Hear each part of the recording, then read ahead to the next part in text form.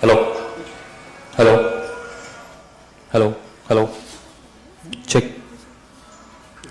Hello, hello.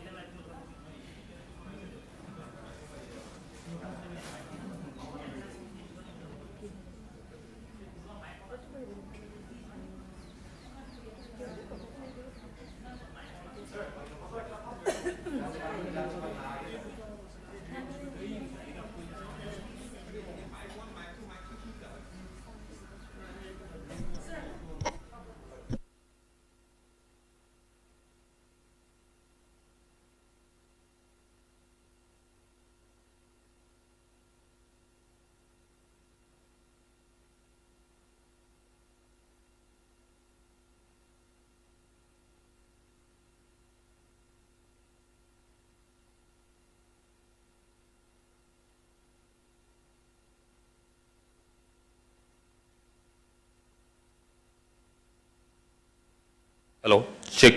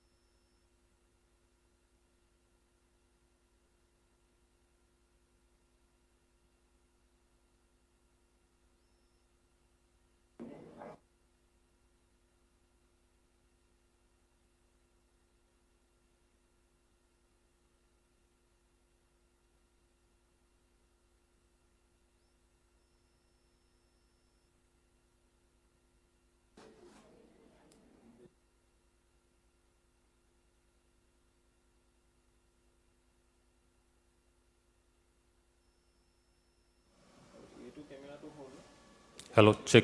Hello, hello, check. Hello.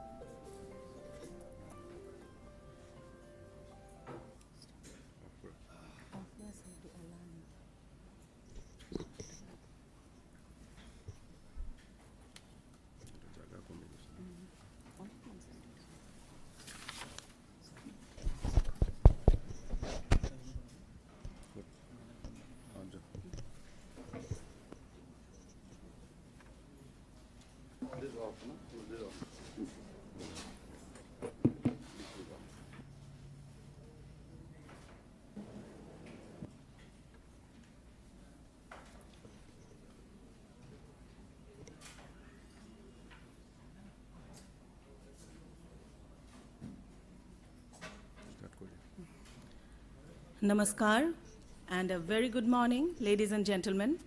I'm Gitanjali Mayur, and along with my colleague Mriganka Chaudhuri, it is a privilege to extend a very warm welcome to all of you to the inaugural session of the state-level multi-stakeholders consultation on safeguarding the girl child towards a safer and enabling environment.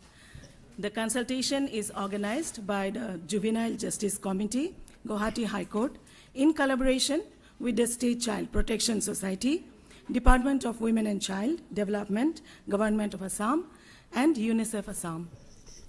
For the inaugural session, we have with us on the dais today Honorable Mr. Justice Kalyan Rai Surana, Judge, Guwahati High Court, and Chairperson, Juvenile Justice Committee.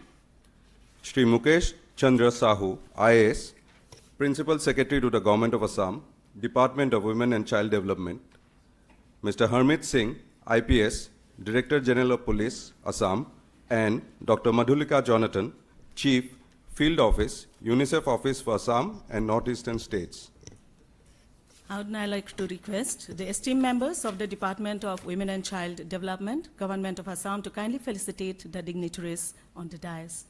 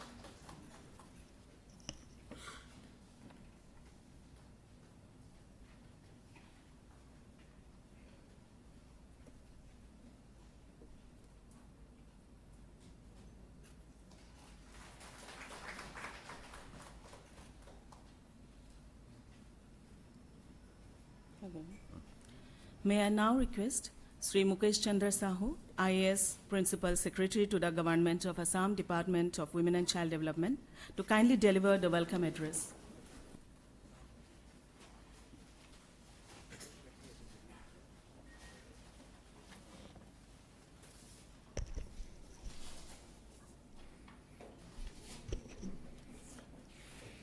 Honorable Mr. Justice Kalyan Rai Surana, Judge of the Guwahati High Court and Chairperson of the Juvenile Justice Committee, esteemed Honorable Judges of the Guwahati High Court, Shri Harmeet Singh, Director General of Police Assam, Dr.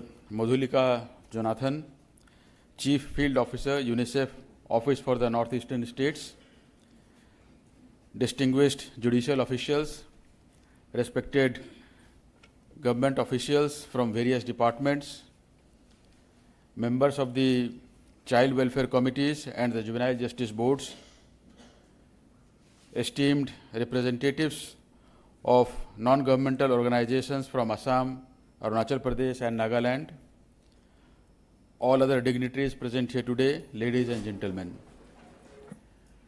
It is my privilege to welcome you all to this state-level multi-stakeholders consultation on safeguarding the girl child towards a safer and enabling environment.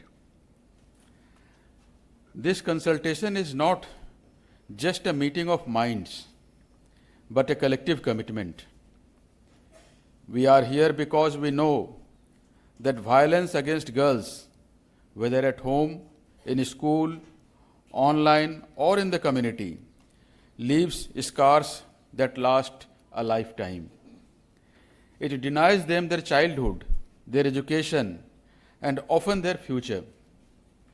For too many girls, silence becomes their only companion, and this is something we cannot allow to continue. The purpose of today's dialogue is clear: to listen, to reflect, and to act. We will hear from young people themselves, voices that are often the most affected yet the least heard. Their experiences will remind us why our policies and systems must be more than just frameworks on paper. They must translate into safety, dignity, and opportunity in real lives. This regional consultation is also part of a larger national process. What we discuss and decide here will contribute to India's ongoing efforts to end violence against children and child marriage, feeding into the upcoming national consultation later this year. By anchoring this process in the Northeast, we highlight the importance of regional perspectives, our unique challenges, but also unique strengths and innovations. I am deeply grateful to the Juvenile Justice Committee of the Honorable Guwahati High Court for their leadership, particularly to Honorable Justice Mr.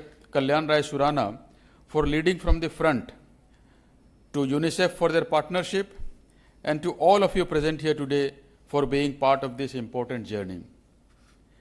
Let us use this day to build stronger bridges between departments, between systems, and most importantly, between our intent and our action.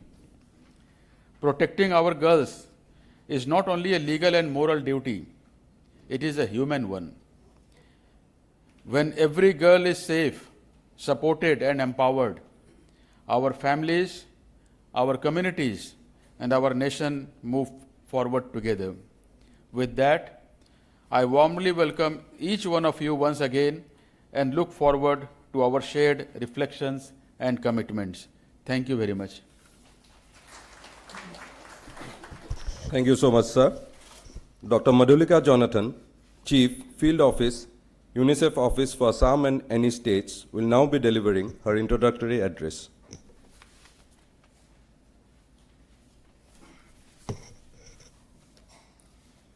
Thank you and good morning. Today we are here to strengthen our commitments and our actions to create a safer world for every child. Dignitaries on the dais, Honorable Mr. Justice Kalyan Rai Surana, Judge, Guwahati High Court, and Chairperson of Juvenile Justice Committee, Honorable Judges of the Guwahati High Court, Honorable Members of the Juvenile Justice Committee, Honorable Chairperson and members of the State Commission for Protection of Child Rights, Shri Harmeet Singh, Director General of Police, Assam Police, Shri Mukesh Chandra Sahu, Principal Secretary, Women and Child Development, Honorable Chairperson and Vice Chairperson, State Commission of Assam, Arunachal Pradesh and Nagaland, representatives from various wings of judicial structures, senior officials from the state governments of Arunachal, Nagaland, and Assam, representatives from academic institutions, our resource persons, members of civil society organizations, colleagues from UNICEF, and a very warm welcome to our adolescent champions from our tea gardens and from our work in the field. Warm welcome to each one of you. Good morning. And it is indeed a great honor to be representing UNICEF as well as the organizing committee today. And this is an annual consultation, and the annual consultation brings new commitment, new thoughts, new themes every year. And your presence here, as Mrs. Sahu said, really speaks about the commitment to the cause. The fact that we are very committed, each one of us present here is committed to making a safer environment for girls and boys in India, and especially in the Northeast states. The annual Child Protection Stakeholders Consultation, led by the Honorable Supreme Court and the Ministry of Women and Child Development nationally, is a strong platform for child rights. And this process has led to significant progress. It has activated child protection institutions, it has strengthened data, it has improved collaboration, and made justice both child-friendly and more accessible to children and young people. We know that violence against girls is devastating, and it leaves lasting consequences, affects mental and physical well-being, and makes them more vulnerable to exploitation and child marriage. And while violence affects boys and girls are often more vulnerable, and they are hit harder and face the consequences deeper, and it becomes an intergenerational cycle of deprivation. The reason we are here is because we can prevent this. Violence is preventable. India has policies in place, and what we need really is our commitment to the full implementation, the proper funding, stronger, I would say deeper accountabilities, and community ownership for each of these policies to be put in place. We worked for many years as UNICEF with the tea associations, with the government of Assam and the tea gardens. We worked for 2 decades, and we worked with adolescent girls and boys, and you'll hear some of them today. But we also realized that including men and boys is very critical to this dialogue of growth and transformation.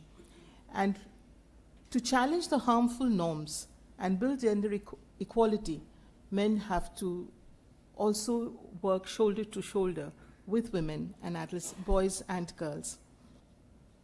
And when men and boys are part of the solutions actually work. Assam has emerged as a leader in child protection with bold initiatives like the child-friendly courts, the Assam Shishu Mitra program, the Nijut Moina scheme, and these are powerful actions that the government of Assam has set in place to strengthen their commitment to every child's right to safety. As we deliberate today, as we listen to the 3 states who will be presenting their work and their issues today, I think few questions that come to our mind really are we reaching every child? Are we reaching the last mile? Are we addressing critical issues? When we speak of inclusion, are we including children with disability? Are we thinking of the climate impact on children? Are we thinking of the Sustainable Development Goals, which are not very far away in 2030? Today's sessions are really focusing on state initiatives and challenges, and these will help us as we sit together as teams, as state teams. It will help us really to work more effectively and create a continuum of care for all children. I believe that this is not an end point, but a beginning of a every year journey. And it brings not just a collective effort, a collective thinking, but also collective actions, collective way forward in which we will commit with recommendations at the end of the day, moving forward. At UNICEF, working with girls is our top priority, and we stand with every duty bearer in this mission. I understand as I stand here that the work is huge, the work is very big. But I believe that together we are stronger, and together we will be able to accomplish what we have set out to do in this mission, which is to create a safe, nurturing, empowering environment for all children, especially the most vulnerable. And to close, I want to speak about Jane Goodall, who's one of my favorite, I would say, persons, but also a primatologist and an anthropologist. And she said that what you do makes a difference, and you have to decide what kind of difference you want to make. So thank you very much, and I look forward to the deliberations.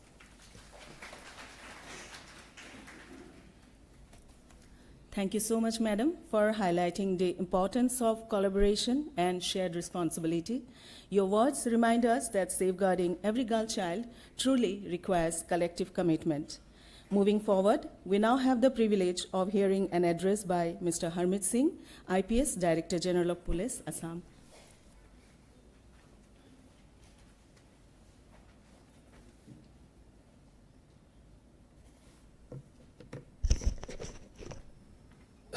Honorable Mr. Justice Surana Saab, my friend and colleague on the dais, Mr. Sahu, Honorable Judges of the High Court, it's a great privilege to see you here, sirs, and Dr. Jonathan, and my colleagues from the 3 states. I come here today with an agenda. And sir, thank you for giving me the opportunity to speak. First, let me thank both the Honorable Supreme Court and the Guwahati High Court for starting this entire process of consultation. And believe me, I have attended, thanks to the Guwahati High Court, and addressed one of the sessions at the Supreme Court also, and realized that this brings minds together. And as both my colleagues earlier have spoken, but we are still at the stage of bringing minds together.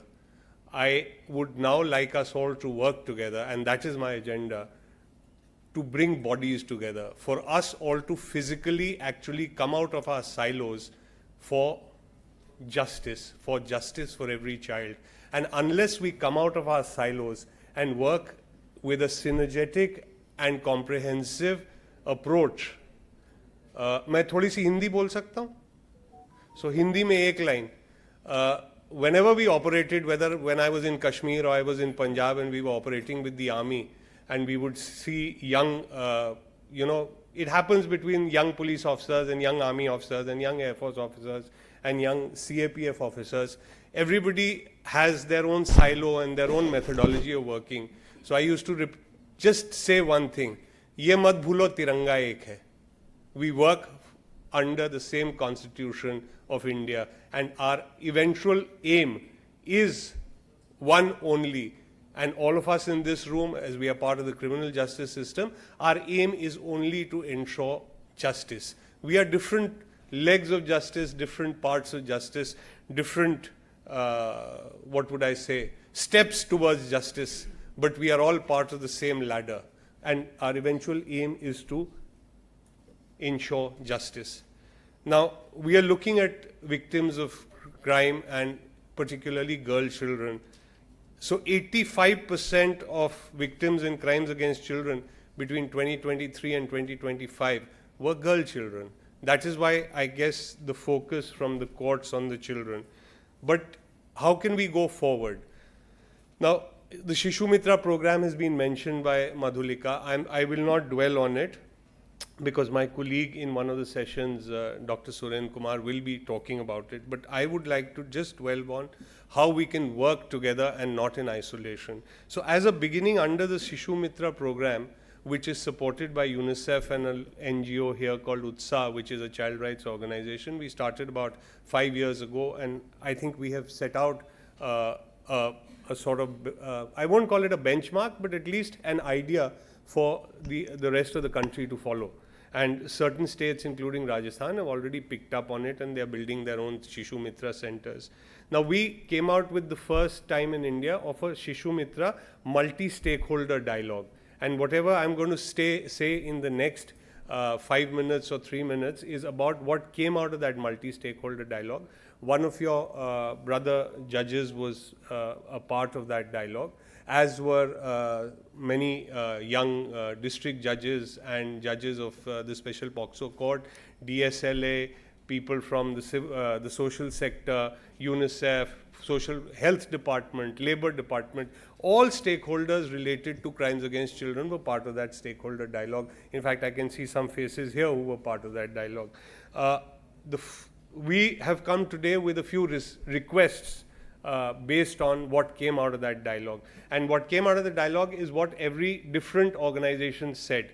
So our first request is that we look at the District Legal Services Authority under the State Legal Services Authority to ensure not only legal aid but also compensation to victims, which we have managed in a few cases, particularly in a case of NC Hills, which was quite a heinous case, which I think many of you would have heard about, where the child's family got at least that much succor that they could start rebuilding the child's life. This also helps at the perpetrator of the crime not being able to, turn the victim hostile.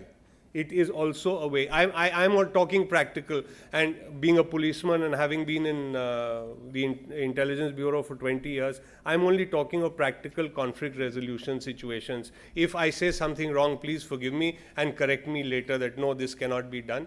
But I'm just laying out things where if we work together. So part of that discussion that came out was very simply that all the District Legal Services Authority people who had come said that they want more interaction with the local police and the local health department and the local DC. So we are going in for multi-stakeholder dialogues at not district level, but at least range level where people can come together, and we will support that venture with logistics. The next is, of course, for my friend from the WCD department, for restoration budgets and overnight shelters. So every place does not have shelters or care facilities for children. So we really need to look at that, because where does a victim go? And if the victim is ill-treated after the crime, even when it is being looked after, that adds to and compounds the problem and the trauma. We would also request, which is our main request, is for training from the judicial side, and this has been happening, but we need to take it forward at the Judicial Academy, where the trainings are not only for police officers, because what's been happening is our IOs have been going, but we would request for combined trainings where different stakeholders come in together and come onto the same page. This is particularly so because now with BNS, there are many aspects of BNS which are not being understood even at the level of the younger prosecutors, the younger judicial magistrates, the younger policemen, because it's a new concept. I'll just give you one example. E-Saksha, for example. I was talking with one of the honorable justices before we came here. In a particular case, a witness has turned hostile. But on E-Saksha, which is recorded and kept in the server, it is clear that he is there during the seizure, he has signed the seizure memo, and the entire seizure is on video. So that hostile must be balanced by the judicial magistrate when the magistrate looks at the video. But I will not go into the details, but in this case, we have to see how it can be balanced. I don't know how it will work out legally, but that part of the evidence should at least be seen by the court, depending on BNS. Then the courts have to decide whether the hostile part is correct or the video is correct or what it is. I'm not going into the merits of the case. I'm just saying a refusal to look at e-Saksha in the new setup is sort of leaves us sort of nowhere. This is not a complaint. This is just an example. Special public prosecutors, special judges of POCSO courts, we need them in these stakeholder conferences and when we work together. So that is my request, if that kind of an instruction can go. So what we are basically looking at is, like we are here today at a senior level, at a policy making level, let us take this consultation, this stakeholder interaction and trainings down to the cutting edge level where we actually start the process of justice, where we actually start the process of investigation, prosecution, counseling, consultation, so that we in the end bring justice for every child. And I'm not talking just about victims, I would like here to mention children who come in conflict with law, because they too deserve a chance. It's not that we treat them like criminals. We can't. We have to give them a chance. So having said that, I will just end with that one word which I use everywhere, and that is my request, and that is what I have been trying to instill in my police force. And as an aside, I can add that I use this word during one of the films that were shown in the Supreme Court, and the Honorable Chief Justice of India at that time picked up that word in their last speech, and that word is empathy. If we can all work with empathy, I'm sure that we can ensure what we are working towards. Thank you. Jai Hind. Thank you so much, sir, for your highly enlightening words. I now have the honor to request Honorable Mr. Justice Kalyan Rai Surana, Judge, Guwahati High Court, and Chairperson, Juvenile Justice Committee, to kindly deliver his address.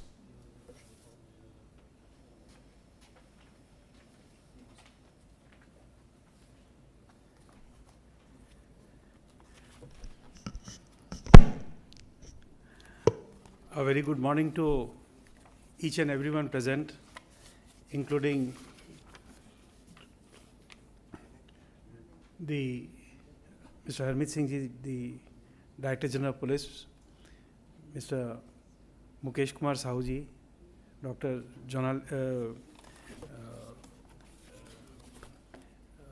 Madhurika Jonathan, my esteemed brothers, Brother Michael Zotan Kumar, Brother Arundev Chaudhary, Brother Sanjay Kumar Medhi, Brother Vidul Kumar Karita, Brother Budi Habung, Brother Rajesh Mazumdar, and Brother Robin Fukan. To each one of you, again a very good morning. This program would not have happened without active support by Shri Mukesh Chandra Sahu Ji and Parthapratim Mazumdar. They have taken a lot of trouble and pain, and the wonderful efforts they have given to this program has resulted in the presence of all of you today.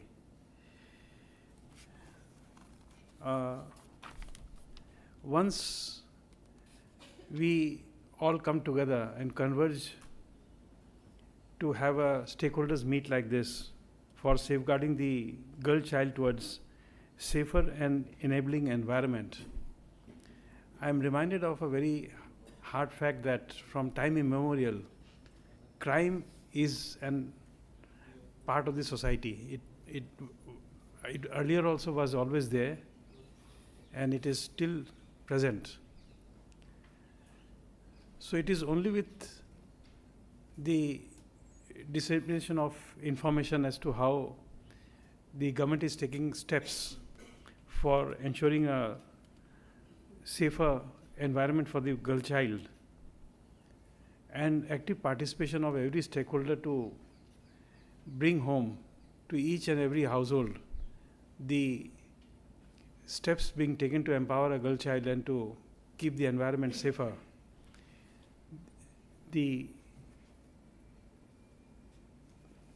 In reality, it may not happen unless we reach every child. And it is not only, the effort should not only be to educate people of a safer child environment, but we must also do something to foster family values in each and every citizen.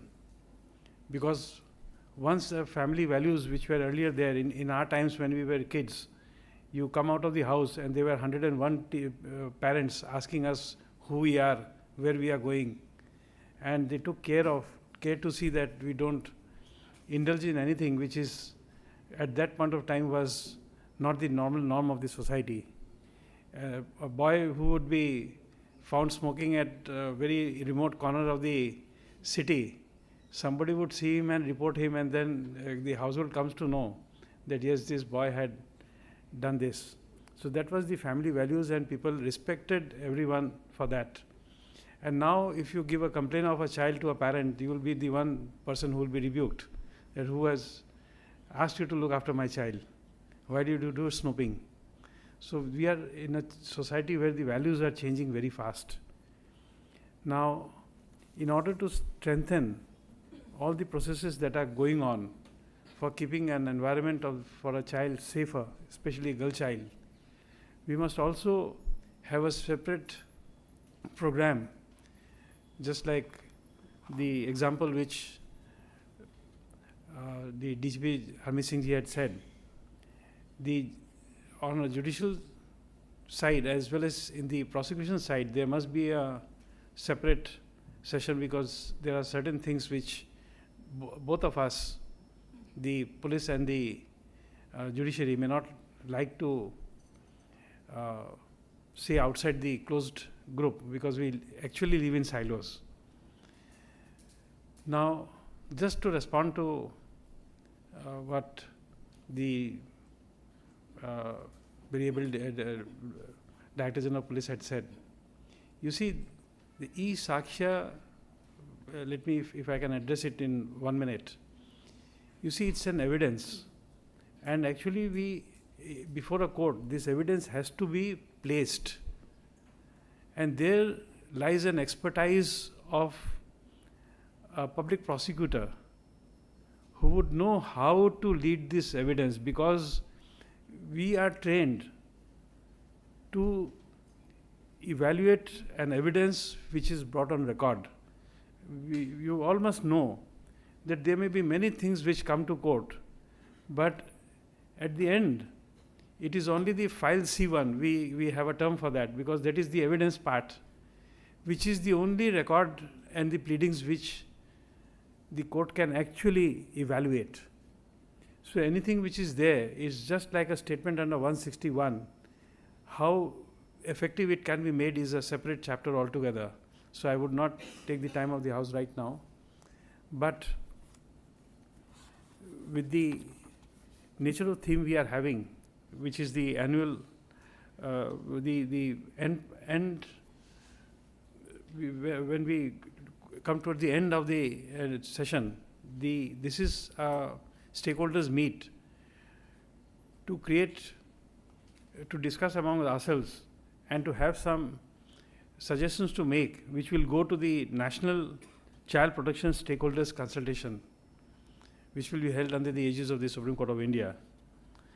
And there are certain parameters which have to be discussed with regard to the theme on which we are all converging. There's one part of it which is now coming down in these states, 3 states at least, at one point of time, due to insurgency activities which were there. Violence against children were at an increase. But now sexual offenses against children are at a very alarming trend increasing. This was also require an introspection as to whether our prosecuting system is robust. Number one, do we have specially trained police officers who are required under the POCSO Act to be in place, well trained to pick up the evidence, to document it, have it analyzed in the forensic department, and whether this system is seamlessly working. This is an introspection which must be done by all of us. Because once that system is robust, then we have a very good prosecuting system, and there is a fear instilled in the society that if we do this crime, then will be taken off from the society for n number of years. It may be 5, maybe 10, maybe 20. So therefore, this fear of an effective prosecution must be instilled in the society. So this is also one aspect which has to be taken into account. And having seen the commitment of each and every one of you in the stakeholders meet, and we know that with a healthy deliberation, we will have we'll arrive at a consensus as to how we should all synergize our energy and reach to a point where we are actually able to safeguard the girl child. Thank you. Jai Hind.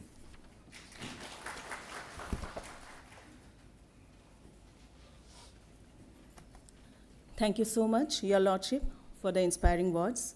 They reaffirm the importance of social values and accountability in building a society where every girl child feels secure and empowered. May I now invite Sri Subhrangshu Dhar, Registrar Judicial, cum Secretary, Juvenile Justice Committee, Guwahati High Court, to deliver the vote of thanks. A very good morning to all the dignitaries present on the dais and off the dais. I, on behalf of the Juvenile Justice Committee of Guwahati High Court, consider it a great honor and privilege to propose the customary vote of thanks of this inaugural session of this year's state-level multi-stakeholders consultation on safeguarding the girl child towards a safer and enabling environment for her in India. At the very outset, I would like to take this opportunity to thank the Juvenile Justice Committee of Honorable Guwahati High Court, headed by Honorable Justice Surana, Justice Robin Fukan, Justice Arundev Chaudhary, Justice Mridul Kumar Kalita, and Justice Long Kumar for taking the pain in planning and conceptualizing this state consultation, and also for monitoring the actual organizing part in holding this consultation. I must also thank the Honorable Judges of Guwahati High Court, My Lord Justice Michael Zotham Kumar, My Lord Justice Sanjay Kumar Medhi, My Lord Justice Budi Habung, My Lord Justice Rajesh Majumdar, who are present amongst us today by taking their time out from their busy schedule and attending this inaugural session. My Lord, thank you all for your gracious presence. I must also thank My Lord Justice Kalyan Rai Surana for delivering the keynote address in today's inaugural session. I would also like to extend my sincere gratitude to Harmeet Singh, the Director General of Police, Assam, in addressing this august gathering. I would now also like to extend my sincere gratitude to Mr. Mukesh Chandra Sahu, IS, Principal Secretary, Department of Women and Child Development, Government of Assam, for delivering the welcome address in today's inaugural session. I would also like to thank Dr. Madhulika Jonathan, the Chief of Field Office, UNICEF Assam, in addressing today's inaugural session. I thank you, ma'am, on behalf of the Juvenile Justice Committee. A special gratitude to all the resource persons who have chalked out time from their busy schedule to share their inputs in the consultation and also to guide us in our mission. I am truly obliged to the Director, Administrative Staff College, for allowing us to host this prestigious event in the campus here at Khanapara, Guwahati. A state-level consultation of this dimension could not have happened overnight without the help provided by Mr. Partha Majumdar Sir, the Secretary, Department of Women and Child Development, Government of Assam, and the office bearers of UNICEF stationed in Guwahati. I would also like to extend my sincere gratitude to them for helping us in organizing this event. Lastly, a special thanks to the officials and staff of Guwahati High Court and the Department of Women and Child Development, Government of Assam, who have toiled hard in organizing this event today and also to make it a grand success. I would now like to take your leave, but before that, I would like to thank each and every participant who have come all the way from remote states, Arunachal Pradesh and Nagaland, and remote districts of Assam for attending this inaugural session. I wish them to have a fruitful discussion during the course of the day. Thank you all.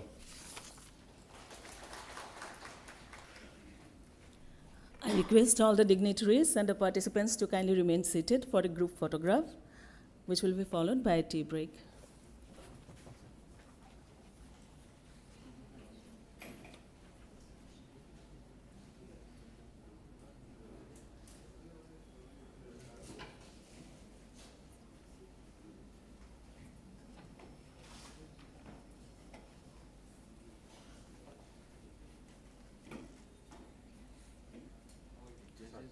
Stand up, judges don't, they will be sitting, otherwise they don't come. Both have a photographer.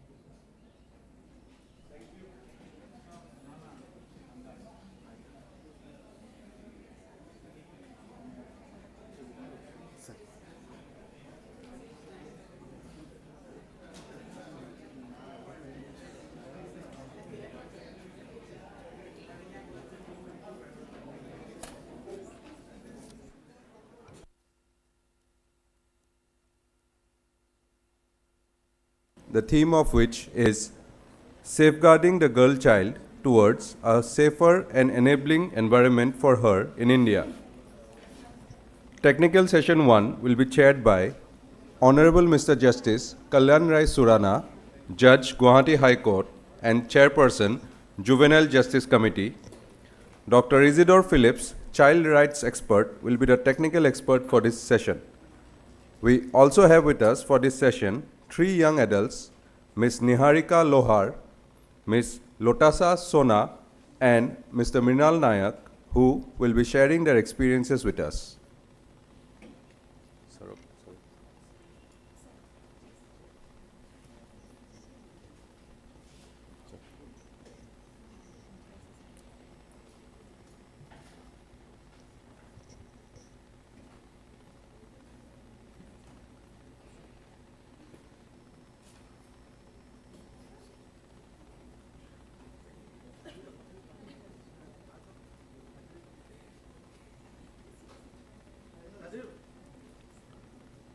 We'll now have the felicitation of Dr. Phillips and the 3 young adults.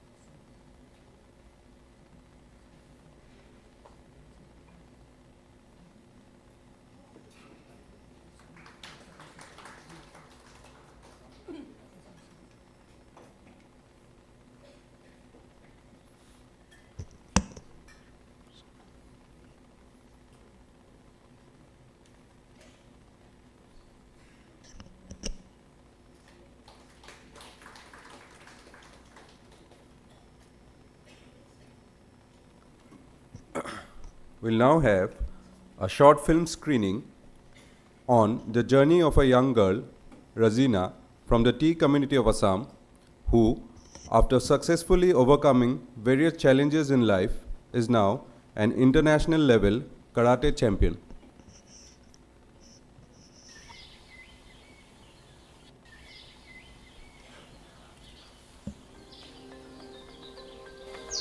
পাপাৰ retirement কাগজ আহিলে ঘৰত সেনেকা মানুহ কাম লোৱা নাছিলে মোৰ by 4জনী আছিলে বিয়া হৈ গ'ল ভণ্টি এজনী আছিলে তেতিয়া পাপাৰ বদলি কামটো মই ল'লো আৰু তাৰ পিছৰ পৰা মোৰ ক্লাছ 8ৰ পৰা স্কুল এৰাই গ'ল মোৰ লগৰ ছোৱালীকেইটা স্কুল যায় মই বাগানত কাম যাওঁ যেতিয়া বাগানত পাত ছিঙো তেতিয়া চাই পাওঁ মোৰ লগৰ ছোৱালীকেইটা তেতিয়া সিহঁতি স্কুল যায় মোক খুব বহুত বেয়া লাগে তেতিয়া আমাৰ ইয়াতে এগৰাকী বাইদেউ খেলে ন হা হয় নাই ৰাজিনা বাইদেউ তো আজি ক্লাবত আহি অকলে মানে কি হয়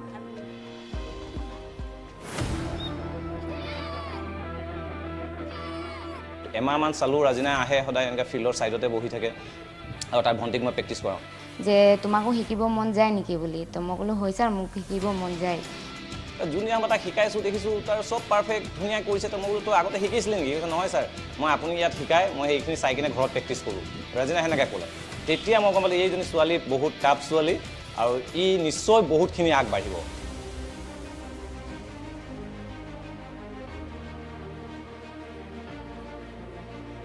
ৰাজিনা তাত কেইবাটাকো হৰালে তাত গ'ল্ড মেডেল মাৰিলে আৰু তাৰ পিছৰ পৰা ৰাজিনা আৰু এতিয়ালৈকে gold silver national south Asian world championship সব ধৰণৰ খেল খেলিলেহি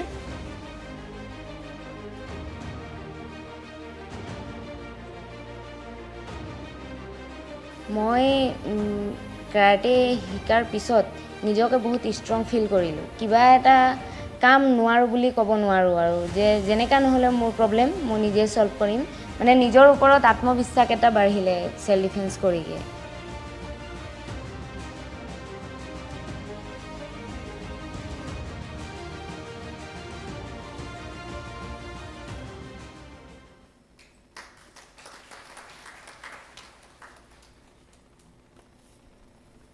That was indeed an inspiring presentation. We now invite the 3 young adults to share their journeys with us, reflecting on the challenges they have faced and the strength with which they have overcome them. First of all, I would like to request Ms. Niharika Lohar to please come to the podium.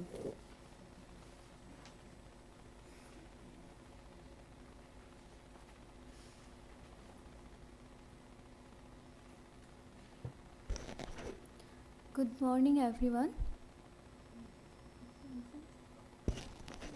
Good morning, everyone. মোৰ নাম নমস্কাৰ মোৰ নাম শ্ৰীমতী নিহাৰিকা লোহাৰ মই ডিব্ৰুগড় চেছাৰ বাগিচাৰ ইউনিচেফৰ ৰূপালী girls ক্লাবৰ এগৰাকী সদস্য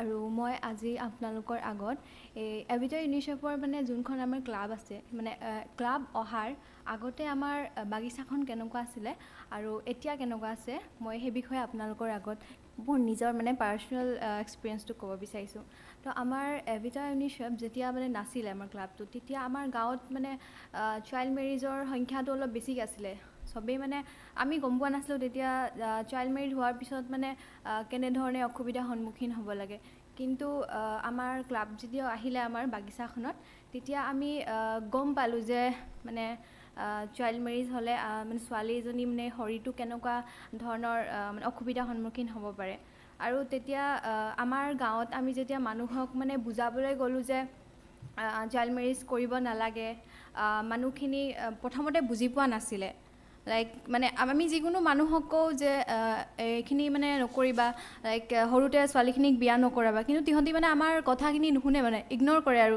লাইক মানে আমি কিয় তোমালোকৰ কথা শুনিম তেনেকুৱা আমি বহুতো প্ৰব্লেম ফেচ কৰিছিলোঁ কিন্তু আমাৰ তাতে ক্লাবত আমাৰ লোক সংস্কৃতিৰ প্ৰশিক্ষণ হৈছিলে আৰু তাতে আমি মানে আমাৰ যোনটো আমাৰ ভাষা আমাৰ যোনটো চাদ্ৰী ভাষা আমি সেই চাদ্ৰী লেংগুৱেজটো ইউজ কৰি কিনি আমি গান কিছুমান বনাইছিলোঁ শিক্ষাৰ ওপৰত বনাইছিলোঁ বাল্য বিবাহৰ ওপৰত বনাইছিলোঁ আৰু সেই গানখিনি আমি শিকি আহি আমাৰ গাঁৱত আমি নাটকৰ জৰিয়তে মানে শিকাইছিলোঁ যে 2006 চনৰ বাল্য বিবাহ প্ৰতিৰোধ মানে আইন আছে আৰু তাত আমি 21 বছৰ আৰু 18 বছৰৰ তলত ল'ৰা ছোৱালী বিয়া হ'ব নালাগে বুলি আৰু সেই নাটকৰ যোগেদিও মানুহখিনি বহুতে গম পালে যে হয় বাল্য বিবাহ কৰিব নালাগে আৰু সৰুতে মানে ল'ৰা ছোৱালী বিয়া হ'লে আৰু পিছত মানে কেনেকুৱা সন্মুখীন মানে অসুবিধা হ'ব লাগে আৰু সেই তেতিয়াই আমাৰ গাঁৱত ঘটনা এটা ঘটিছিলে 18 বছৰৰ তলৰ ছোৱালী এজনী বিয়া হৈছিলে নতুনকৈ আৰু সেই ছোৱালীজনী যেতিয়া মানে গৰ্ভাৱস্থাত আছিলে তাই সেইটো সময়ত মানে নিজৰ তাইৰ শৰীৰটো বহুত দুৰ্বল হৈ আছিলে আৰু তাইৰ সন্তান যেতিয়া জন্ম দিলে সেই সন্তানটোৰ বহুত মানে নৰ্মেল নাছিলে এবনৰ্মেল হৈছিলে আৰু সেই তেতিয়াই আমি মানুহ বহুতখিনিক বুজাইছিলোঁ আৰু মানুহখিনি বুজিও পালে আৰু এতিয়া মই মানে গৌৰৱেৰে ক'ব পাৰোঁ যে আমাৰ চেঁচা মানে অঞ্চলত আগৰ তুলনাত বাল্য বিবাহটো বহুত কমি গৈছে আৰু মই ইউনিচেফক বহুত বহুত ধন্যবাদ দিব বিচাৰোঁ যে আমাৰ গাঁওখনত এনেকুৱা এটা সুযোগ পালে যে আমি আমাৰ স্কুলত আমাৰ যিখিনি কথা শিকায় তাৰ বাহিৰেও আমি বহুতো মানে বাহিৰা জ্ঞান মানে শিকিবলৈ আমি সক্ষম হ'লোঁ আৰু যাতে আমি আগতে এনেকুৱা শিকিব পাৰোঁ তেনেকুৱা প্ৰজেক্ট যদি মানে পাওঁ আমাক ভাল লাগিব ইয়াকে মই সামৰণি মাৰিছোঁ নমস্কাৰ Thank you, Ms. Niharika, for beautifully expressing your thoughts. Now I request Lotasa Sona to please come to the podium.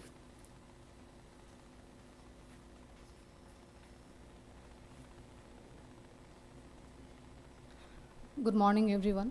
প্ৰথমে মই আপোনালোকক ধন্যবাদ জনাব বিচাৰিছোঁ কাৰণ আমি আজি আপোনালোকৰ আগত আমাৰ নিজৰ পাৰ্চনেল এক্সপিৰিয়েঞ্চবোৰ শ্বেয়াৰ কৰি খুবেই আনন্দিত হৈছোঁ কাৰণ আমাৰ কথাবোৰ শুনিবলৈ কিছুমান সময়ত মানুহে কেতিয়াও কাণ নাপাতে আমি কি ফেচ কৰিছোঁ আমাৰ চাহ শ্ৰমিকে কি ফেচ কৰিছে বা গাৰ্ল চাইল্ড এজনী বা মহিলা এগৰাকীয়ে কি ফেচ কৰিছে সেইটো কথা হয়তো এতিয়া বহুত স্কিমে সেইখিনি লৈ আহিছে কিন্তু যিহেতু আমি জানো অতীতৰ সময়ত বা আগৰ সমাজত সেইবোৰ কথা মানুহে দূৰতে আঁতৰিছিলে যেনেকৈ এতিয়া যদি আমি কওঁ অতীতৰ সময়ত শিক্ষাক লৈ ছোৱালীক কেতিয়াও আগবাঢ়িবলৈ দিয়া হোৱা নাছিলে কিন্তু যদি আমি অসম চৰকাৰৰ কথা কওঁ অসম চৰকাৰে বৰ্তমান বহুতো ধৰণৰ স্কিম উলিয়াইছে তাৰে ভিতৰত নিযুত মইনা আঁচনি চিৰিজ স্কলাৰশ্বিপ টি গাৰ্ডেনৰ ল'ৰা ছোৱালীৰ বাবে লগতে অৰুণোদয় আঁচনি মহিলাসকলৰ বাবে এইবোৰ আঁচনিয়ে আমাৰ চাহ শ্ৰমিকৰ ছোৱালীয়ে হওক বা মহিলাসকলক বৰ্তমান উন্নতিৰ পথত আগবাঢ়ি আহিবলৈ যথেষ্ট পৰিমাণে উপকৃত হৈছে ইয়াৰ ভিতৰত মোৰ যদি মই নিজৰ পাৰ্চনেল এক্সপিৰিয়েঞ্চ কওঁ চিৰিজ স্কলাৰশ্বিপৰ দ্বাৰা মই এটা মই ছ'চিয়লজিত ডিব্ৰুগড় ইউনিভাৰ্চিটিৰ পৰা ছ'চিয়লজিত মই মাষ্টাৰ্ছ ডিগ্ৰী কমপ্লিট কৰিবলৈ সক্ষম হ'লোঁ চিৰিজ স্কলাৰশ্বিপৰ বহুত ডাঙৰ অৱদান এটা আছে মোৰ জীৱনত মোৰ শিক্ষাৰ ক্ষেত্ৰত লগতে যদি মই অৰুণোদয় আঁচনিৰ কথা কওঁ এতিয়া আমাৰ যদি মই ৰমাই অঞ্চল কওঁ আমাৰ ডিব্ৰুগড় জিলাৰ মোৰ নিজৰ চাহ বাগিচাৰ কথা কওঁ তাত বহুতো ধৰণৰ দৰিদ্ৰ মহিলা লগতে বৃদ্ধ মহিলা লগতে যিসকল চাহ শ্ৰমিক মহিলা তেওঁলোকৰ আমি যিহেতু সকলোৱে জানো তেওঁলোকৰ দৰমহা ইমান বেছি নহয় যে তেওঁলোকে নিজৰ কাৰণে কেতিয়াবা বা তেওঁলোকৰ নিজৰ উন্নতিৰ কাৰণে কেতিয়াবা তেওঁলোকে আগবাঢ়ি আহিব পাৰে তেওঁলোকৰ সকলোখিনি পইচা তেওঁলোকৰ ফেমিলিক মানে পোহপালন কৰোঁতে গুচি যায় তেওঁলোকে কেতিয়াও নিজৰ কাৰণে বা নিজৰ মনৰ কাৰণে একো ধৰণৰ কৰিব নোৱাৰে সেইবাবে এতিয়া যিটো অসম চৰকাৰৰ অৱদান দিছে অৰুণোদয় আঁচনি আমাৰ ৰমাই চাহ বাগিচাই হওক বা অসমৰ বিভিন্ন অঞ্চলতে এই অৰুণোদয় আঁচনিয়ে মহিলাসকলক যথেষ্ট পৰিমাণে উপকৃত কৰি আহিছে লগতে যদি মই কওঁ এতিয়া হায়াৰ ছেকেণ্ডেৰী হওক বা ক্লাছ 9 to 10 বা হায়াৰ ষ্টাডিজ ল'বলৈ অসম চৰকাৰৰ যিটো নিযুত মইনা আঁচনি সেই আঁচনিৰ জৰিয়তে বহুতো ছোৱালীয়ে এটা আগতে কি আছিলে যে কিছুমান ছোৱালী যদি ক্লাছ 1 to 8 লৈকে তেওঁলোকে পঢ়িছে বিনামূলীয়া খৰচত কিন্তু ক্লাছ 9 to 10 বা তেওঁলোকে ফাৰ্ডাৰ ষ্টাডিজ কাৰণে তেওঁলোকে কেতিয়াও মানে আগবাঢ়ি আহিব নোৱাৰিছিল বা ফেমিলিৰ চিটুৱেশ্যনটো ইমান ভাল নহয় যে তেওঁলোকক আগবঢ়াব পাৰিব কিন্তু অসম চৰকাৰৰ যিটো নিযুত মইনা আঁচনিৰ জৰিয়তে এটা তেওঁলোকে মান্থলি এটা এমাউণ্ট পাইছে যাৰ সহায়ত তেওঁলোকে নিজৰ শিক্ষাৰ খৰচ উলিয়াব পাৰিছে লগতে তেওঁলোকক যদি লাগতিয়াল কিছুমান বস্তুৰ দৰকাৰ হৈছে সেইবোৰৰ তেওঁলোকে নিজৰ মানে ছাবমিট কৰি ল'ব পাৰিছে নিযুত মইনা আঁচনিৰ জৰিয়তে আৰু মই অসম চৰকাৰ তথা এবিটা ইউনিচেফক ধন্যবাদ দিব বিচাৰিছোঁ এনেধৰণৰ স্কিম আপোনালোকে গাৰ্ল চাইল্ডৰ এম্পাৱাৰমেণ্টকে লৈ বা মহিলাসকলৰ বাবে লৈ আহিছে সেইবোৰৰ কাৰণে আজি মহিলাসকল পূৰ্বৰ তুলনাত বহুতো এতিয়া আমি আজি আপোনালোকৰ আগত থিয় দিব পাৰিছোঁ এনেকুৱা ধৰণৰ এম্পাৱাৰমেণ্ট বা এনেকুৱা ধৰণৰ পলিচি আপোনালোকে আগবঢ়োৱাৰ বাবে আৰু মই আপোনালোকক ৰিকুৱেষ্ট কৰিম যাতে এনেকুৱা ধৰণৰ আঁচনি বা পলিচি আপোনালোকে আগলৈও লৈ আহক আৰু আমি সদায় চেষ্টা কৰিম এইবোৰ আঁচনি বা পলিচিয়ে সজাগ কৰি তোলক বহুতো ধৰণৰ ৰিম'ট এৰিয়াত থকা টি গাৰ্ডেনৰ ল'ৰা ছোৱালীসকলক সেইটোৱে মই কৈ সামৰণি মাৰিছোঁ ধন্যবাদ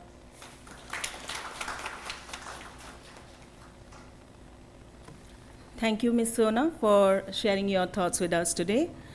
Now, Sri Minal Nayak will come forward and share his experiences.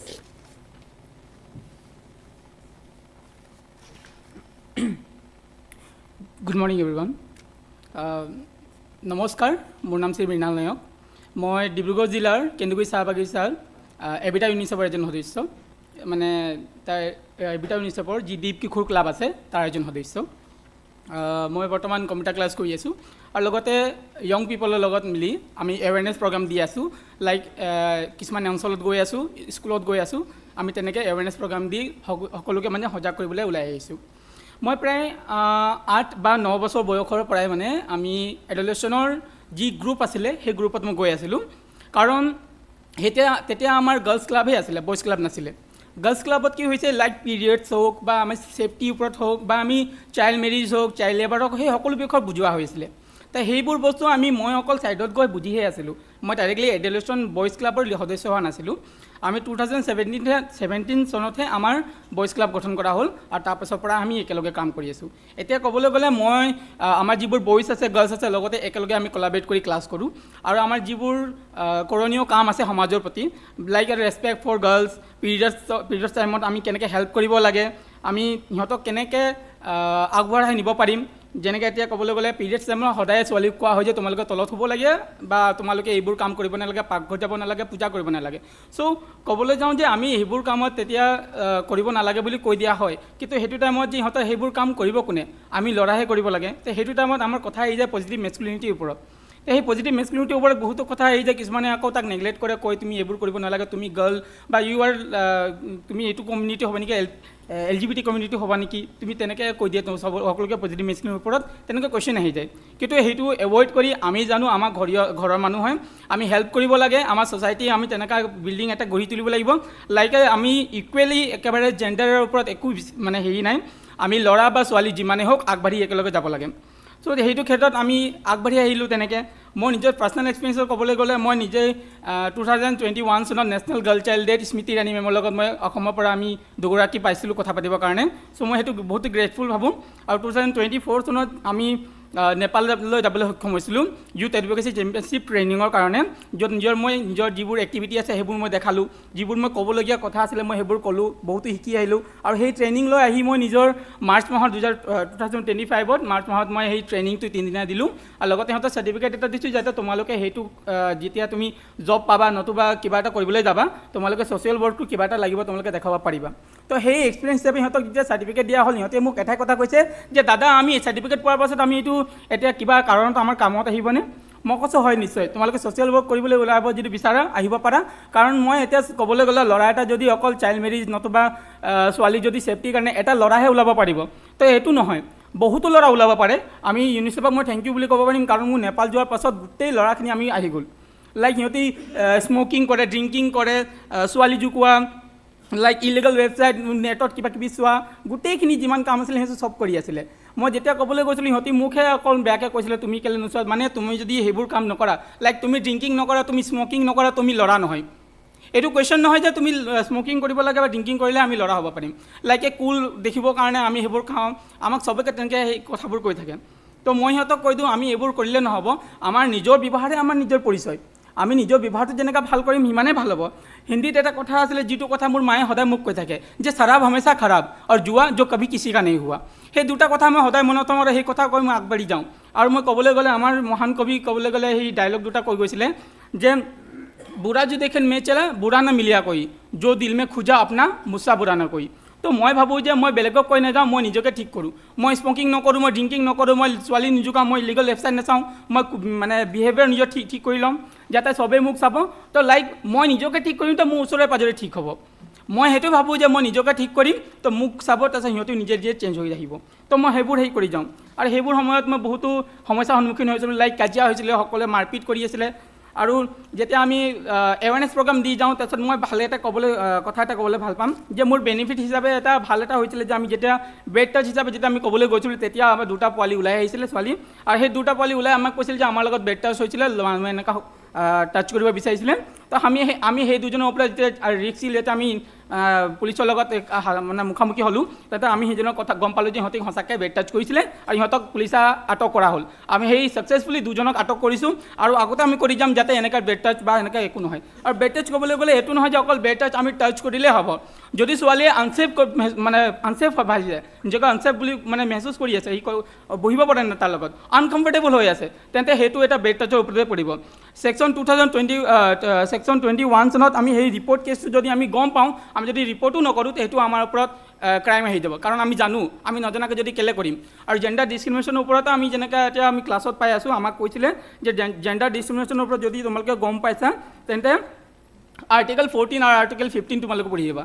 কাৰণ আৰ্টিকেল 14ত দিয়া আছে ইকুৱেল, আমি চব ল'ৰা ছোৱালী সমান, আৰু আৰ্টিকেল 15ত দিয়া আছিলে আমি ডিছক্ৰিমিনেশ্যনৰ ওপৰত দিয়া আছিলে, যাতে তোমালোকে সেইবোৰ নকৰা। আৰু জেণ্ডাৰ ডমেষ্টিক ভাইলেঞ্চৰ ওপৰত আমাক কৈছিলে যে তোমালোকে যদি দেখা তদন্ত খবৰ কৰিবা। আমি সেই হিচাপে কৰি যাওঁ। আৰু লাষ্টত ক'বলৈ যাওঁ যে আমি আমাৰ সন্মানীয় ডক্টৰ বাণীকান্ত কাকতিয়ে কৈছিলে যে যি মূলা বাঢ়ে তাৰে দুপাততে চিন। আমি ইয়াৰ যদি আমি এইবোৰ ঠিক কৰিব বিচাৰোঁ, যদি আমি একেবাৰে ভাল হিচাপে কৰিব বিচাৰোঁ, তেন্তে আমি সেই যি মূলা বাঢ়ে তাৰে দুপাততে চিন, মানে সৰু বাচ্ছা যেতিয়া ডাঙৰ হৈ আহিব, আমি সেই বাচ্ছাটোক আমি বুজাব লাগিব যে এইটো বেড টাচ হৈছে, গুড টাচ হয়, তোমালোকে এইটো সন্মান কৰিব লাগে, মাক সন্মান কৰিলে ভণ্টিক সন্মান কৰিব লাগে। আমি পৰ স্ত্ৰী বা আন বেলেগ গাৰ্লত যদি আমি দেখোঁ, আমি সেই মা হিচাপে গণ্য কৰিব লাগে। যদি আমি তেনেকৈ যদি গণ্য কৰিম, তে বেলেগ মানুহ আমাক ভণ্টি আমাৰ মাকো তেনেকৈ গণ্য কৰিব। আমি নিজে সদায় নিজৰ চকুটো ভাল থ'ব লাগিব, যাতে বেলেগ আন মানুহে আমাৰ ঘৰৰ ওপৰত চকু নিদিয়ে। তো ইমানতে কৈ মোৰ নিজৰ চমু বক্তব্য সামৰণি মাৰিব বিচাৰিম। ধন্যবাদ।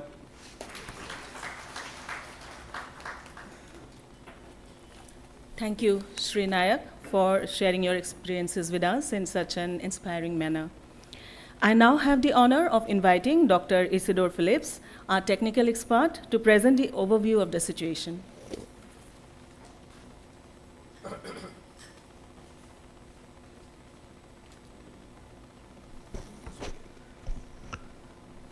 Good morning.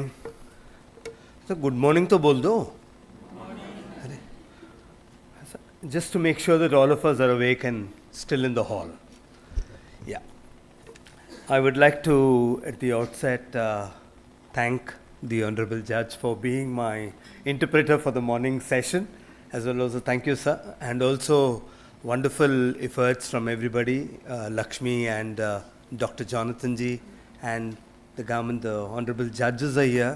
So I would like to thank everybody, and it's indeed a great privilege that we are starting this consultation with the voices from young people.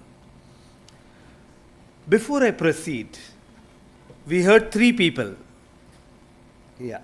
Naam? The 3 people? Their names, please. Natasha? Latasha? Mrinal?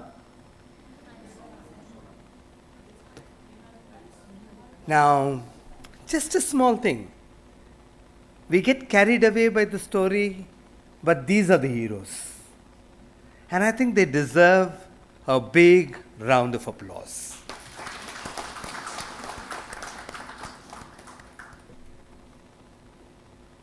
Children and young people as heroes, influencing policy, impacting the way we work. I think that is one of the big way forward for safeguarding. And I think I would like to compliment the organizers for starting this consultation with young voices. Nothing like policy. I remember there was a study done in UK years ago. And this lady, when she was doing the study, she said, the journey of the young person, we need to start there. And that should influence us with the systems and the mechanisms that we built.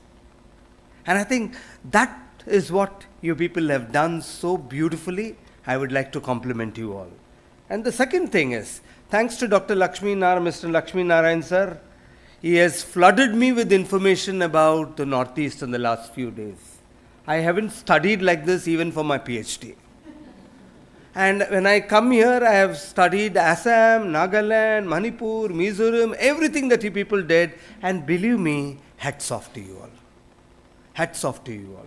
And I think a big round of applause for all the heroes here, sitting here, because you are no less than champions. No less than champions. And I'm not saying this because I've been invited and I need to take care of my safety till tomorrow. But I definitely compliment you all, because it doesn't take one person to create a miracle. It's all of you.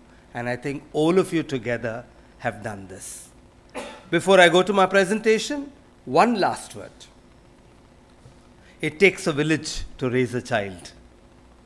So the maxim says, and you people have proved it again with the astounding results that you people have done vis-a-vis child marriage and a whole lot of other issues in the Northeast.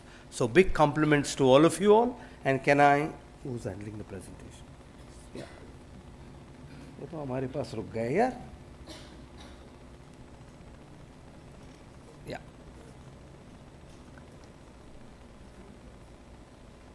Yes. Can I? Yeah. Now, the very title itself, now I don't know why this title was chosen, but this is something that has to be a big way forward in our country. All these years we were talking about child protection per se.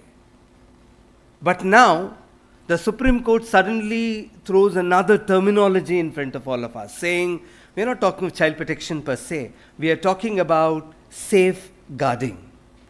Now we will come to safeguarding a little later, but one of the speakers earlier said, yes, it is not just a moral obligation.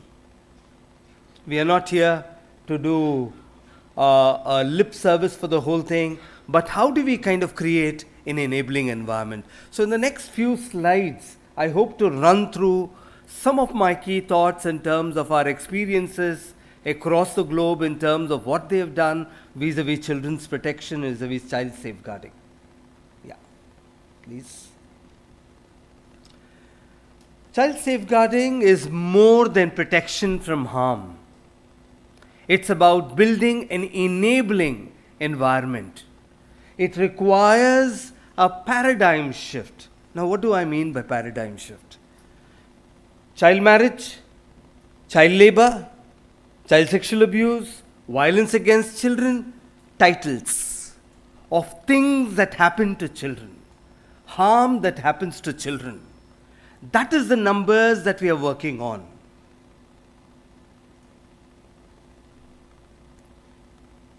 Have we reached all the children?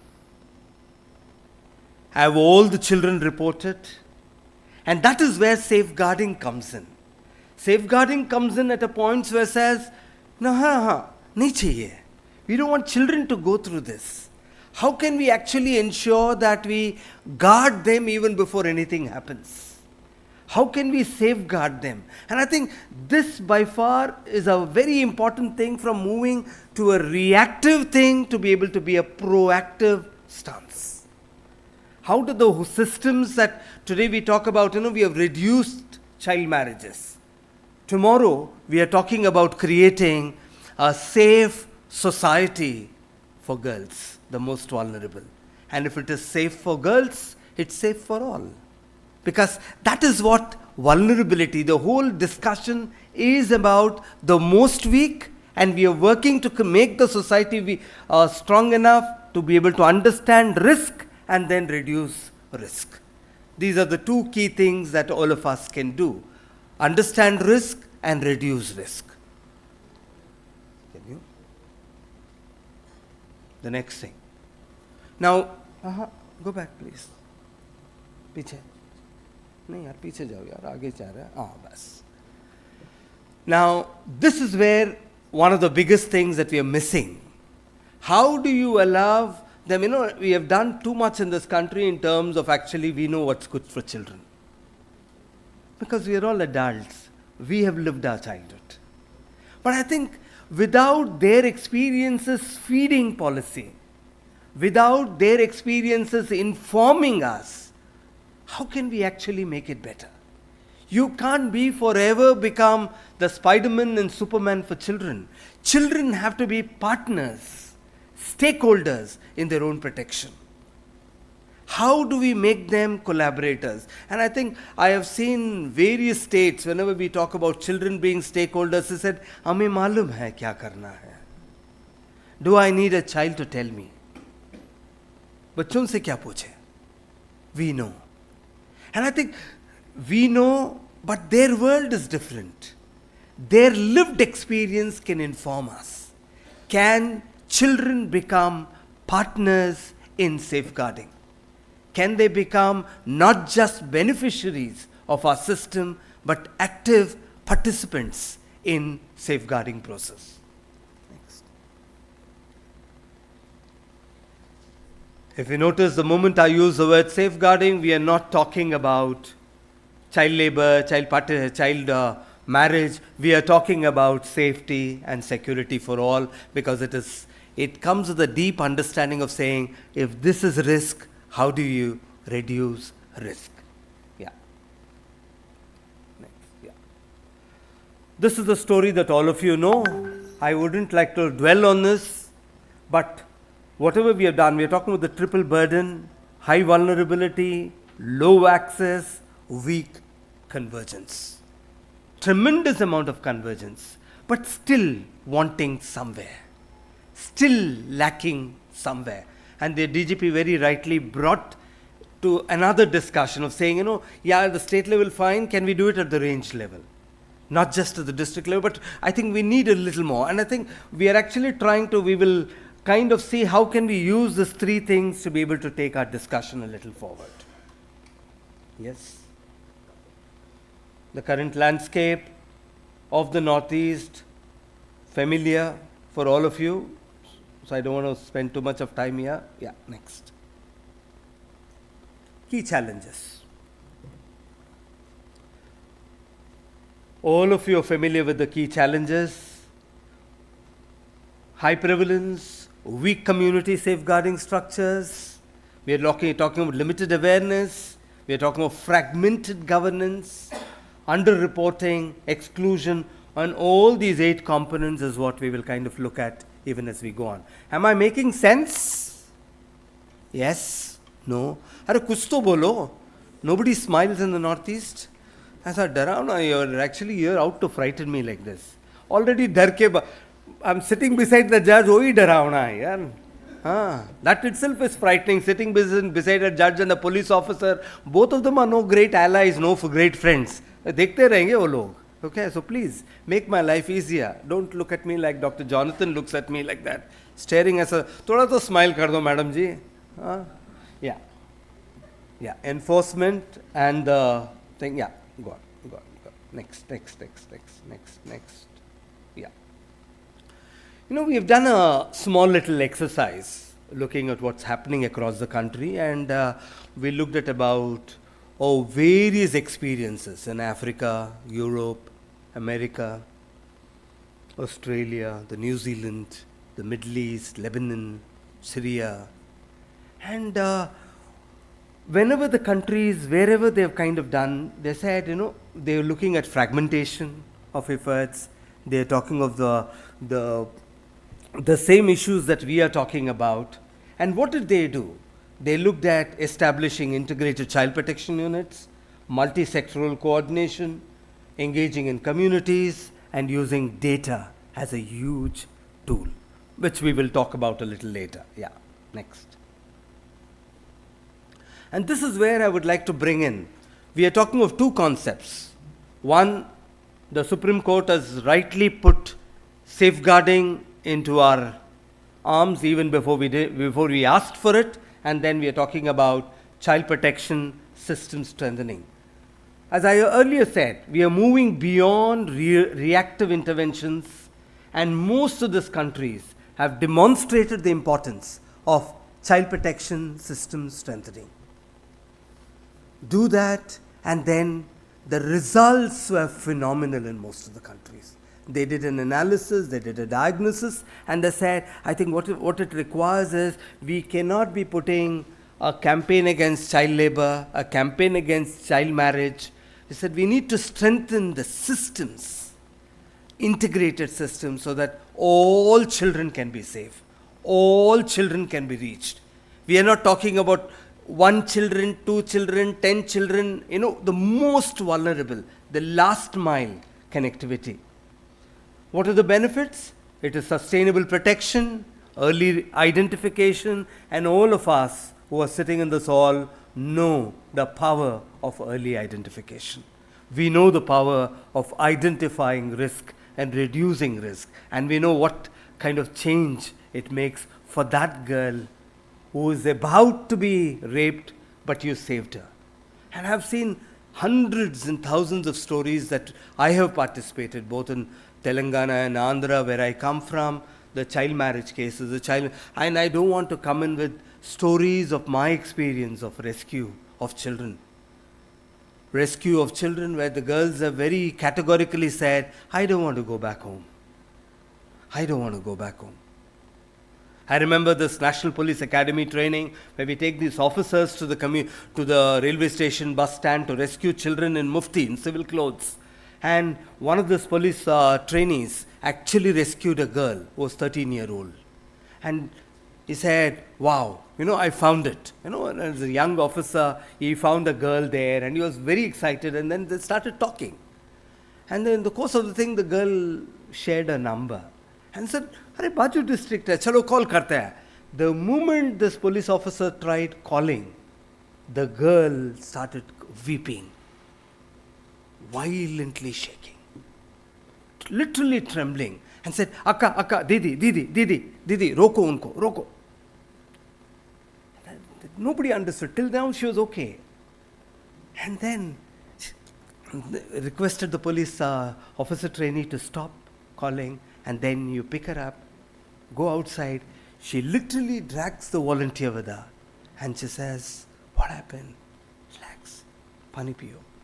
She says, my father is not a good man. Don't send me home. I have struggled and I came out. बहुत मुश्किल से बाहर आई हूँ. See, the whole thing of understanding where the child is coming from. And then that is where the risk is. And how do we identify that, yes, this is a risk. How do teachers identify risk today? All of us talk about victims of abuse, and we know some kind of changes that are happening. Are teachers tuned in? Are Anganwadi workers aware of identifying risk? Our early warning signals, is it in place? I remember going to Peru in the Amazon. They have this very beautiful thing, it's little rain, the whole place gets lagooned. And they have this beautiful thing, because all of them have to navigate through the waters to safe places. They have flags outside houses where small babies are, toddlers are there. And they've given buckets, small little bowls. In that house, flags are there. So the risk, whenever you're rescuing, you look at the flag and say, yeah, baby here. So immediately somebody helps that baby to be taken in to the shore. Simple. Vulnerability, identified, and then responded to. That was the community's response in the infant community in the Amazon region. And my question is, we know where the risks are. Our early identification, if it can be strengthened, our child protection system, if it is strong enough, we know where marriage can happen. We know where abuse can happen. We know where a child is dropping out. If all of us can put our effort in, can you imagine the kind of results that we will be able to get? The teacher knows that somebody is getting absent regularly. The teacher can see that the child's clothing is changed, her behavior is changed. But that I'm teaching. So how do we kind of integrate these efforts in terms of early identification and responses, what we can actually pick up lessons from? So safeguarding the girl child must therefore be re-envisioned as a comprehensive ecosystem where families, communities, schools, frontline workers, statutory bodies, state institutions, all of them work in synergy. And I think that's the best part of our efforts, creating a positive, beautiful, vibrant ecosystem where all children are safe. Where all children are safe. You know where what is happening. You walk into a restaurant and you know, kuch to galat lag raha hai. That child doesn't look happy. Something is wrong. Kuch to gadbad hai. And I think this is early warning signal. If all of us know, together we can protect children. Together we can safeguard our children. Safeguarding is everybody's responsibility.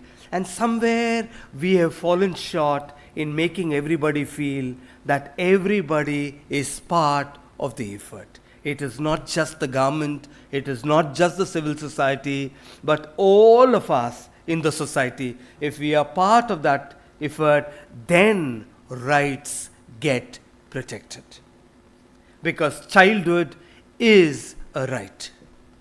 We cannot afford to have shadows of the past destroying the child's present because of something that has happened earlier. Children deserve better.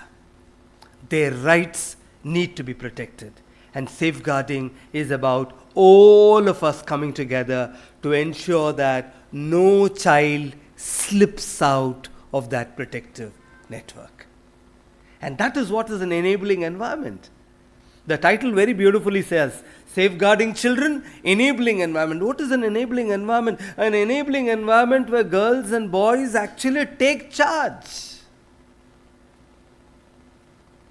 They take charge for their safety. They are also partners. They are not victims alone. They are active proponents in safeguarding.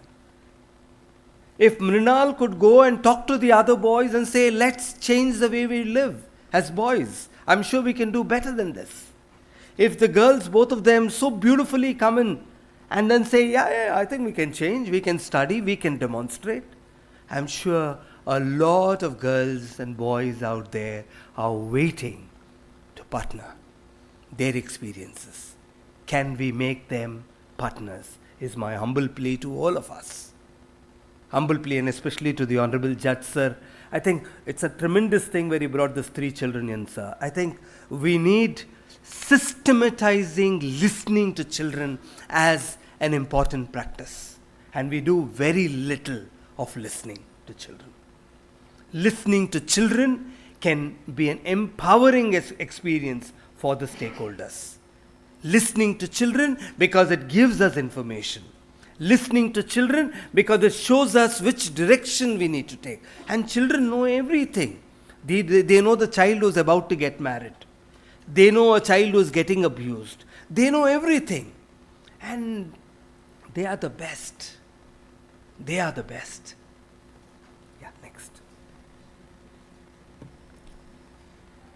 Yeah. Some of the core principles of child safeguarding: prevention first, protection with dignity, participation of girls, and you're all doing very well in terms of forming groups, adolescent boys, girls, school safety committees, girls as leaders, not just as victims, and convergence and partnerships next. Yeah.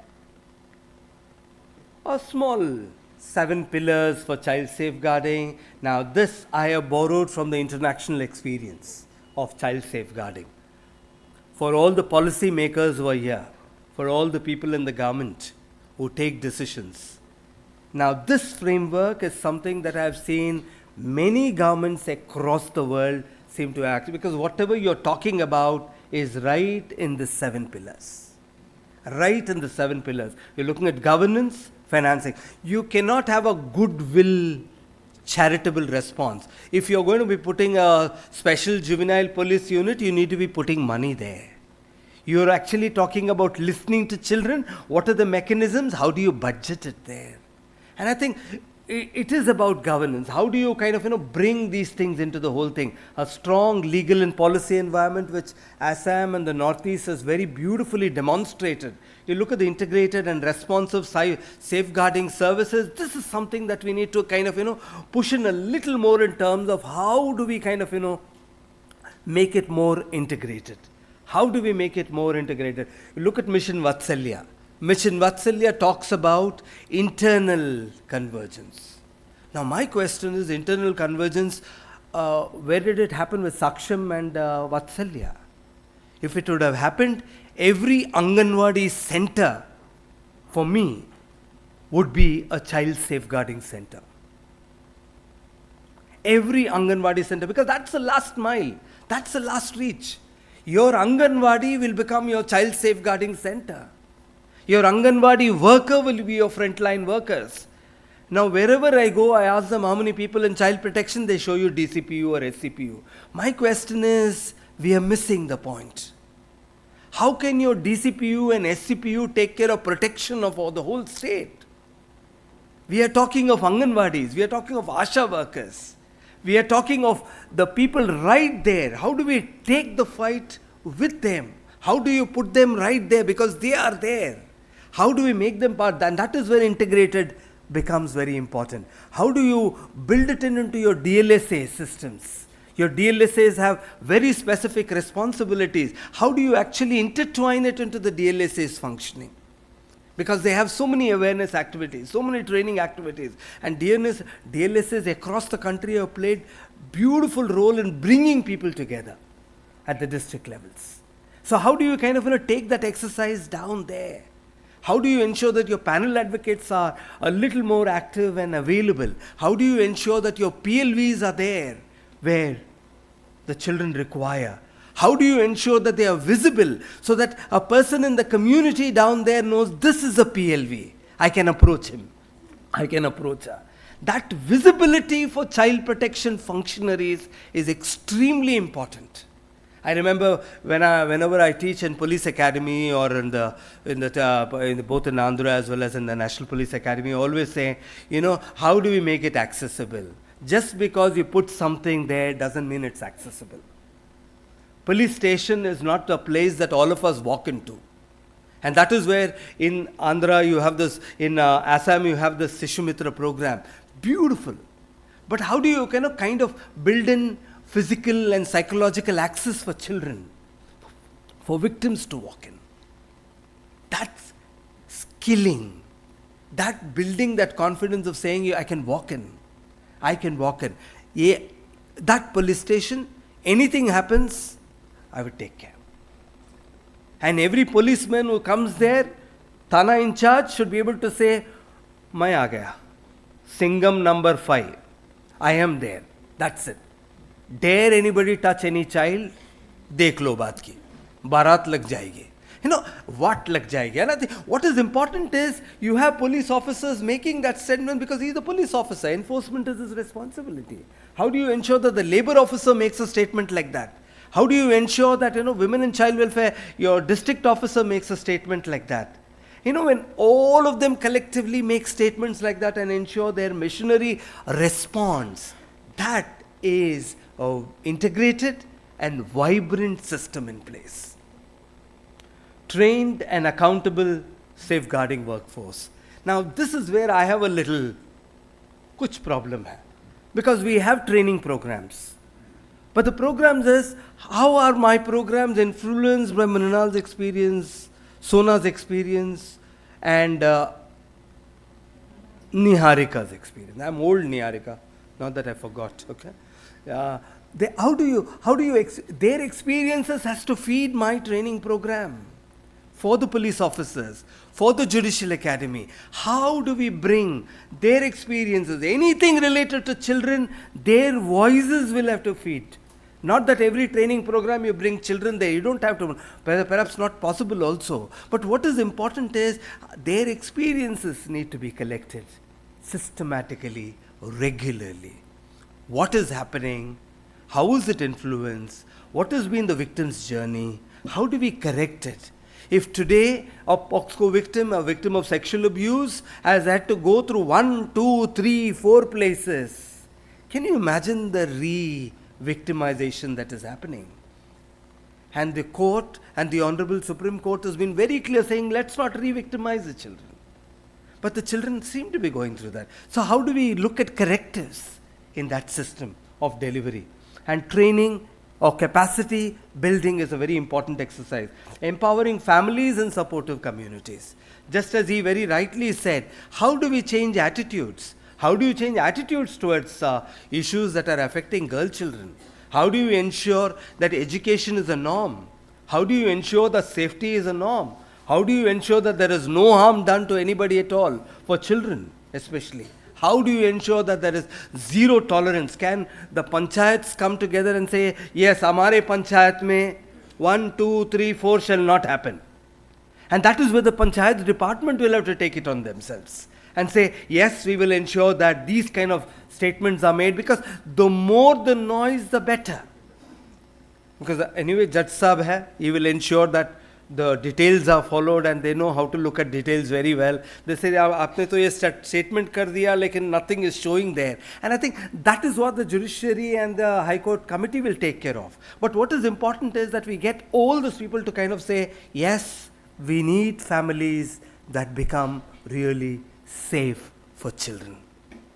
We need families that are empowered with the right decision, with the right skills. We need families that can protect children today more than ever. Families are struggling. Sir very beautifully said in the morning about the value systems that are getting eroded. I would say it is more than the value systems. Our value systems in the community vis-a-vis children are getting eroded. Families are in a dilemma, struggling to handle their own children. Many families have given up. Many families have given up. They are not able to fight the online menace, the mobile phone addictions. They just don't know. Can the government of Assam and the Northeast look at how do you strengthen families with the right kind of skills?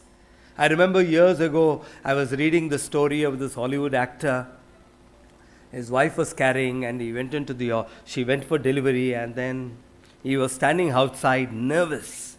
And suddenly, after about half an hour, 45 minutes, the nurse comes in and says, "Sir, congratulations, you have a baby. You have a baby boy." And then one baby was put in my hand, he says.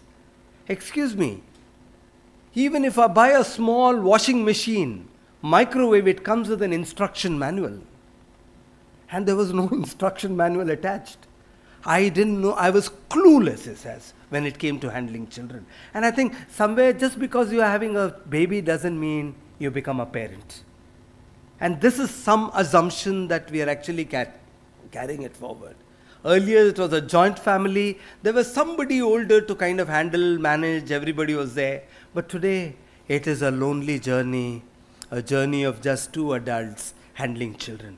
How do we support families of today for a world of today? Because yesterday's solutions do not work anymore. Yesterday's solutions are fossilized because the generation today is different. And I think, how do we kind of look at that? Then participation, voice of girls. And I think this is something that I would really urge everybody to look at. How do we ensure that they participate? And participate, I'm not talking of some events. I am talking about system has participation as a way in which it works. I always say, we spoke about child-friendly courts, child-friendly police stations, and sometimes I get very horrified because they're just Mickey Mouse photographs everywhere. My question is, just because you paint it up brightly and put up some cartoons and Mickey Mouse doesn't mean it becomes child-friendly. Please look at the Juvenile Justice Act. Child-friendly is defined there. So how do we take child friendliness definition in terms of the procedures, in terms of the structures, mechanisms? We have a lot more work to do. We have a lot more work to do, especially in terms of the attitudes, in terms of the structures, in terms of the processes, and I think the voices of children will kind of influence us. The seventh one, the data, evidence, accountability. Now this, for me, is Mission Vatsalya. We have data being collected. I was visiting some of these districts. I said, where is the portal? And then the data doesn't get disaggregated by the people there. So that data has to be useful for me. It is not just a documentation tool. That data has to help the district administrator, district collector, the district welfare officer to be able to take decisions. If it doesn't help me take decisions, programmatically, is there something else that I can do? Nothing much. So data that is being collected has to be relooked at again. What kind of data we need? Mission Vatsalya is something that is across the sex spectrum. Is there something that Assam really likes to look at specifically in Assam situation? Is there something that Nagaland would like to look at specifically? Is there something Mizoram like to look at? And I think this specificity in terms of data collection is something that we will have to really look at. And how do we kind of, use the data? The inclusion lens in the morning, a lot was spoken about inclusion. So how do we reach the last mile? I do not want to dwell too much on this, but how do we include all the children? Because rights are for all children. And you and I cannot divide rights. We cannot choose whom we want to respond to. The vulnerability, some of it can be seen, some cannot be seen. And I think that is the tragedy when we work with children.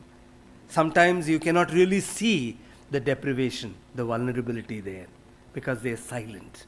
Just because somebody is silent doesn't mean they are not going through something that they shouldn't be going through. So how do we kind of, magnify it? How do we amplify? How do we understand it so that it will be... And why did I put a slide on inclusion? So that we will deliberately include and not leave anybody out. Because in the mechanism that we are talking about today, if the case comes, we are all responding. The danger is that many things might be happening we will perhaps never come to know. Systemic mechanisms, I know you're wondering when I will close. I will close. Definitely. Yes, sir. I will definitely close. Saab dekh rahe kab band hoga? Okay. Girls themselves are central actors. Families and caregivers are the first line of defense. Please mark the word first line of defense, because for us, I always, whenever I go to the community, slums, villages, who will protect you? They say police. My question is, it's a myth. Police will protect you. Doesn't mean the police will come here right now to do that. It is your job as a person. Two, your family is the first line of defense. But believe me, look at the training programs that we have done over the years. How much of time and money have we invested in training families? Is a question that if they are the front line of defense, the first line of defense, the question is how much have we really spent in terms of that first line of defense? I know the moment we talk defense today, we always talk of the LOC. My question is, our children are important. It's worth investing our time and money and resources in time strengthening that particular defense mechanism. Communities are norm shapers. How do we work with panchayats, the village protection committees? How do you work with religious leaders? How do you ensure that you make child protection, child safeguarding everybody's business? And I think that should be the agenda.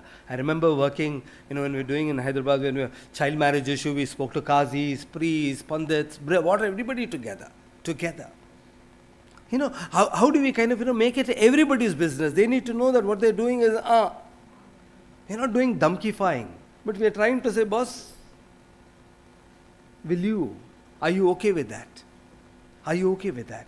How do you kind of bring in a behavior change in terms of the way they kind of respond to a situation? And health and education system, and I think this is something that we really need to look at.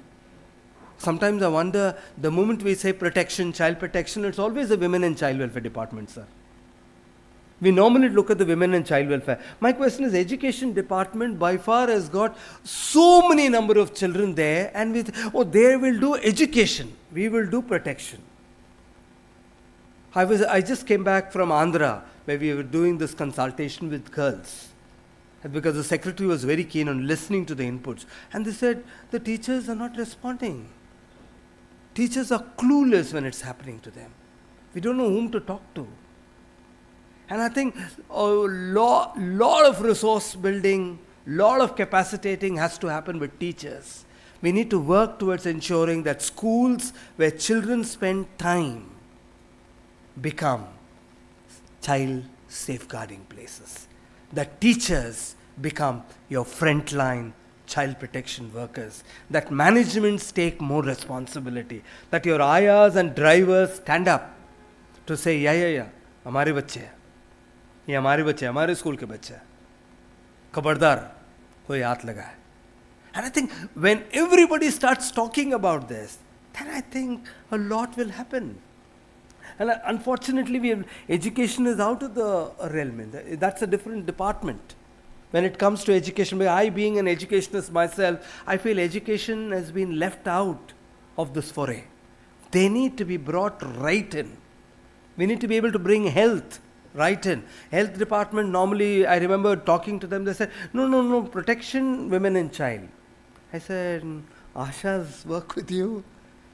You look at MMR, IMR, what are all these things? We are talking about protection. We are talking about, you're all safeguarding children. So how do you kind of look at them as frontline workers? Look at them because they know abuse. I remember a doctor, very, very sad, after a child safeguarding session in terms of child sexual abuse, the doctor said, can I talk to you for a minute? I said, yes, ma'am.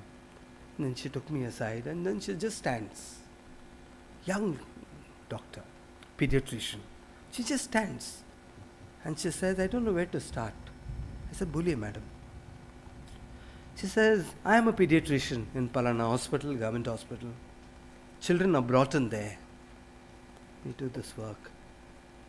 It's sad. And then she broke down. I was all worried. I said, young pediatrician comes in and then suddenly starts crying in front of you. I said, I just waited for some time. And then she said, I have children being brought in and they have injuries on their sex organs, the vagina and the anal part.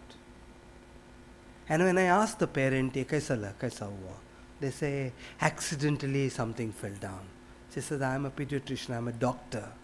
I know the difference between an accidental injury and an injury that has been perpetrated. Don't I know the difference? Now, how do you bring them? How do you see them as child protection workers? Because they can understand scars. They can understand. How can they also be part of this child protection exercise? How can they be part of the child safeguarding for the state? And I think we cannot leave them out. And statutory mechanisms, CWCs, JJBs, Special Juvenile Police, if we do not really work in, we will all become post office. SJPUs, the CWCs and JJBs will all become post office. Bacha mila, stamp mara, sign kiya, order de diya, home mein lagwa diya, ghar mein ghar ko bhej diya. I think we have, the statute demands more from us of networking. The other day there was some bonded children who were rescued from bonded labor in a home for about 15-20 days. I did call up the CWC and asked them, I said, yeah, but they're there, what to do now, I don't know.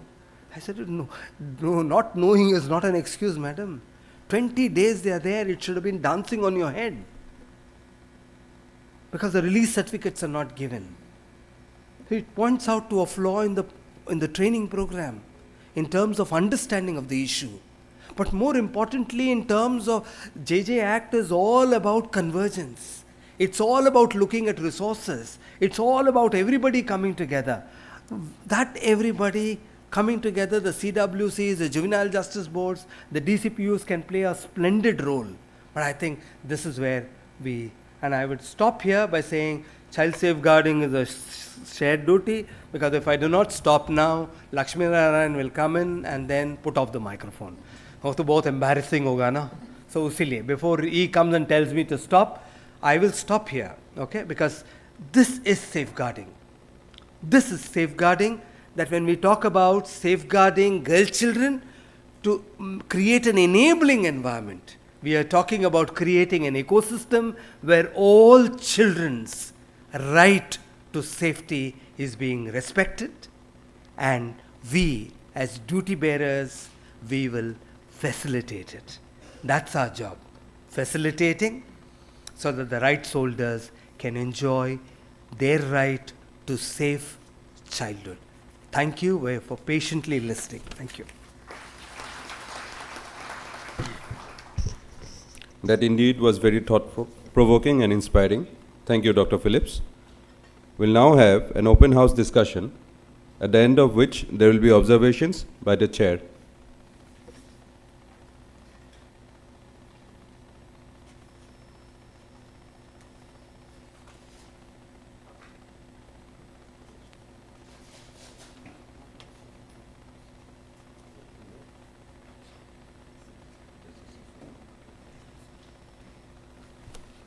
I'd like to request Honorable Mr. Justice Kalyan Rai Surana to moderate the open house discussion.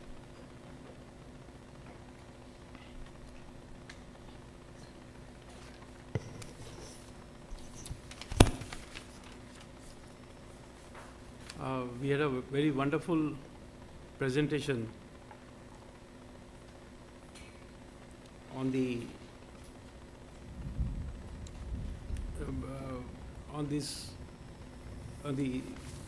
session 1 by Dr. Isidore Phillips, which was very thought-provoking. I know everybody would have some thoughts to share or some queries which may be in your mind. Can we have an interaction from all of you?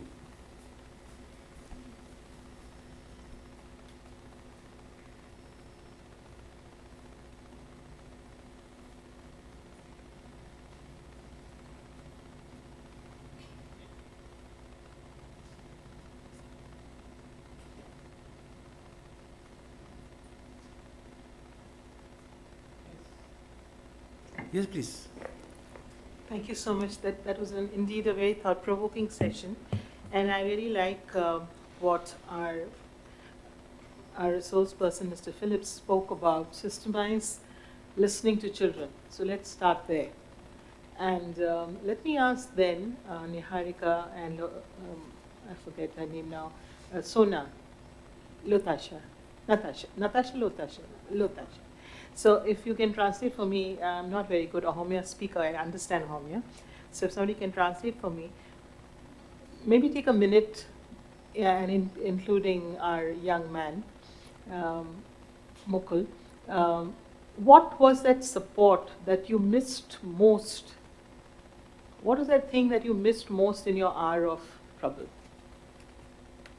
If someone can translate for me, I'll be very grateful.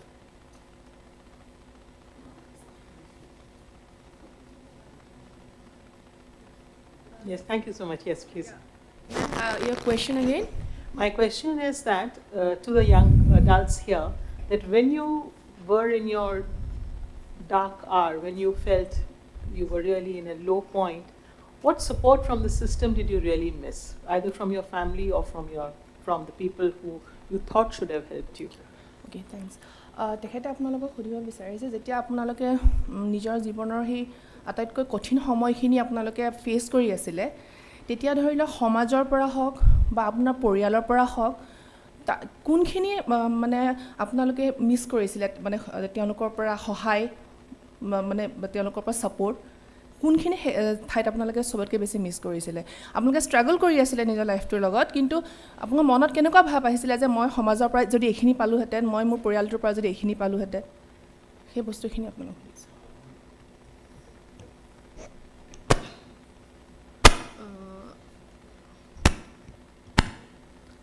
Actually মই যেতিয়া মানে মোৰ experience কৈছোঁ, মই যেতিয়া সৰু আছিলোঁ তেতিয়া আমাৰ দেউতা মানে এনেকুৱা হেৰি মানে পাৰ্মানেণ্ট ৱৰ্কাৰ নহয়, আমাৰ মা হস্পিটেলতে নাৰ্ছ এটেণ্ডেণ্ট হয়। তেখেতে তেওঁৰ জাৰ্ণি মানে মোক শুনাইছিলে যে তেওঁ যেতিয়া ক্লাছ 7লৈকেহে তেওঁ মানে স্কুলিং কৰিব পাৰিলে।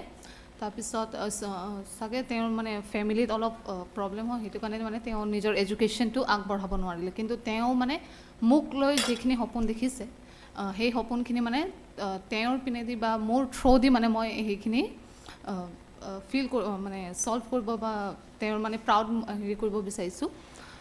মই যেতিয়া স্কুলিং মানে মই ষ্টাৰ্ট কৰিছিলোঁ, মোৰ স্কুলিং হৈছিলে ইংলিছ মিডিয়াম স্কুলত, য'ত মানে আছামিজ মিডিয়ামৰো হেৰি আছে। তাত তেতিয়া বহুত মানুহ ওলাই আহিছিলে মানে আমাৰ মাক বুজাবলৈ যে মানে তেওঁ কিয়নো এজন টি গাৰ্ডেন ৱৰ্কাৰ হয়, তেওঁ মানে ইমান অলপ মানে এক্সপেঞ্চিভ স্কুলত বা ইমান ডাঙৰ স্কুল বা মিছনেৰী স্কুলত তেওঁ মানে মোক এডুকেশ্যন দিবলৈ মানে নোৱাৰিব। সেইটো কাৰণে সেইটো টাইমত মানে তেওঁলোকে মানে প্ৰায়ভাগ মানুহে সেইটো টাইমত ছাপোৰ্ট কৰা নাছিলে। কিন্তু আমাৰ মা আৰু আমাৰ মানে ফেমিলিৰ পিনেদি মানে তেওঁলোকে সদায় ভাবিছিলে যাতে তেওঁলোকে যিখিনি সপোন বা তেওঁলোকৰ লাইফত যিখিনি তেওঁলোকে ফেচ কৰি আহিছে সেইখিনি যাতে আমি ফেচ নকৰোঁ। সেইটো কাৰণে তেওঁলোকে সদায় আমাক মানে আগবঢ়াই যাবলৈ, সদায় আমাক ডেভেলপ কৰিবলৈ তেওঁলোকে থিয় হৈ আহিছে। তাৰপিছত মই যেতিয়া স্কুলিং কমপ্লিট কৰি যেতিয়া HS ক্লিয়াৰ কৰি গ্ৰেজুৱেশ্যন কৰিলোঁ, তাৰপিছত মাষ্টাৰ্ছ কৰিলোঁ। মাষ্টাৰ্ছৰ টাইমতো তেনেকুৱা মানে কথাবোৰ মানে মই শুনি আহিছোঁ, মই ফেচ কৰিছোঁ যে তেওঁ যিহেতু টি গাৰ্ডেনৰ হয়, কেতিয়াবা ৰেচিয়েল ডিছক্ৰিমিনেশ্যনো পাইছোঁ। তেনেকুৱা মানে থিয় দি আহিব নালাগে বা তেওঁলোকে কিয় আগবাঢ়ি যাব, আমি কিয় নোৱাৰিম, তেনেকুৱা টাইপৰ মানে অলপ পাইছোঁ। যদি সেইটো টাইমত ছ'চাইটিয়ে হওক বা বাকী যিখিনিৰ পৰা মানে মই অলপ এক্সপেক্ট কৰোঁ, তেওঁলোকে যদি আগবাঢ়ি অহা হ'লে হয়তো এতিয়া মানে মই আৰু অলপ আগবাঢ়িব পাৰিলোঁ হয়। Thank you. Shall I translate it for you, ma'am? Okay, yeah. Actually, she is talking for the others who won't understand the Assamese. She was feeling that at the time of her struggling for a better education, though her family supported her, but the community as a whole, the society as a whole was not that welcoming and were not supporting. Even the society people, the community also discouraging her parents, her mother, why you are admitting your girl to a missionary school, why you are giving her education, there is no, I think this, no? Yeah. So the societal support was not there. What our resource person has already said, community support, that was what was she was felt at that time.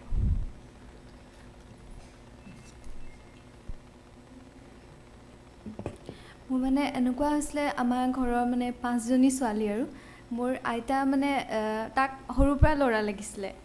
মোৰ বা যেতিয়া হ'ল তেতিয়া বাক accept কৰিলে আৰু second মই জন্ম ল'লোঁ ঘৰত, মানে মোৰ মায়ে কৈছিলে আৰু মোকো একচেপ্ট কৰিলে। কিন্তু থাৰ্ড টাইম যেতিয়া মোৰ পিছতো আকৌ এজনী ছোৱালী হ'ল, তেতিয়া মানে মোৰ মাক বহুত টৰ্চাৰ কৰিছিলে, মানে ইমান ছোৱালী কিয়, মোক ল'ৰা লাগে, মোক ল'ৰাই দিবি, সেনেকুৱা মানে বহুত মানে এনেকুৱা প্ৰব্লেম হৈছিলে আমাৰ ঘৰত। আৰু মোৰ দেউতাই অকল এনেকুৱা কাম কৰিছিলে, তেতিয়া আমাৰ পাপা ইমান চাকৰি কৰা নাছিলে, এনেকুৱা বিল্ডিং চিল্ডিঙত কাম কৰে, সেনেকুৱা কাম কৰিছিলে। আৰু সেইটো সময়ত মানে মোৰ আইতা এনেকুৱা যে যদি ল'ৰা নহয় আমাৰ বংশটো কেনেকুৱা আগবাঢ়িব, সেইবোৰে মানে ভাবি এনেকুৱা ওজা চজা আমাৰ তাত মানে সেনেকুৱা কৰে, পূজা চূজা কৰে, সিহঁতৰ ওচৰলৈ লৈ গৈছিলে।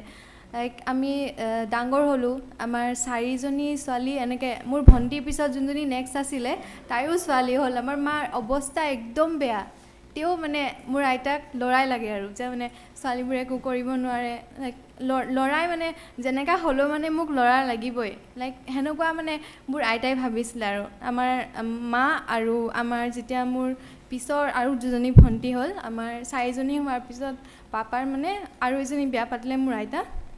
সেই বিয়া পতাৰ পিছতো মোৰ মাহী মাকৰো আৰু এজনী ছোৱালীয়ে হ'ল। তেতিয়াও একচেপ্ট নকৰে, মানে আমাক মানে ঘৰত থাকোঁ কিবা এটা কৈ আমাক নাচায়, মানে একদম পূৰা ইগন'ৰ আৰু একদম প্ৰথমৰ পৰাই। যেতিয়া না মোক বাক ভাল পায়, না মোৰ ভণ্টিক ভাল পায়, না মোৰ মানে কাকো ভাল নাপায় আৰু তাক মানে হেৰি আছিলে ল'ৰাই লাগে মানে সেনেকুৱা আৰু তাৰ মানে মাইণ্ডছেটটো সেনেকুৱা আছিলে মানে অজা চজাৰ ওচৰত লৈ যায় আৰু মই মানে এনেকৈ মানে কেতিয়াবা বহুত মানে কিবা লাগে মই কৈ দিওঁ আৰু যে আৰু এটা পাপাক বিয়া পাতিবি নেকি আৰু মানে পাতি দিবা নেকি সেনেকৈ কৈ থাকোঁ লাইক আমি মাজতে এনেকুৱা আমাৰ বাগানখিনিৰ মানুহ আৰু আমাৰ ঘৰৰ মানে এনেকুৱা পাঁচজনী ছোৱালী হৈছিলে লাইক বহুত প্ৰব্লেমত আমি পঢ়া শুনা কৰিছোঁ সৰুৰ পৰাই মই চৰকাৰী স্কুলতে পঢ়া কিন্তু মোৰ দেউতাই মোৰ বাকী কেইজনী ভণ্টিক প্ৰাইভেট স্কুলত পঢ়াইছিলে মই অকলে চৰকাৰী স্কুলত পঢ়া আমাৰ ঘৰৰ মানুহখিনি কয় ছোৱালীবোৰ ডাঙৰ হ'লে কি কৰিবি পাপাক মানে সেনেকৈ কয় আৰু তোৰ মাথা চুলি এডালো নাথাকিব তই বিয়া দিব নোৱাৰিবি ছোৱালীখিনিক কিবা কৰি পঠাই দিয়ে আৰু য'ত ত'ত সেনেকুৱা মোৰ বাৰ এনে মেট্ৰিক পাছ কৰিছিলে তেতিয়াই বাৰ মানে বিয়াৰ প্ৰস্তাৱ আছিলে আৰু বাৰ 16 মান হৈছিলে তেতিয়া মোৰ বাৰ বিয়া পাতিব মন নাই কিন্তু আমাৰ আইতাই বহুত ফ'ৰ্চ কৰিছিলে লাইক বিয়া পাতিবই লাগিব মোৰ বা মানে জোৰজবস্তি ঘৰৰ পৰা ওলাইছিলে মানে ঘৰ ঘূৰি নাহোঁ আৰু তাইৰ মন নাই বিয়া পাতিব কিন্তু আমাৰ আইতা বহুত ফ'ৰ্চ কৰিছিলে মানে বিয়া পাতিবই লাগিব মানে যেনেকুৱা হ'লেও আমাক একদম মানে ছাপৰ্ট কৰা নাছিলে কিন্তু আমি পঢ়ি শুনি এনেকৈ লাইক মোৰ পিছৰ যোনজনী ভণ্টি দুজনী আছে স্পৰ্টছ চেম্পিয়ন হয় তাই মানে এনেকুৱা ডিষ্ট্ৰিক্ট লেভেলতো খেলে দুজনীয়ে আৰু সেই মানে খেলৰ যোগেদিয়ে তাহাঁতক বহুত মানুহে চিনি পায় আৰু ময়ো এনেকুৱা য'ত ত'ত যাওঁ মানে কিবা ইভেণ্ট হ'লে সেনেকুৱা ভাগ চাগ লওঁ তাৰপিছত মোৰ NGO এটা আছে মানে মই য'ত মানে কলাৰবেৰীত আছোঁ আৰু বাৰ্ডিং ফ্লাৱাৰ্ছ NGO বুলি সেইটো ডিব্ৰুগড়তে আছে তাত মই সেনেকৈ আমাৰ সৰু সৰু বাচ্চাখিনিক পঢ়াওঁ আৰু ফ্ৰী টিউশ্যন দিওঁ সেনেকৈ পঢ়াই চহায়ে তাৰপিছত মোৰ আইতা মানে যেতিয়া পাছ আউট হ'ল আৰু তাৰ আগতে যেতিয়া তাই মানে বহুত বেমাৰ হৈ আছিলে তাক কোনো মানে চাবলৈ মানুহ নাছিলে তেতিয়া আমাৰ যিমান আমি ভণ্টিকেইজনী আছিলোঁ যিমান তাৰ মানে কাপোৰ চাপোৰ গা ধোৱা সেনেকুৱা পেচাব পায়খানা চব আমিয়ে চফা কৰিছিলোঁ লাইক সি মৰি যোৱাৰ আগতে আমাক কৈছে যে তোমালোকৰ নিচিনা নাতিনী মই ক'তো নাপাম তেনেকুৱা মানে আছে আৰু কিছুমান Oh yeah. She talked about the discrimination a girl child faces in the society. Similarly, as she has 5 girls, she has 5 siblings who are all girls. So her family was not at all happy, specifically her grandmother and the other people. They also used to tone their mother. Maybe her mother was also at that time was under very pressure for not giving birth to a boy child, and then her grandmother, her father get married for the second time just to have a boy. But unfortunately, the next mother also gave birth to a boy only. So see what she... Girl. Yeah? Oh, sorry, girl. Yeah, so the girl only. So she's talked about the struggle they faces as girl child at the society, within the family. But at last, she also talked about how all the 5 siblings struggled, and then they became the winners. And their grandmother said, "Yeah, I'm happy ki you all are my grandchild." So a happy ending it was. But at the time, they faced a lot. Hello' মই যদি ক'বলৈ যাওঁ মোৰ গোটেই জীৱনৰ পৰা এতিয়ালৈকে struggling হৈ আছে মোৰ প্ৰভাৱ মই পায়ে আছোঁ তেনেকৈ মই মানুহে মোক কৈয়ে থাকে তেনেকৈ ছেইম যেনেকৈ আমাৰ তেওঁ দুটাই কৈ গ'ল ছেইম আমাৰ ঘৰতো তেনেকৈ হৈ গৈছিলে আমাৰ ডাঙৰ বায়ু যেনেকৈ প্ৰথম 10 পাছ কৰিলে 10 পাছ কৰাৰ পাছতো তেওঁক মানে কৈছিলে ডাইৰেক্টলি তোমাকো ডাইৰেক্টলি বিয়া দি দিয়া হ'ব ওচৰে পাজৰে মানুহকেইটাই কৈ আছিলে আৰু তো আমাৰ মায়ে কৈ আছে যে মই ক'বলৈ গ'লে অকণমান লাজ লাগিব কিন্তু আমাৰ মায়েও চাইল্ড মেৰিজে কৰি আহিছিলে তো তেওঁ কৈছিলে যে মই যদি চাইল্ড মেৰিজ কৰি আহিছিলোঁ তো মোৰ ছোৱালীজনীক মই সেই প্ৰব্লেমটো ফেচ কৰিবলৈ নিদিওঁ কাৰণ মই জানো এজনী ছোৱালীয়ে যেতিয়া বয়স নোহোৱাৰ আগতে যেতিয়া চাইল্ড মেৰিজ কৰে তাই প্ৰেগনেঞ্চিৰ ক্ষেত্ৰত বহুতো প্ৰব্লেম আহে হয়তো তাই মৰি যাব পাৰে নহ'লে বাচ্চাটো মৰি যাব পাৰে তেনেকুৱা পৰিস্থিতিৰ পৰা মই বহুতো সমস্যাৰ পৰা মানে ওলাই আহিছোঁ আৰু তেনেকৈ মোক তেনেকুৱা হেল্প কৰা মানুহো নাছিলে লাইক আমাৰ ফেমিলিও তেনেকৈ পেৰেণ্টছে আমাক তেনেকৈ মানে হেল্প নকৰে আৰু ওচৰে পাজৰে মানুহকেইটা অকল চাবহে আহে আৰু গুচি যায় গোটেই যিমান কাম ৰন্ধা বঢ়া মই প্ৰেগনেঞ্চি যেতিয়া আমাৰ ডেলিভাৰী হোৱাৰ পাছতো মই অকলে কৰিবলগীয়া হৈছিলে চ' তেনেকৈ ক্ষেত্ৰত মই ভাবোঁ যে মই তেনেকৈ মোৰ ছোৱালীজনীক নিদিওঁ তেনেকৈ মই যিমান পাৰোঁ ছোৱালীজনীক পঢ়াম আৰু চেষ্টা কৰিম বুলি ভাবিলে তো তেওঁ কি কৰিলে আমাৰ ডাঙৰ বাইক হাই ছেকেণ্ডেৰী পাছ কৰিলে, কিন্তু তাৰপাছত আমাৰ মায়ে তেনেকৈ অকলশৰীয়া কৰিব নোৱাৰিছিলে, কাৰণ দেউতা আছিলে একেবাৰে অকণমান তেওঁ খাই আছিলে, ড্ৰিংকিং কৰে, তো তেওঁ আমাৰ তেনেকৈ ফুল ছাপোৰ্ট কৰা নাছিলে। লাইক ঘৰত আহিব, আমাৰ ডমেষ্টিক ভাইলেঞ্চ হ'ব, তেনেকৈ কাজিয়া মাৰপিট হৈ থাকে, আৰু একো তেনেকৈ মানে দেউতাৰ ফালৰ পৰা আমি তেনেকৈ হেল্প পোৱা নাছিলোঁ। কিন্তু তথাপিও মায়ে আমাৰ ষ্ট্ৰাগল কৰিলে, আমাক মায়ে ভাবিলে যিয়ে হওক মই নিজৰ ল'ৰা ছোৱালীক মই পঢ়াম আৰু কিবা এটা বনাই দেখুৱাম। তো আমাৰ মায়ে হাই ছেকেণ্ডেৰী পাছ কৰিলে বাইক, আৰু তাৰপাছত বায়ে নিজে কাম কৰি BA 3rd ছেমিষ্টাৰলৈকে পঢ়িলে। তাৰপিছত যেতিয়া তেওঁ ভাবিলে যে নাই কিবা এটা ওলাইছে চাওঁ, এপ্লাই কৰি চাম, তেওঁ কলকাতালৈ গ'ল। তেওঁ কলকাতালৈ গৈ কল চেণ্টাৰত কাম কৰিলে, 3 বছৰ 4 বছৰমান কাম কৰিলে। তাৰপিছত তেওঁ আকৌ ঘৰ আহিলে, আৰু নাও এতিয়া তাই বিয়া পাতি অংগনবাড়ীত তেওঁ এতিয়া কৰ্মী হয়। আৰু এতিয়া মোৰ ক্ষেত্ৰত যদি মই ক'বলৈ যাওঁ, তো মোৰ ক্ষেত্ৰতো তেনেকৈ প্ৰব্লেম বহুত আহি আছে। মই যদি ছোৱালীৰ ক্ষেত্ৰত যদি আগবাঢ়ি আহিছোঁ যে তোমালোকে এনেকৈ কৰা, ছেফ তোমালোকে থাকিবা, তো তেওঁলোকে পেৰেণ্টছে তেনেকৈ যেনেকৈ এতিয়া ফিলিপ ছাৰে গুচি গ'ল, যে তেনেকৈ আমাক কিছুমানে ছাপৰ্ট নকৰে, পেৰেণ্টছে হওক নতুবা ওচৰৰ মানুহে হওক, যে মোৰ বাচ্চা হয় তই ক'বলগীয়া মানুহ কোন, মোৰ বাচ্চা হয় ড্ৰিংকিং কৰিব বা ছোৱালী পতাই আছে, যি কৰিব পাৰে তুমি ক'বলগীয়া মানুহ কোন। তো ছেম পৰিস্থিতি ময়ো তেনেকৈ ভাবিছিলোঁ যে মই কৰিম নেকি। তো মই ভাবি আছিলোঁ যে ঠিক আছে তোমালোকে একো নকৰা, কিন্তু মই যিমান পাৰোঁ মোৰ ফালৰ পৰা মই চেষ্টা কৰিম যিহঁতি অকণমান ঠিক হওক। তো আমি তেনেকৈ এৱেৰনেছ প্ৰগ্ৰামো দিবলৈ চেষ্টা কৰিছিলোঁ, লাইক ক'বলৈ গৈছিলোঁ, কিন্তু ওচৰে পাজৰে থকা দাদাকেইজনে কৈছিলে যে সিটো ড্ৰিংকিং নকৰে, স্মকিং নকৰে, চাওঁ সি কিমান দিনলৈকে নাখায়। এদিন নহয় এদিন মানে এটা হ'লেও কিবা এটা বেয়া বস্তু খাম, আমি তেতিয়াৰ পৰা গম পাম যে সি ষ্টাৰ্ট কৰিলে, আৰু তেতিয়াৰ পৰা সি আমাৰ লগত স্মকিং কৰিব, ড্ৰিংকিং কৰিব, লাইক বুলিং কৰিব ছোৱালীৰ লগত, গোটেইখিনি ফুৰিব পাৰিম, বাইক ৰাইড কৰিব পাৰিম, তেনেকৈ আমাক ভাবি আছিলে। কিন্তু বৰ্তমান পৰিস্থিতিলৈকে তেওঁলোকে হাৰ মানি গৈছেগৈ, কিন্তু মই এতিয়ালৈকে একো এনেকুৱা বেয়া বস্তুৰ ওপৰত এক্টিভ হোৱাও নাই, আৰু এনেকুৱা হ'ব বিচৰাও নাই, আৰু তেওঁলোকে কিন্তু ৰখি আছে যে সি কিবা এটা হওক। আৰু সেই ক্ষেত্ৰত ক'বলৈ গ'লে যেতিয়া আমাৰ কি বুলি কয় ইউনিচেফৰ ফালৰ পৰা যেতিয়া মোৰ ডকুমেণ্টাৰী ভিডিঅ' বনাবলৈ আহিছিলে UN অফিচৰ পৰা, তেতিয়া আমাৰ গোটেই ইউনিচেফ টীম আহিছিলে, বেলেগ কিছুমান টীম আহিছিলে, আমাৰ ভিডিঅ' ৰেকৰ্ডিং কৰি গুচি গ'ল। তো সেই টাইমত গোটেই আমাৰ এৰিয়াৰ মানুহখিনি আহিছে চাবলৈ কাৰণে যে আমাৰ ইয়াৰ ডকুমেণ্টাৰী ভিডিঅ' বনাই আছে। তো সেই ক্ষেত্ৰত বহুত ল'ৰা ছোৱালী আহিলে চাবলৈ যে সেই ল'ৰাটো ইমান ফেমাছ লাহেকৈ হৈ গৈছে, আমি তাৰ লগত থাকিলে কিবা এটা ভাল হ'ব নেকি। আৰু এতিয়া ক'বলৈ গ'লে মই নিজৰ ইমান ভাল এটা মানে নিজকে গ্ৰেটফুল বুলি ভাবোঁ যে ছোৱালীকেইজনী আহি নিজে ক'ব বিচাৰে যে দাদা আমি এনেকুৱা এটা পৰিস্থিতিত পৰি গৈছোঁ, আমি কি কৰিম। আপোনালোকক মই এটা কথা কৈ মই নিজে ভাল পাম যে মই এতিয়ালৈকে চাগে তিনিজনীমান ছোৱালী ওলাইলে, যিখিনি মোক নিজেই কৈছে যে দাদা ল'ৰা এটা মোৰ এনেকুৱা লগত মোৰ ৰিলেশ্যনশ্বিপ মানে থাকিব বিচাৰিছে, আৰু তেওঁ কৈছে যে মোক এনেকুৱা বডি পাৰ্ট দেখুওৱা, মই দেখাব পাৰিম নে নোৱাৰোঁ। মই সেই ক্ষেত্ৰত তাক উদাহৰণ দিছোঁ যে তোমাক লাগিছে সেই পাৰ্টনাৰজন, তোমাৰ যদি লাইফ পাৰ্টনাৰ ৰিয়েল যদি ভাল হয় তেন্তে তুমি ভাবি লোৱা, কিন্তু তোমাৰ পিছৰ মানে জীৱনত সেই পৰিস্থিতি তোমাৰ বেয়া হ'ব নালাগে, কাৰণ পাছত গৈ সেইটো তোমাক ব্লেকমেইল কৰিব, তোমাক পইচা বিচাৰিব, তুমি দিব পাৰিবা নে নোৱাৰা, সেইটো ক্ষেত্ৰত তুমি একো কৰিব নোৱাৰিবা।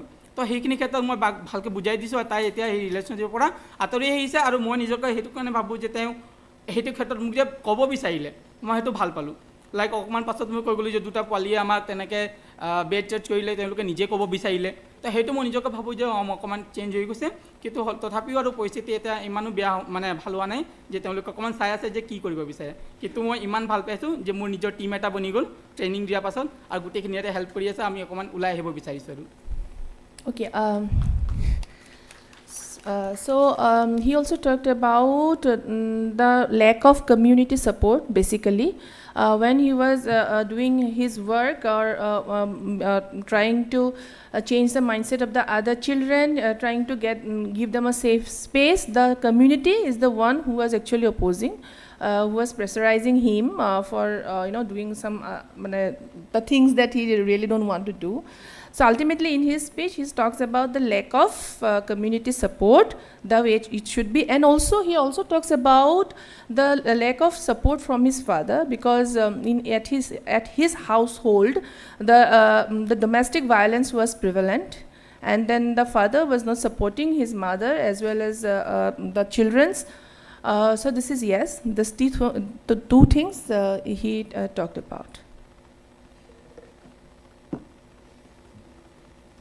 So, I'm Dr. Maithili here.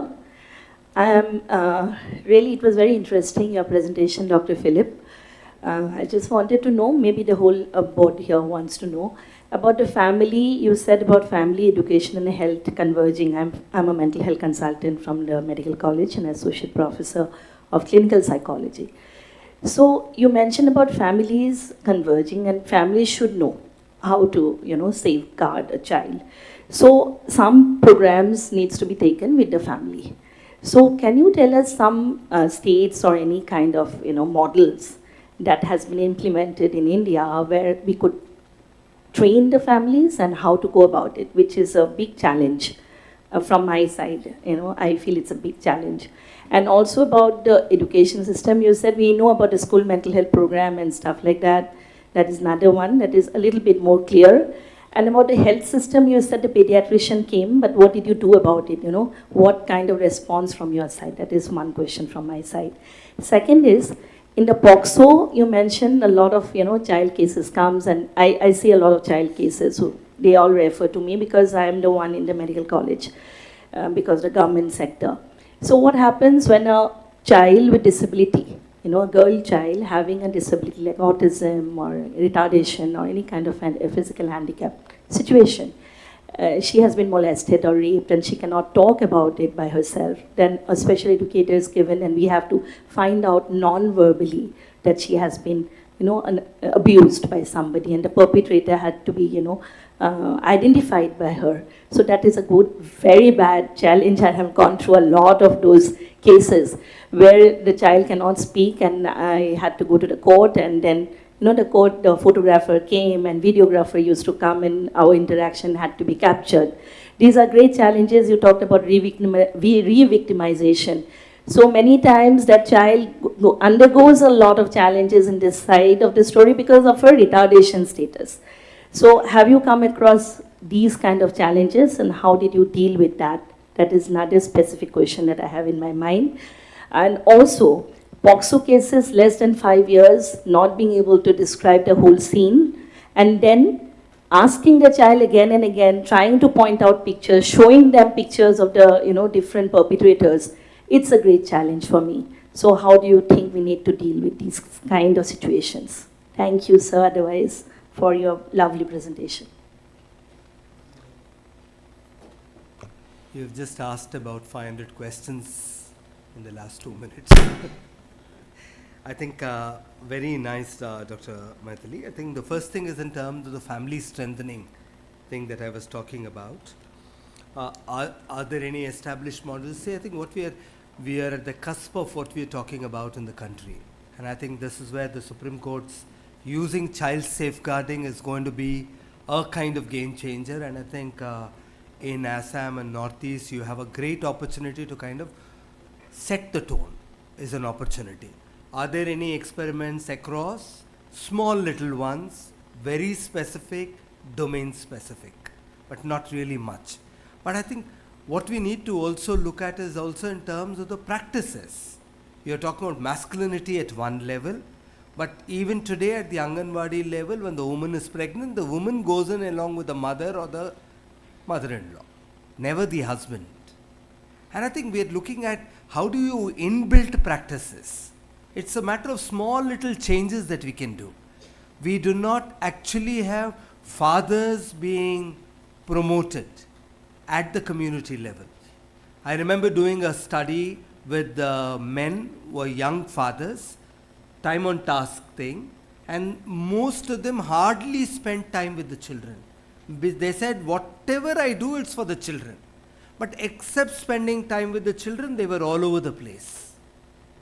So we are looking at massive mindsets being changed. So when we are looking at family strengthening, I am not just talking of a particular thing, I am talking of many particular, because family is a very complex reality. Here there is a father, there is a mother, both of them with their constructs and a lot of larger issues. And another very important thing is in terms in the families. I remember in a police training once, a DSP asked me, he said, I know better what my child requires. I will do it. So we are looking at child participation as a standalone thing. It is not seen as a parenting issue. Child participation is not for participation's sakes. There is a sociological, psychological construct to that. How do you listen to children? And I think this is where parents, if they know the value of engaging with children, they will definitely engage with children. It is in their interest that they engage with children. And that is not being said. We are saying UNCRC, Article 12, 13, child participation, UNICEF says, all the things is being spoken. And my question is, I am a psychologist, I am an educationist. For me, my question is, listening to children, engaging to children is a psychological process towards developing. And I think this is what we need to be able to be upfront about. And I think we are doing very little about it. And because it's a larger issue, I do not want to kind of take in, but schools definitely, I would say, not just mental issue, a lot of issues are not coming in. My question is, we are experts in putting one program. So you have a mental health program separately, adolescent education separately, you have drug de-addiction separately. My question is, it is about children. How do we look at training programs that have everything put together? How do you look at a mental health specialist sitting along with the other people designing a program for child safeguarding together? And I think that is what is going to be the game changer. It's not going to be standalone separate programs, because that's also going to be huge investment heavy, and I think we need to be able to come in to models where we are actually talking of everybody working together. In terms of, yes, sexual abuse with children, disability, I remember a small child who was going to a nursery, and Aya was a woman, was poking neem sticks in her vagina. And when that came in, the mother was horrified. She complained about pain, and then nobody understood. Later on, by the time they understood, the doctor made a remark after about one day. She said, the child is not telling me anything. And the child was about 3.5, 4 years. I think ultimately for me, the biggest learning is adults, we are failing our children because our skills are limited in listening to children. Not just the differently abled children, even the other children, we are clueless. And our district child protection units are supposed to have a list, a resource directory of interpreters, special people trained in special education. They are supposed to assist all the stakeholders in cases like this. Now our directories are weak. Our resources are weak. We do not know where to get them from. Now my question is, ultimately social workers are running, the doctors are struggling, and the key thing is in terms of the budget related issue, I think we need to be able to provide. And I think that is where, wherever I go, I ask the DCPUs, is your vulnerability assessment done? Is your resource directories in place? And I think these are standard questions that we need to ask. When I go to a police station, I remember working in Jammu and Kashmir with the police, I always go to the police station and ask, resource directory hai kya? जब बच्चा आता है, where do you take them? Who is the counselor who assists you? Police can't be the counselor come policeman. My question is, how do you kind of bring this kind of convergence? And I think sadly in terms of differently abled children, we are failing. I remember a 12-year-old girl who was sexually abused, couldn't speak, couldn't hear, mentally challenged, umpteen number of cases. People who are clueless, and the tragedy is, it's worse for children like that, because nobody ever understood, and our systems lack the capacity to be able to decipher, to be able to understand what has happened, to ensure that justice is done for them. And I think it will point out only to skills again in terms of our mechanisms of responding to all children is still far from good. Thank you.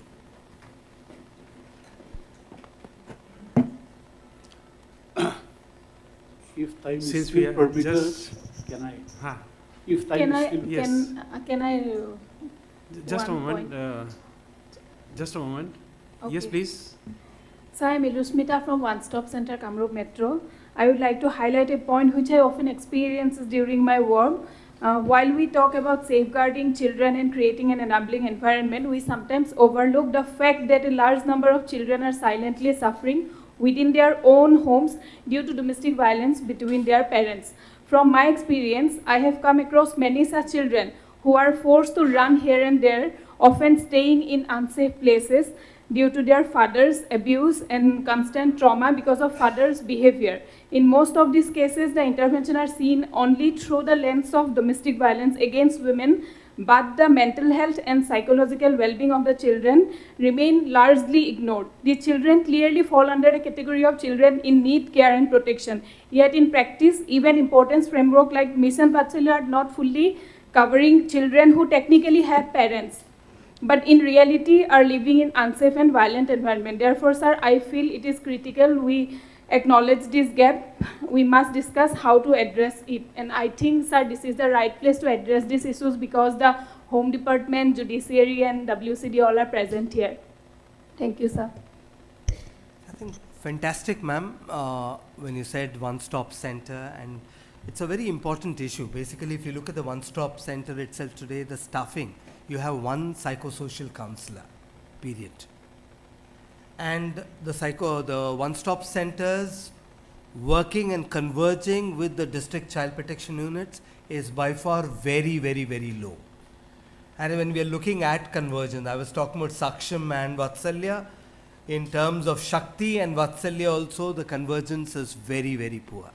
And you said that children who are victims of domestic violence, it is not covered in the Vatsalya. Unfortunately, people have not understood the Juvenile Justice Care and Protection Act very well. The JJ Act is by far one of the most progressive legislations. I have worked as a child CWC chairperson for about 2 terms. Nothing has happened, but it might happen. JJ Act still considers them as child in need of care and protection.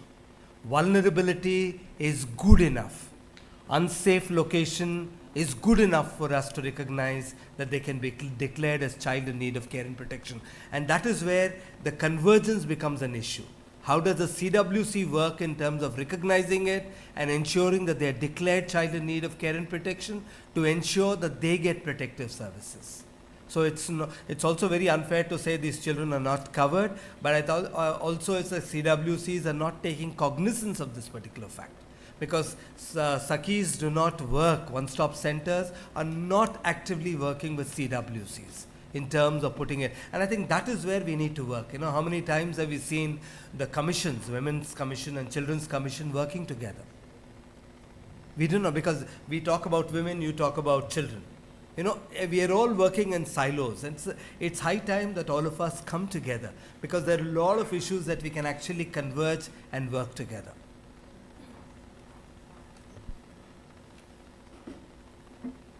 Thank you. Yes. Well, at the outset, I would like to express my gratitude and thanks on behalf of myself as well as on behalf of the state of Nagaland for organizing this program by Juvenile Justice Committee, Guwahati High Court, in collaboration with the State Child Protection Society, Women and Child Development Department, Government of Assam, and UNICEF Assam. Well, I was quite impressed with these 3 young people who have shared their bold experience, and now they are looking way forward. Besides that, the presentation by Dr. Phillips, that was quite absorbing and very informative.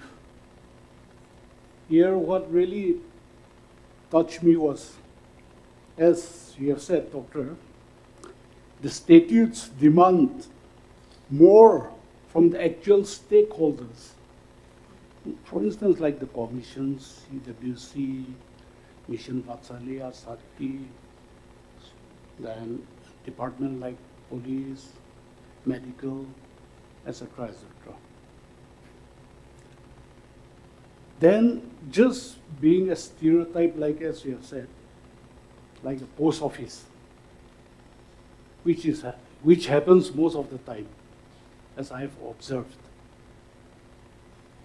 So I think it is high time we should, all the departments, stakeholder departments should converse together. Unlike earlier days, all the departments, they used to function more or less independently. But now, with the new norms, I think convergence is very, very important here. And for that, I would like to thank you for, sharing your thoughts with us. And recently, I would like to impress upon this August House that our commission, we have organized one sensitization program in collaboration with the police headquarters, PHQ, for all the police officers of the districts. Because why this was important is that, as we are all aware, the policemen, the police officers, they are well versed with the CRPC and IPC. But now, they get a little bit confused when it comes to, the provisions of the POCSO and JJA. So for that, to sensitize them, we held a program and it was very fruitful. So now we are planning to have it more or less, if possible, like a refresher course from time to time. And at the same time, we are also looking forward to have a program with a Juvenile Justice Committee, Nagaland, so that we, get more closer with the judiciary also. So these are the little things which I want to share with you. Thank you. My lord, may I put in a last word? Thank you.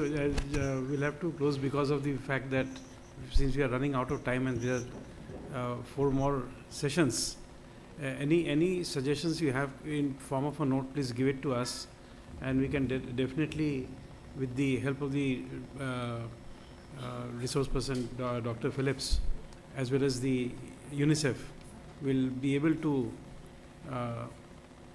respond. We can assure you that we'll see that it is responded to. Anyone who has not spoken but have some certain suggestions or certain queries, please put forward. We'll have it processed and then we'll refer back it to you. If you can give your contact number, we will definitely be responded to. So far as the closing remarks which I am to make, I would like to say that the presentation by the technical expert Dr. Phillips was quite an eye-opener. The experience which was shared by Niharika Lohar, Lotasa Sona and Mrinal Nayak were in fact equally wonderful, because they could share their experience of having lived through a traumatic experience, come out of it and shine in life. And this is what is an empowerment for a child. And it also fortifies the presentation by Dr. Phillips that first is the child itself who will be the protector of the child rights. And once people who are, the young people who are struggling with the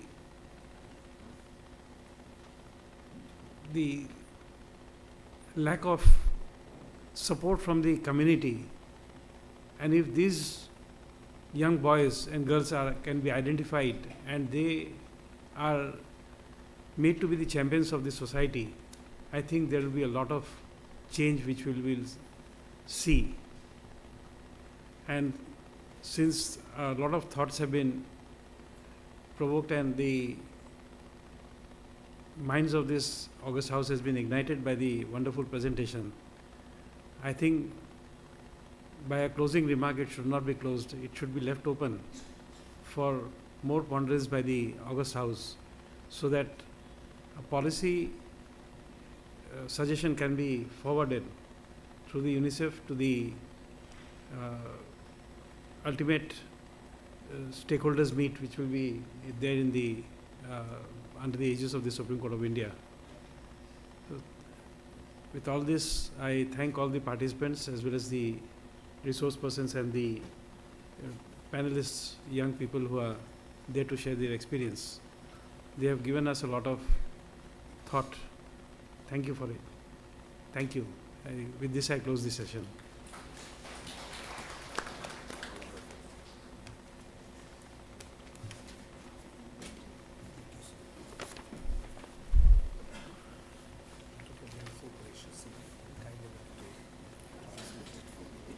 No, because you see, you are a resource person. First hand knowledge of you is required because you share your experience with so many people from the country. And in fact, you are the people who help to make the policies.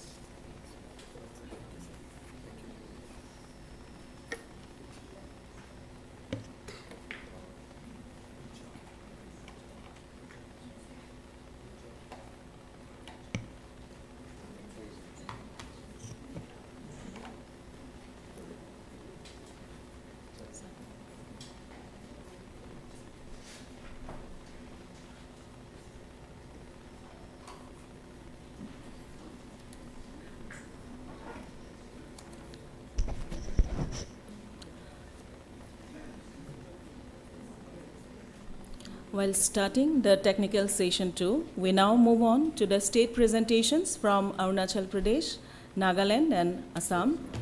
The theme of this session is Overview of Progress and Challenges from 2020 to 2025 on Safeguarding the Girl Child with reference to violence and child marriage. Each state will make one consolidated presentation with a maximum time of 20 minutes allotted per presentation. This session will be chaired by Honorable Mr. Justice Arundev Chaudhary, Judge, Guwahati High Court, and Member, Juvenile Justice Committee. I would now like to request the members of Guwahati High Court Registry to kindly felicitate Honorable Mr. Justice Arundev Chaudhary.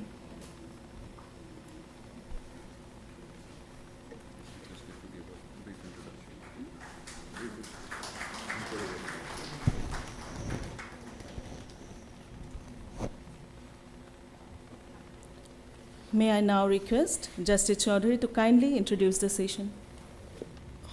Good morning everyone. We are a little bit behind time. So instead of giving any introduction, I'll straight away ask state of Arunachal first to start their project, and we'll interact in between. Already the introduction is there in the program itself. While concluding, we'll discuss. Okay. State of Arunachal Pradesh. For the state of Arunachal Pradesh, I would like to request Ojing Talong, State Nodal Officer, WCD Department, to kindly come forward.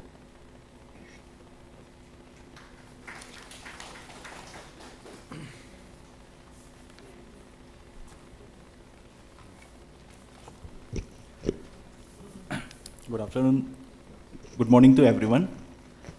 So I'll be giving the presentation on safeguarding the girl child, reflection on the progress, challenges and the way forward. So starting with the first slide, the key progress and initiatives undertaken by the state government. So we have already notified the Arunachal Pradesh prohibition of child marriage rules 2009, and under this rule, all the districts, all the 27 districts have child marriage prohibition officer appointed in them. Also, ASHA unit, which is Awareness, Support, Help and Action unit, has been constituted in all the in the 25 districts of the Arunachal Pradesh for effective implementation of the NALSA ASA SOP 2025 towards eliminating child marriage. To address the issue of bullying in educational institutions, the government of Arunachal Pradesh has also is also implementing the guideline for anti-bullying in all the government-aided and private schools and other educational institutions. We have also notified the Arunachal Pradesh Victim Compensation Scheme in 2024, where 14 different types of loss or injury caused due to various crimes in which the victim compensation is provided to the victims or his or her dependents. Next slide. Across the district, across the state of Arunachal Pradesh, we have 49 numbers of legal aid clinics in 18 districts of Arunachal Pradesh.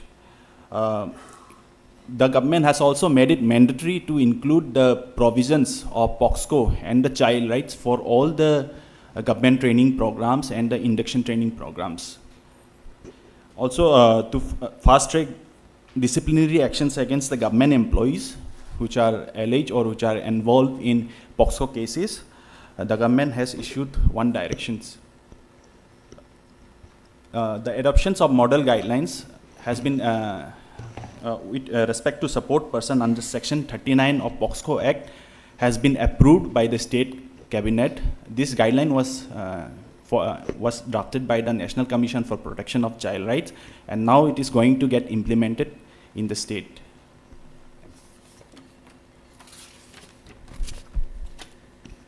Coming to the statutory provisions and the service delivery structure, we have active 25 SGPUs and child welfare police officer in 25 districts of Arunachal Pradesh. There are presently 7 women police stations and 109 women police stations, 109 women help desks in all the in 109 police stations.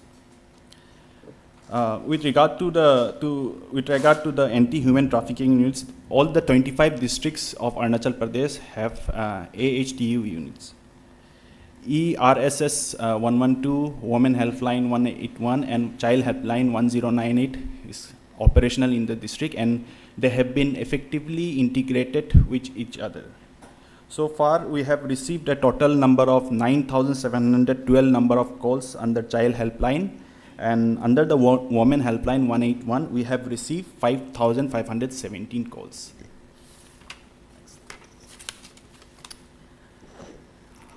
The 25 districts of Arunachal Pradesh have active district child protection unit at the district level, and we also have one-stop center each in all the 25 districts of Arunachal Pradesh.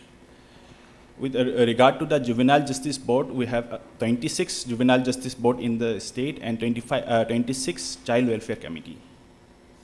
There is one government-run observation cum special home for the juveniles, and 6 observation cum juveniles home are currently undergoing constructions. There are 2 Vatsalya Sadhans, one at Namsai and Pasigat, who are currently under construction. So this will, once it gets constructed, this will serve as an integrated complex for housing the CNCP and CICL children, as well as it will serve as an office for the JJB as well as the CWC in a single premise. We have 14 numbers of NGO run children home and 25 specialized adoption agencies across the state. There are 2 registered open shelters for housing the missing children traffic, as well as the children who have identified as CISS, that is children in street situation.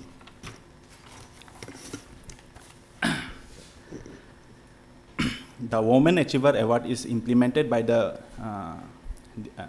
government of Arunachal Pradesh. So far, we have felicitated 31 women as well as 12 NGOs who have tirelessly worked towards the upliftment of the vulnerable section of the society. The Arunachal Pradesh Chief Minister Bal Seva scheme has been notified by the state government. Under this, any child who has lost his or her parents during the COVID-19 period, and also any orphan children are provided with financial assistance at the rate of 1,500 rupees per month, and when they reach class 12, they will be provided with laptop. The Beti Bachao Beti Padhao scheme is also implemented in 25 districts of Arunachal Pradesh. So far, it has led to considerable improvement in the SRB as well as the sex ratio. We have 14 districts having more than 900 female per 1,000 males in 2023-24.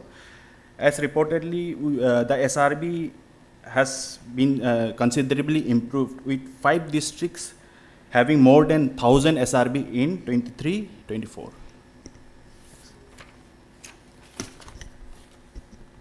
Through the District Child Protection Unit, we have effectively placed 2,470 CNCP children under the sponsorship program, in which they are being provided with rupees 4,000 per month. Under the Chief Minister's Social Security Scheme, the Disability Pension Scheme has also been amended to include all persons having benchmark disability of 40% or more. At presently, there are 285 children with disabilities who are getting the benefits. The state government is also implementing a state program for rehabilitation of women with disability, under which free aid and appliances are being provided to the person with disabilities.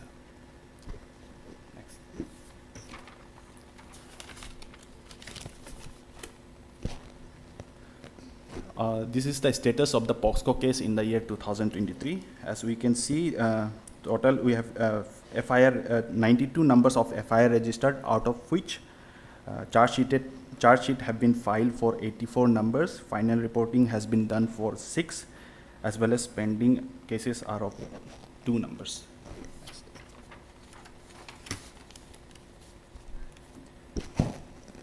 This is the status of POXCO cases in the year 2024. We have 117 numbers of FIR filed. Charge sheet have been made for 103. Final report has been prepared for 7, and pending cases are 7.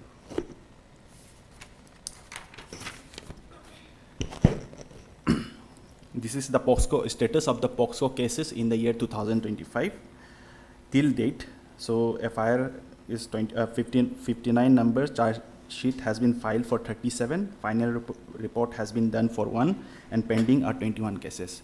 We have seen that there has been increase in the POXCO cases in the last few years, and places like Papumpare capital continues to be the hotbed of the rising POXCO cases.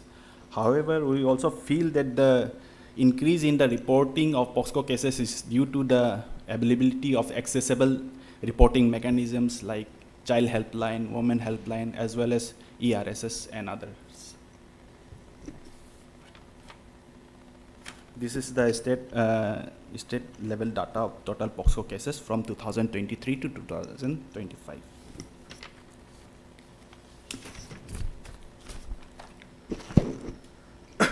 Some gaps and challenges that have been identified in the state of Arunachal Pradesh. We have encountered that there are shortages of trained professionals like child psychologists, counselor to assist the child in need of care and protection, and CICL children. Also, there is a lot of improvement to be done for interdepartmental coordinations. There is a absence of one standardized protocol to prevent and respond to incidences of violence against girl child and child marriage. Also, there is one delays in the forensic examination and evidence collection due to the limited infrastructure in the state. More awareness needs to be done among the communities regarding the reporting mechanisms. There is also fear of stigma and social pressure, which discourages the victims or the affected families from timely reporting. And there is increase in the cases of online violence against children, and such reports are limited. with regard to the training facility for the CMPOs, CWPOs, and medical officers and all the other stakeholders, there is a requirement of proper funding to be placed with the state government so that they are effectively trained in dealing such cases.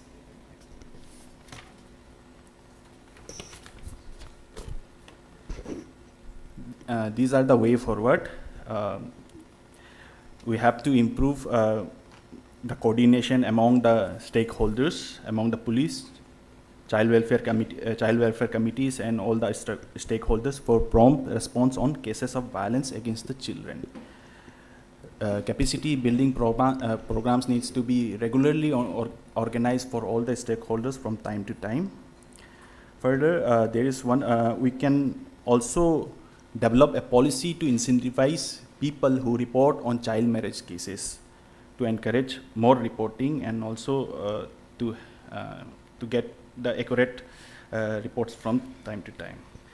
And we can also strengthen the monitoring mechanisms to ensure compliance with the statutory timelines and fix proper accountability.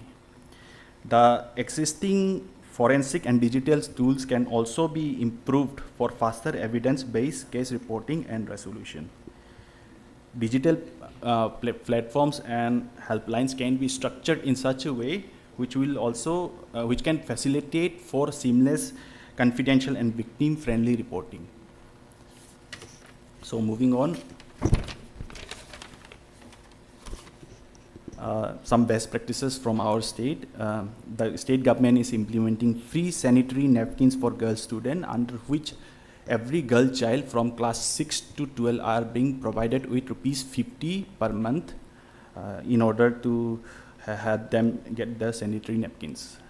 Also, the state is implementing Rani Lakshmibai Atma Raksha self-defense training scheme for the girl child from 6 to 12, under which self-defense training programs are organized by the educational institutions.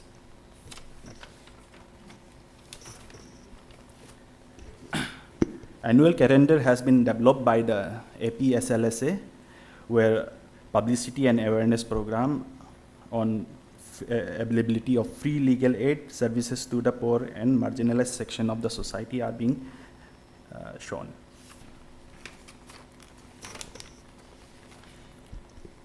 The State Commission for Protection of Child Rights have developed one infographic content to promote awareness among students in schools as well as in all the institutions on the various issues concerning the child rights. Next. These are some of the photos of various initiatives undertaken by the state in the recent times.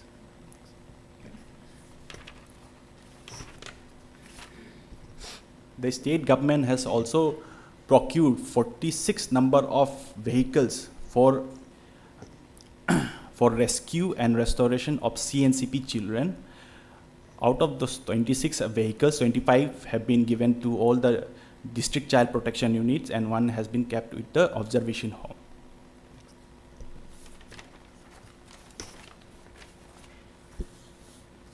We have also developed one comic book on POXCO assets to generate awareness among the students and the larger public. 2 videos on the POXCO cases has also been developed by the state.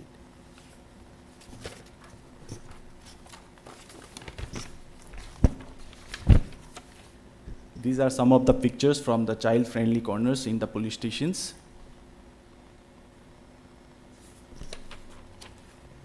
So these are some of the photos of the training programs which are held for the government employees of the state government on POXCO Act as well as child rights. So thank you all for your passion listening. Thank you.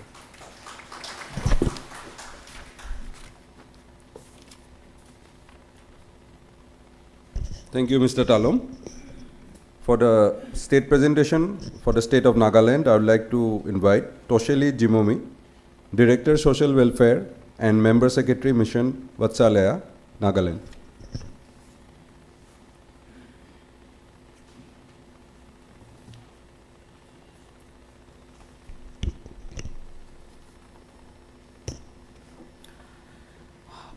Honorable Mr. Justice Arun Dev Chowdhury, Judge, Guwahati High Court and Member, Juvenile Justice Committee, Honorable Judges, respected officials from various departments and commissions from states of Assam, Arunachal and Nagaland, representatives from NGOs and all participants.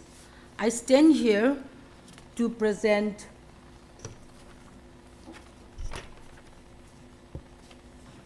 the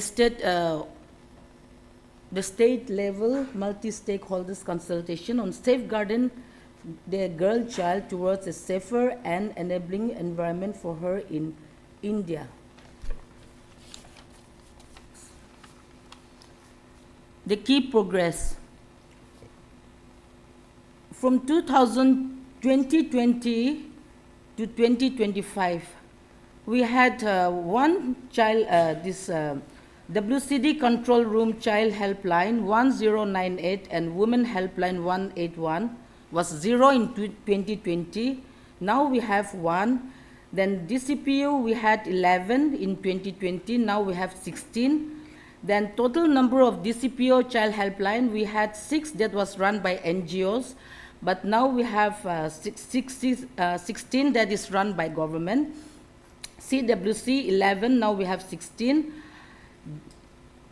JJB we have 16, and total number of registered CCIs under JJ Act, we had 60, but now we have 72.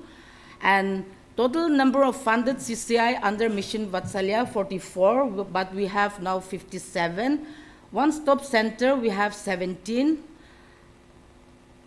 State Hub for Empowerment of Women, we have 16. Total number of Special Juvenile Police Unit, we have 14. And total number of designated Child Welfare Police Officer, 108. Child Marriage Prohibition Officers, we had 11 in 2020, but now we have 87. Nagaland state has successfully established all these key services, mechanism and structures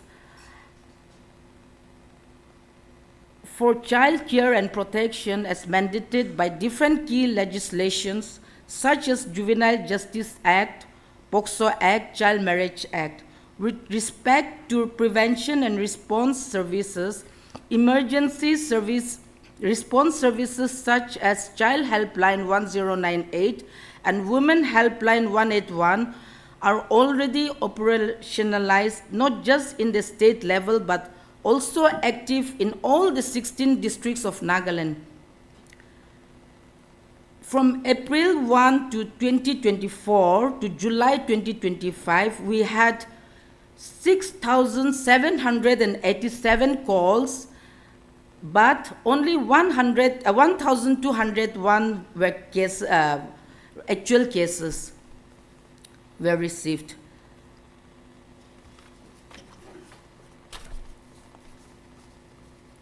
Then the total number of special court designated, we had 8 and we still have 8. Then total number of fast track court 1, District Legal Service Authority 11, Commission for Women, State Commission for Children and Disability, everything, all these 3 are established. Medical Board Certification for Disabilities, we have 11. Specialized trainers and experts under Samagra Shiksha for Special Needs Children, 47. Registered ultrasound clinics under the Preconception and Prenatal Diagnostic Techniques Prohibition of Sex Selection Act, 1994, we have 85. The POCSO Act and state rules for Nagaland has already been adopted and notified.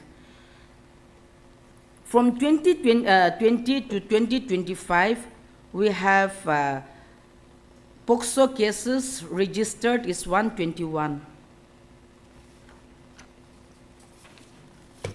Gaps and challenges. Lack of specialized institutions for children. Lack of specialized institutions for children, These institutions range from child care institutions exclusively for special needs. Number 2, mental health institutions, and we do not have any rehabilitation centers for boys and girls for de-addiction. Then number 2, lack of qualified experts such as counselors, special educators, be it in schools or child protection services or medical. There is a lack of experts such as counselors, special educators. For example, under Mission Vatsalya scheme, the remuneration is so less that the qualified experts like the counselors or special educators, we cannot retain them for long, because since the remuneration is too less, they always opt out from the wherever they have been engaged. They always opt out for higher remuneration that is paid to them. Then number 3, lack of knowledge on legal rights and redressal mechanism. The lack of knowledge about legal rights and redressal mechanisms is a significant barrier to accessing justice, leading to a gap between generated rights and actual access, especially for vulnerable population. Way forward. Number 1, strengthen effective convergence with stakeholders. Different departments are implementing different schemes, working to improve the quality of life of the children directly or indirectly. These programs have intersecting goals and objectives.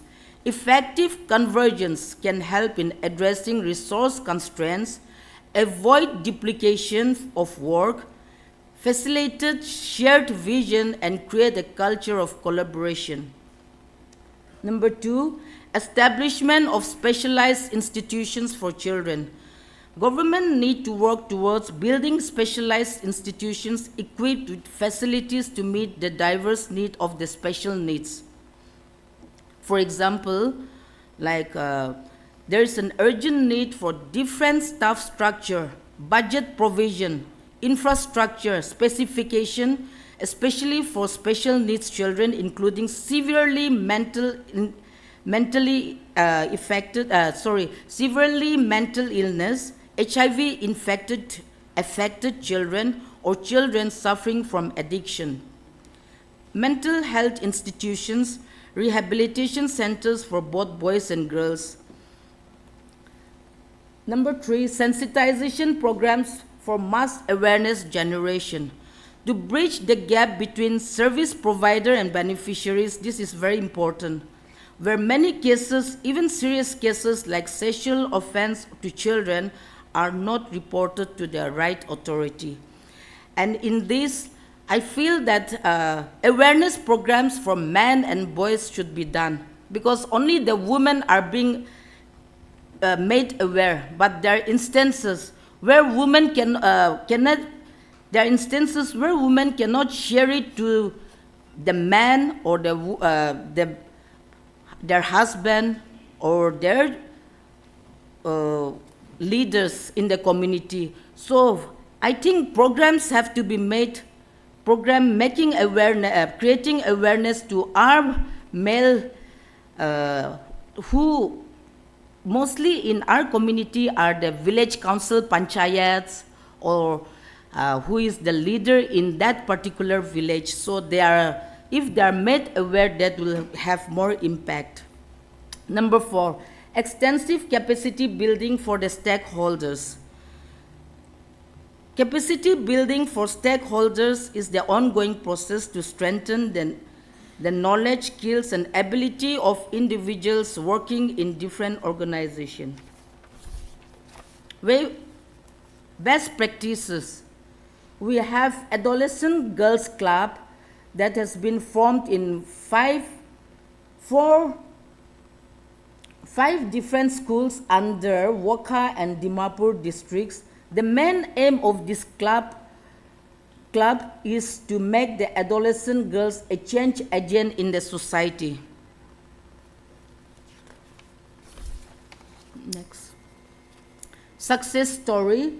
We have a success story that is the girl-child dignity and safety, segregation of toilets. This is from a village in Fuchama village in Jakama RD block, Kohima, where the village realized that despite having a high literacy rate, still lacked basic infrastructure in its government schools, especially lack of separate toilets for boys and girls, and physically challenged. So with this, they had the village level organization is an organization of the self-help group in the village, and so they have constructed toilets especially for girls and differently physically challenged. Child-friendly corners at police stations. This is, we have child-friendly police station in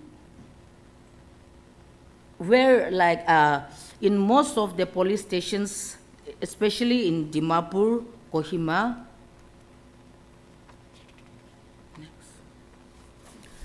Then trainings and workshops on child-friendly procedure and investigations for police. This was organized by Nagaland State Commission for Protection of Child Rights. Not just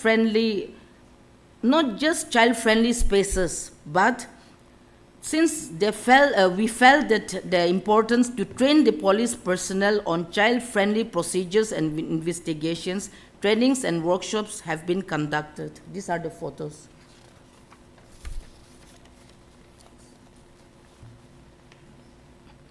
This is child-friendly zone at district courts. This is child-friendly zone at district courts is in Wakai and Pak. Legal Literacy Club. The Legal Literacy Club was formed under NLSA, and it consists of one panel lawyer IC, one teacher IC of the LLC school and students. We have LLCs in 11 districts. Students were given opportunity to participate in different programs like Independence Day, Republic Day, World Environment Day, and they were given awards for the winners and certificates for both the winners and participants. Thank you.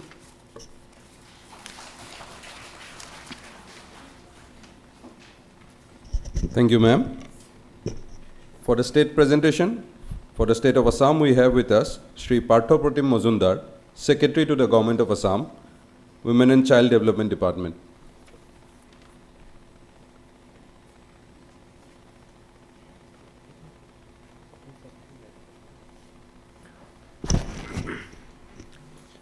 Honorable Mr. Justice Arun Dev and member of the, Judge Guwahati High Court and member of the Juvenile Justice Committee of the Guwahati High Court, Honorable Mr. Justice Mridul Kumar Koleta, Judge Guwahati High Court and member of the Juvenile Justice Committee, representatives from the District Judiciary, representatives from Dalsa, representatives from Assam, Nagaland and Arunachal Pradesh.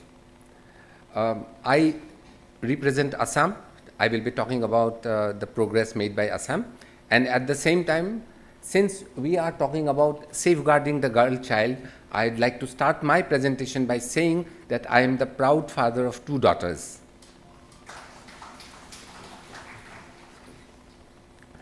So here are some figures under the juvenile justice system. I won't read them out, but yes, these are some of the statistics which relates to Assam. And one thing I'd like to highlight is that because of the crackdown on child marriage undertaken by the state of Assam, we have had a spike in the number of cases under POCSO. That is top portion, the last one. Next. Now, these are some of the progresses we have made in the last 2 years. Out of the 328 police stations in Assam, almost 135 have child-friendly corners now.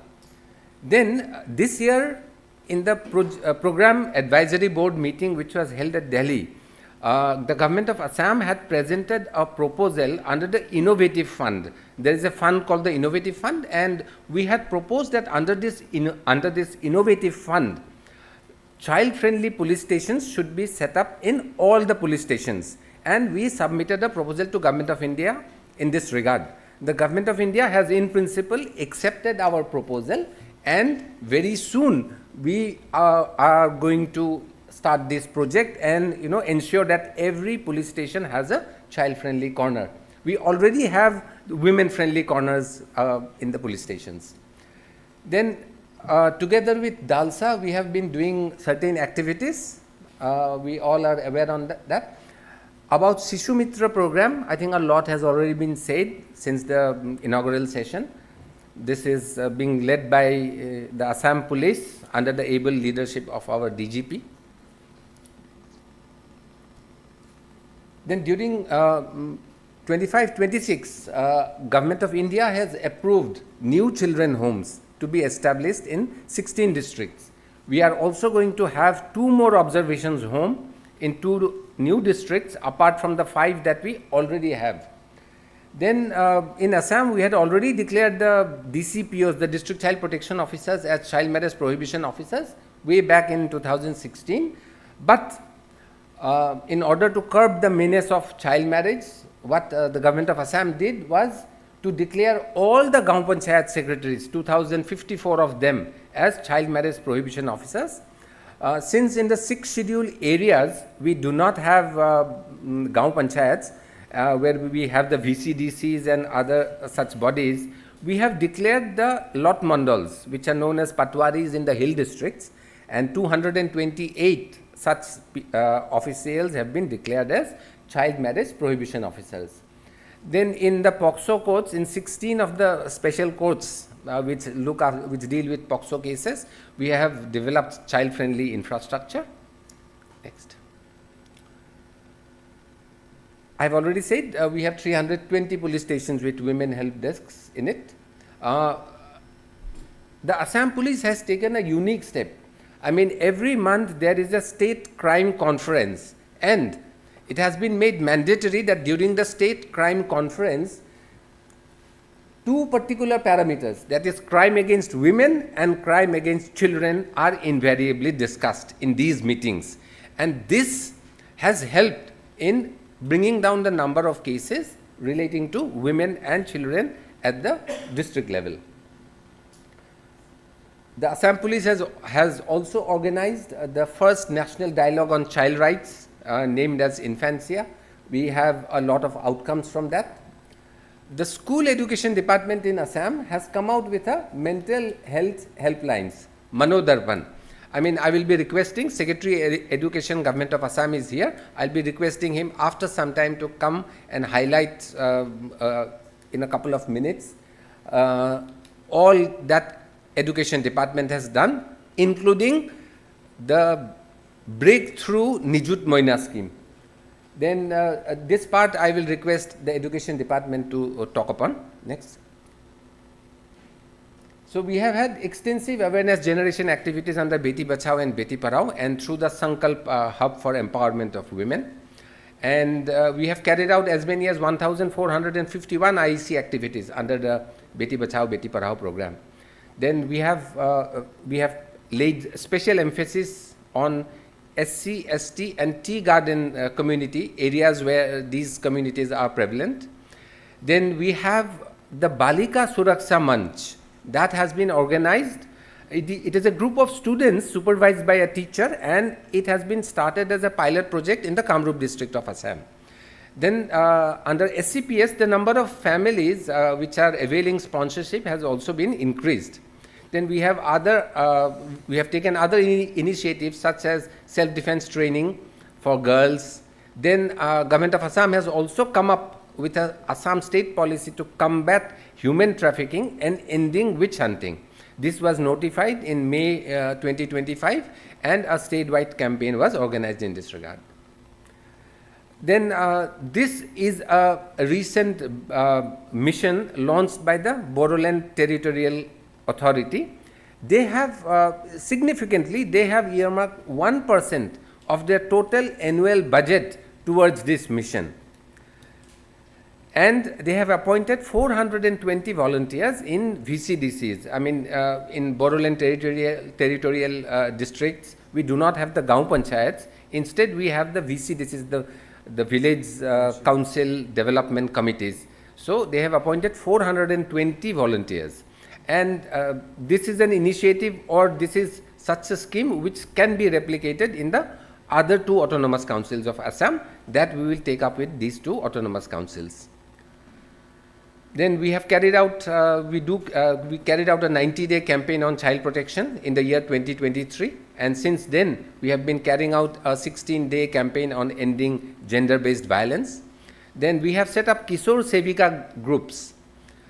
And we also have special Mahila and Bal Sabhas where issues relating to children and women are discussed. And we encourage the community participation in these sabhas. Now, on ending child marriage, you may be aware that Assam government has come down very heavily on the prevalent child marriage in the state.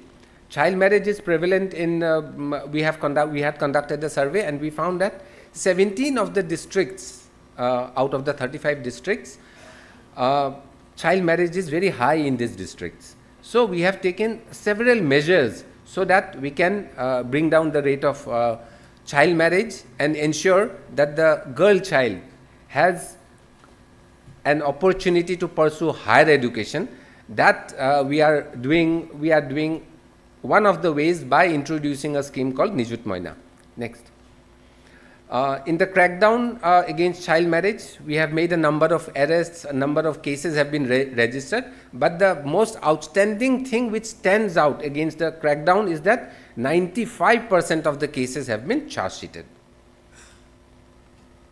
Now, these are some of the impacts which we have seen, I mean, as a result of the crackdown on child marriage. And next. This is a breakthrough scheme in Assam, and I will like to request Shanawaz Chaudhary, Secretary Education, Government of Assam, to give a glimpse about the scheme.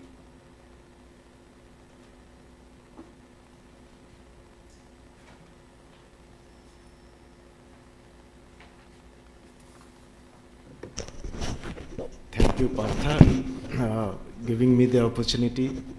Good afternoon, sir. All the honorable judges are sitting here. My colleagues from the state of Assam and the state, and my friends and senior functionaries from different organizations. I'm so happy that such an important topic is being discussed, and I got the opportunity to be here, to hear, to learn, and it's a growth opportunity for me to contribute to my department, what I'll be learning from here today. Assam is a state under the leadership of the present Chief Minister. The first thing I'm saying is that we have convergence. From the top leadership, we have cabinet meetings every week. And that is the symbol of the governance with convergence. All the topics of all the departments, with all the senior most secretaries, with all the honorable chief ministers, under the leadership of the honorable chief minister, we discuss everything that requires every week discussion for the betterment of the state. And in that way, the state of Assam for the last 5 years have evolved in a way, I think, the outcome, which of course cannot be seen at an instant pace, can be felt by all in the coming years. In the field of safeguarding the child, and particularly the girl child, starting with my pranam to my mother, who was a girl child. Now, we cannot believe that such atrocities can happen, but it's happening. And on that platform, the government and the school education department had taken so many steps, and we have a good gender parity, socially, having the legacy also, and also we are maintaining that in the schools. Starting from the pre-primary, we have also included the 3 years Anganwadis. The course curriculums, the books are now being developed, and even it has been now being, the Anganwadi workers are being trained from the age of 3. We are making our child school readiness and giving the focus on the schools and its curriculum. Again, coming back to the retention, where we see a dropout rate having more weight, that is the dropout rate getting more in the secondary section, particularly to maintain the retention of girls, we are providing, incentivizing them, we are providing cycles for their mobility to the girls, we are providing scooties at the college level for the mobility of the girls, and for the whole outcome is for safeguarding the girl child. We are creating elder members in the girls, in the female, in the gender, to take care of that community at the gender from the child. We are creating an environment where the girl child gets its dues, where it is safeguarded. Now, coming to the incentivization, we have started with Nijut Moina, where every girl child, except the vacation period of 1 month, the girl student in class 11, so that they are motivated to take admission in the secondary section, will be given rupees 1,000 per month. And it's by DBT. The Nijut Moina scheme expanded to beyond schooling to the colleges. The first year they will be getting 12,500. And even beyond, the girl child will be getting in the university level 2,500. So it's an incentivizing the girl student to remain in the educational stream, to take forward the nation. They constitute the 45% of the population. If they are out of this system, the entire population is out of this system. The other part is that we have to take care is about the course curriculum. That what we have seen, that the goodness that we have to have, it should be reflected in the course curriculum. We are speaking about science, we are speaking about a lot of allied subjects that are coming up. We are speaking about employability of course curriculum. We are professionalizing our academics. But we'll also have to take care that whether we should also equally market the goodness. We have to have a strong social science subjects beginning from the childhood. And I hope that whatever I have spoken on this on behalf of the women and child development will be beneficial to other states also, and we'll also hope that we'll be safeguarding the girl child. Thank you. Thank you. Thank you, Sanavas. Let me come back to the presentation. Why Bal Sabhas? I mean, I was talking about Bal Sabhas in the slide before. Strengthens the right to participation, facilitates children's role in decision making and children as leaders and change makers. We have seen in the previous session these young adult, sub-adult leaders. Now, Bal Sabhas promote such youths, such adults to participate in the decision making process at the grassroots level, as these 3 young adults have shown us. Next. So these are the number of Gram Sabhas which we have held. Next. These are some of the success stories of the girl children from who have sort of passed out from our child care institutions. We call them the aftercare beneficiaries. Now we have the examples of Champai Marak. In academics, some of our students have done very well who were residents of our CCIs. They have secured very good marks, and now some are studying in degree level, some are doing master's level education. Next. Now, looking at the child marriage model of Assam, like the way we are trying to prevent child marriage, we have had several teams coming in from other states. From the government of Orissa, a team came, they interacted with us, they studied our model. They also went to the Morigaon district and they studied what is being done at the grassroots level and what is being done at the policy level in Dispur. Similarly, officials from Telangana and Rajasthan have also visited us. They stayed with us for 3-4 days.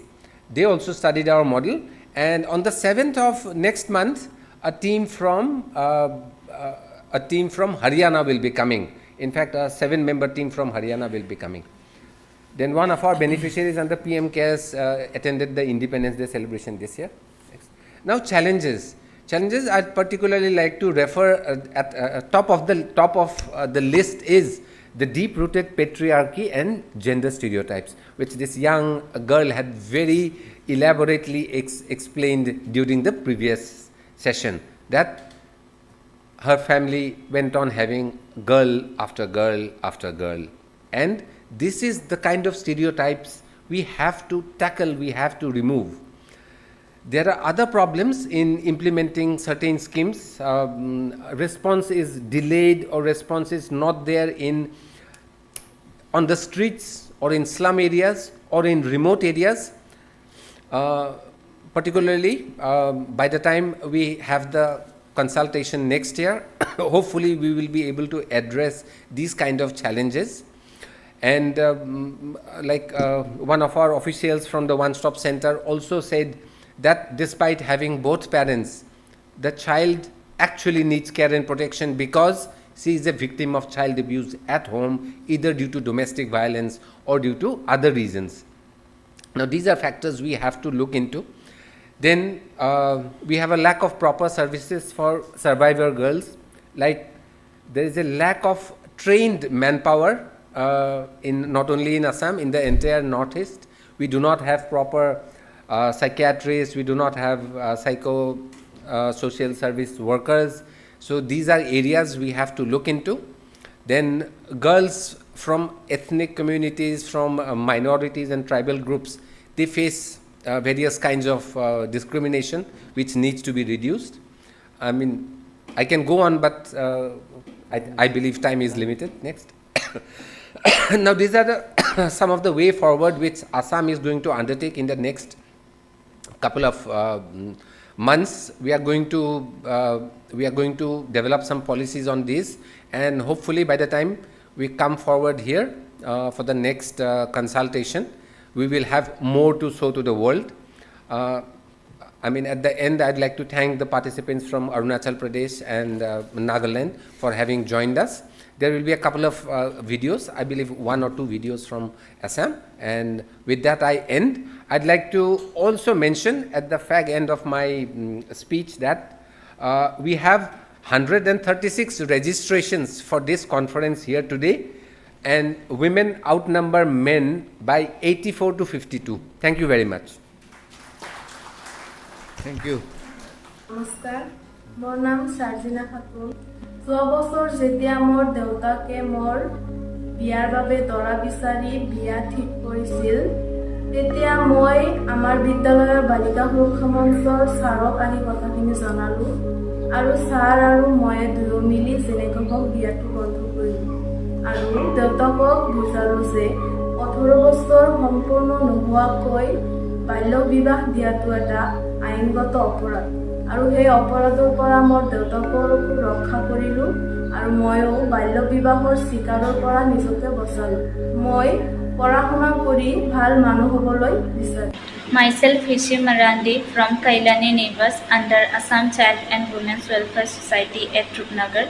I was residing at Kailani Neighbors from 2014 and started my student life. I have completed my class 10 in 2023 and got 90%. And after that, I admitted in Ulubari Higher Secondary School in Science stream and also complete my 12th in 2025 with star marks. And at present, I am pursuing my Agriculture BSc from Assam Agricultural University in Jorhat. নমস্কাৰ মোৰ নাম beauty Das মই care liver আৰু Assam care liver এছ'চিয়েশ্যনৰ member মই সৰুতে association village গুৱাহাটীত আহিছিলোঁ মই তাতে থাকি মেট্ৰিক আৰু হাই ছেকেণ্ডেৰী পাছ কৰিলোঁ তাৰ পাছত মই গুৱাহাটীতে থকা আছাম স্কিল ডেভেলপমেণ্ট মিছন ইনষ্টিটিউটত ৰিটেইল ছাৰ্ভিচ কোৰ্চ কমপ্লিট কৰিলোঁ যাৰ জৰিয়তে মই এটা ভাল জব পাবলৈ সক্ষম হৈছোঁ বেহেলিনত মই আফটাৰ কেয়াৰ ছাপৰ্টো পালোঁ যাৰ জৰিয়তে মোৰ পঢ়াৰ সহায় হৈছে মই এইটো ক'বলৈ অতি সুখী যে মই নিজৰ ভৰিত থিয় হ'বলৈ পাৰিছোঁ আৰু অসম শিশু সুৰক্ষা ব্যৱস্থাক ধন্যবাদ জ্ঞাপন কৰিব বিচাৰিছোঁ thank you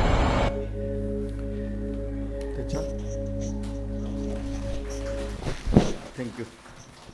I'll go to open house discussion. Now I'd like to request Honorable Mr. Justice Arun Dev Chaudhary to kindly initiate the open house discussion. Again, we are behind time anyway. This session focuses on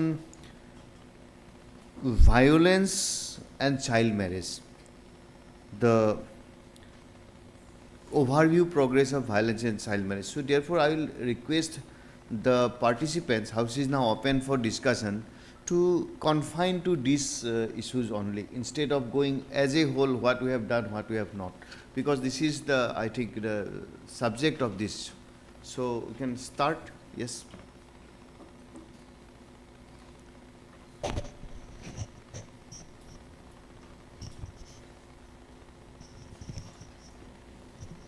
Anybody from Namaskar. Yes. My lord, Yes. I am Srimati Konkiani Deka. I am the Special Judge POSCO Court in Honitpur, Tezpur. As a POSCO judge and as a mother of a daughter, when I take the evidence of young girls suffering from teen pregnancies, I find that they were perhaps studying up to a certain level, perhaps in class 7 or 8, when they fell in love with a boy and became pregnant, were studying at that time in schools, but following the pregnancy and sometimes perhaps an abortion or a birth, the child is not inclined to study anymore. She faces a huge stigma. And the stigma, when she deposes in court, she says that, "Ma'am, I'm unable to go to school because my friends will tease me, my batchmates will tease me, my teachers look down upon me. Even my principal is reluctant to readmit me." So in such a situation, what happens, when the POSCO victim comes to us, when she's pregnant, we give her interim compensation. We recommend the case for interim compensation so that it helps in her pregnancy. Perhaps she can give birth to a child. But at the initial stage, we also ask her whether you are reading in a school, whether you are still in school or not. And she will say that after this pregnancy thing has come to light, I am not going to school for the last 20 days, perhaps 25 days, and school is not ready to admit me again. In such a circumstance, the POSCO judge, apart from awarding interim compensation, can the POSCO judge also go beyond our realm and take steps for interim rehabilitation of the victim? That is the question? That is the According question, to madam. me, see, we have Juvenile Justice Act, as our speaker he has clearly said, this is a most progressive piece of legislation, and the definition of a child in need of care and protection is a wide definition. As a citizen, forget about as a judge, if you are aware what we have been discussing all throughout, that their participation is required. See, in your case, sequence of events is an information has come to you, which according to me is a child now. Forget about the offense committed upon her. She now requires care and protection. Care and protection for the social deprivation, for education, her parents is not giving. So she will be a child who needs care and protection. So there shall not be any bar, though you are adjudicating the criminal case, there shall not be any bar for you to bring to this notice of the proper authority who can give her proper care. I think this will be your responsibility. You will have to give it to you. Yes. Your Lordship, Yes. I'm to your left. Okay. I'm Dr. Gitanjali Ghosh. I am an associate professor of law at the Department of Law at Tejpur University. This is not based on a generalized assumption, but it is born out of 3 to 4 testimonies that I have unfortunately had to be privy to. And this is in the context of the medical examination that is carried out on the victims of POXO in the hospitals of our state. I would not like to take any names here. There are 2 problems here. If we look at the POXO Act and the POXO rules, if you look at exactly what is expected of the hospitals and the registered medical practitioners, they're very broad in nature. However, I believe that if your lordships would be eager, possibly you could take suo motu cognizance and maybe try and figure out exactly A to Z what a victim goes through in the name of medical examination in our hospitals. Say, for example, the POXO Act throughout talks about maintaining the privacy and dignity of the victim, right? Let me tell you, the moment the victim is taken to the hospital, rape victim, rape victim, rape victim. This is the first thing that happens. Instead of 5 different doctors from 5 different departments maybe coming to one place to look at her, she is moved from room to room for different kinds of medical services. And by the end of it, the process is so horrendous that I can only imagine that many a time she might be then unwilling to go for the rest of the process. And at this point in time, I would also like to draw your lordship's attention to the culture of victim shaming that we have. Because unless and until a victim is pure and pristine, what we call a faultless victim, she is apparently not eligible to deserve any kind of respect. Say, for example, upon medical examination, if they figure out that possibly this was consensual, and because she is underage, therefore it is considered to be statutory rape and whatnot, suddenly, the very system that was supposed to protect her sort of starts judging her. I'm privy to an incident from my hometown where the perpetrator is someone my age, the victim is somebody half our age, and because she flirted back, she sent her nudes, suddenly that becomes a mitigating circumstance for the perpetrator. We are forgetting about the fact that a 15-year-old does not have the kind of agency that a 34-year-old has, especially if there is a power hierarchy. So this is not a question, this is a request. Experience, this is an yes, experience. Right? And born out of my experience, a request. Because you have the power to take cognizance of this without a victim actually coming and talking to you about it, without possibly somebody filing a PIL. So I would urge the Juvenile Justice Committee to maybe at least investigate these 3-4 instances that I have found, and okay. we'll be grateful. It's a very pertinent issue. See, here it happens. First of all, the whole problem is the biases and stigma. Everywhere, we are in a patriarchal society, we are brought up in that way. A kind of offense committed by a male and a female, you will have a different biases, different perception from the citizens. So we will have to, as on date, we will have to accept this reality. Now see, I will give you an example. Once upon a time, there is a sati pratha. The wife is to die after her husband's death. Now we are here that these systems are over. So we will have that, that's why everybody is stressing on that community participation and all. This is one aspect of the matter.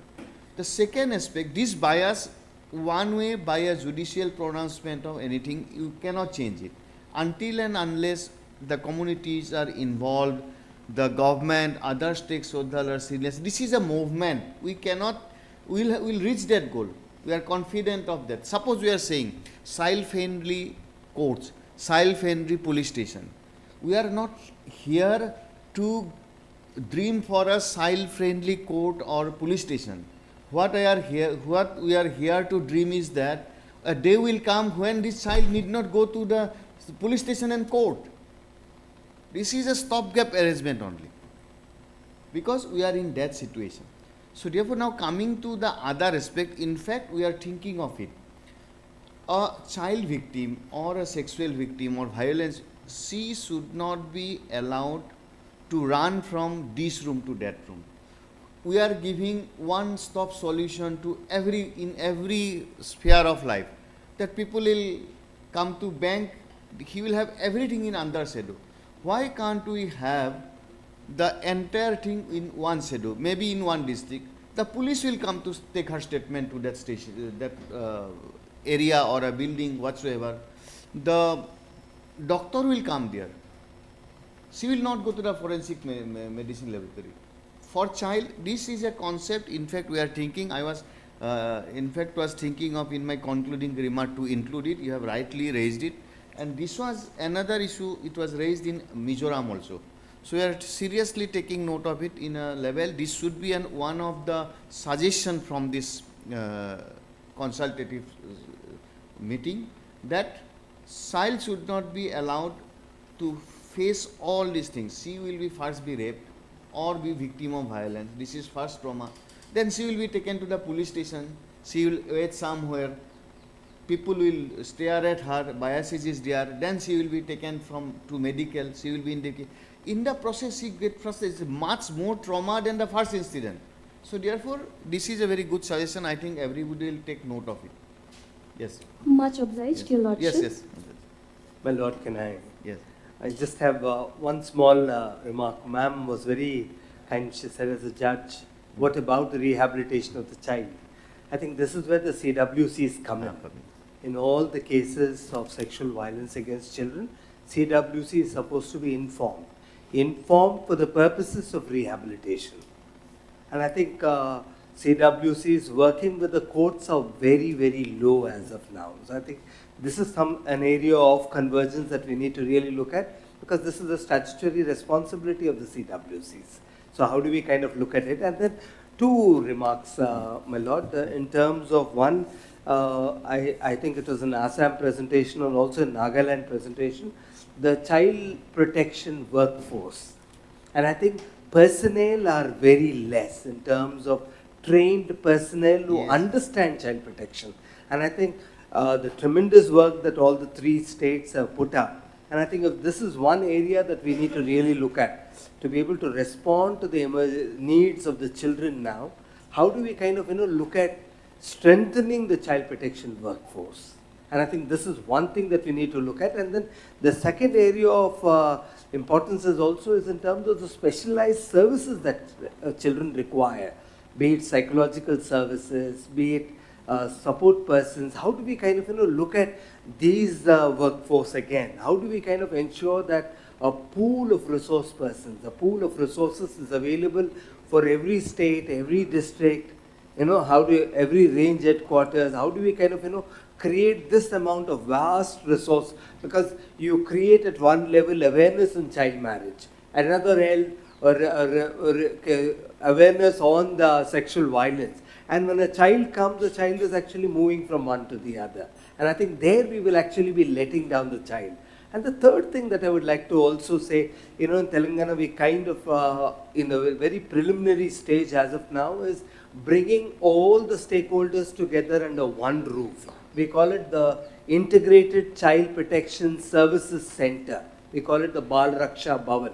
What is important is at one place you have the CWC, the Special Juvenile Police Unit, the Juvenile Justice Unit, DCPU, everybody works under one unit, including the medical services, so that all services that a victim require is all there in that one place. So it's easier for coordination, and time-wise you save it. And I think it doesn't cost more money. It is all within. So how do you, kind of look at institutions like that so that service delivery becomes seamless and easier for the victim? In fact, this integration will be give more cost benefit. The integration, and she is our focus, and we are again forcing her to run from this to that. So why not an integrated? We are thinking of so much of policies, so much of, and another aspect I will just like to add here, this integration of medical department, say education, child welfare, everything. But most important link is the finance. For all this, we need infrastructure. See, we are facing, as a Juvenile Justice Committee, we know there is lack of infrastructure in juvenile justice boards, creation of, say suppose we run a juvenile justice board with the support of some contractual workers. They will get minimum of pay. Nobody is interested to remain there. Ultimately, it the finance. So always I insist on that the finance should also be part of this consultative group. Ultimately, money, isn't it? So budgetary, without a budgetary sanction, how can you dream of anything? Yes, anybody? My lord. Yes. Yeah. What sir has already said and what we have discussed, while talking about safeguarding of the girl child, while we're talking about the child care system protection, and ultimately the human beings, they are the people who is going to give the service. And Lordship, while we are talking about the safeguarding girl child, whatever violence is inflicted on her or she faces, somewhere, as in the state of Assam, it has been already presented that deep-rooted patriarchal system, what you have said, the gender thing is there. Lordship, the capacity building of this child protection functionaries and other officials, whenever it happens, a dedicated session or a dedicated course or something on gender and different facet of gender. Because while they will be taking care of a girl child who is a survivor of any kind of abuse, it is a bit different than taking care of a boy. So there are gender aspects are there in case of rehabilitation, in case of reporting, in everywhere. So that gender training is a must, I think, for the capacity in all sector.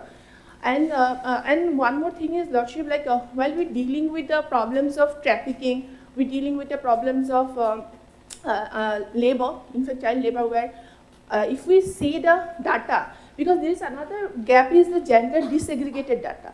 This is something a bit not very easily found. So whenever we deal with this type of things, the gender disaggregated data is very important, because then we will come to know in cases of trafficking of children also the number of girl child and women are much higher than the boys and the men. And similarly, in the child labor cases, if we see the domestic help, more girls are preferred over boys. In case of domestic, that is the patriarchal system, yes, because who will do household work? Yes. A girl, the first thing comes in our mind is a girl. So therefore, this is very deep rooted still Yes. in our society. And this kind of situation cannot be changed by giving training. It needs a continuous, conscious movement from all the sides, isn't it? And education is the foundation of it. Yes. I'm So not the- saying only somebody making you somebody literate.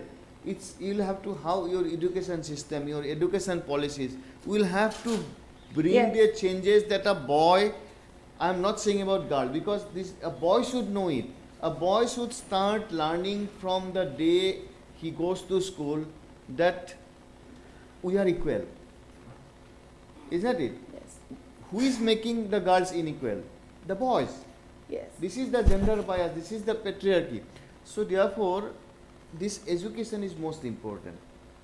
Yes, also that So therefore, gender if dysphoria we also- cannot, sitting here, we cannot have a mathematical resolution.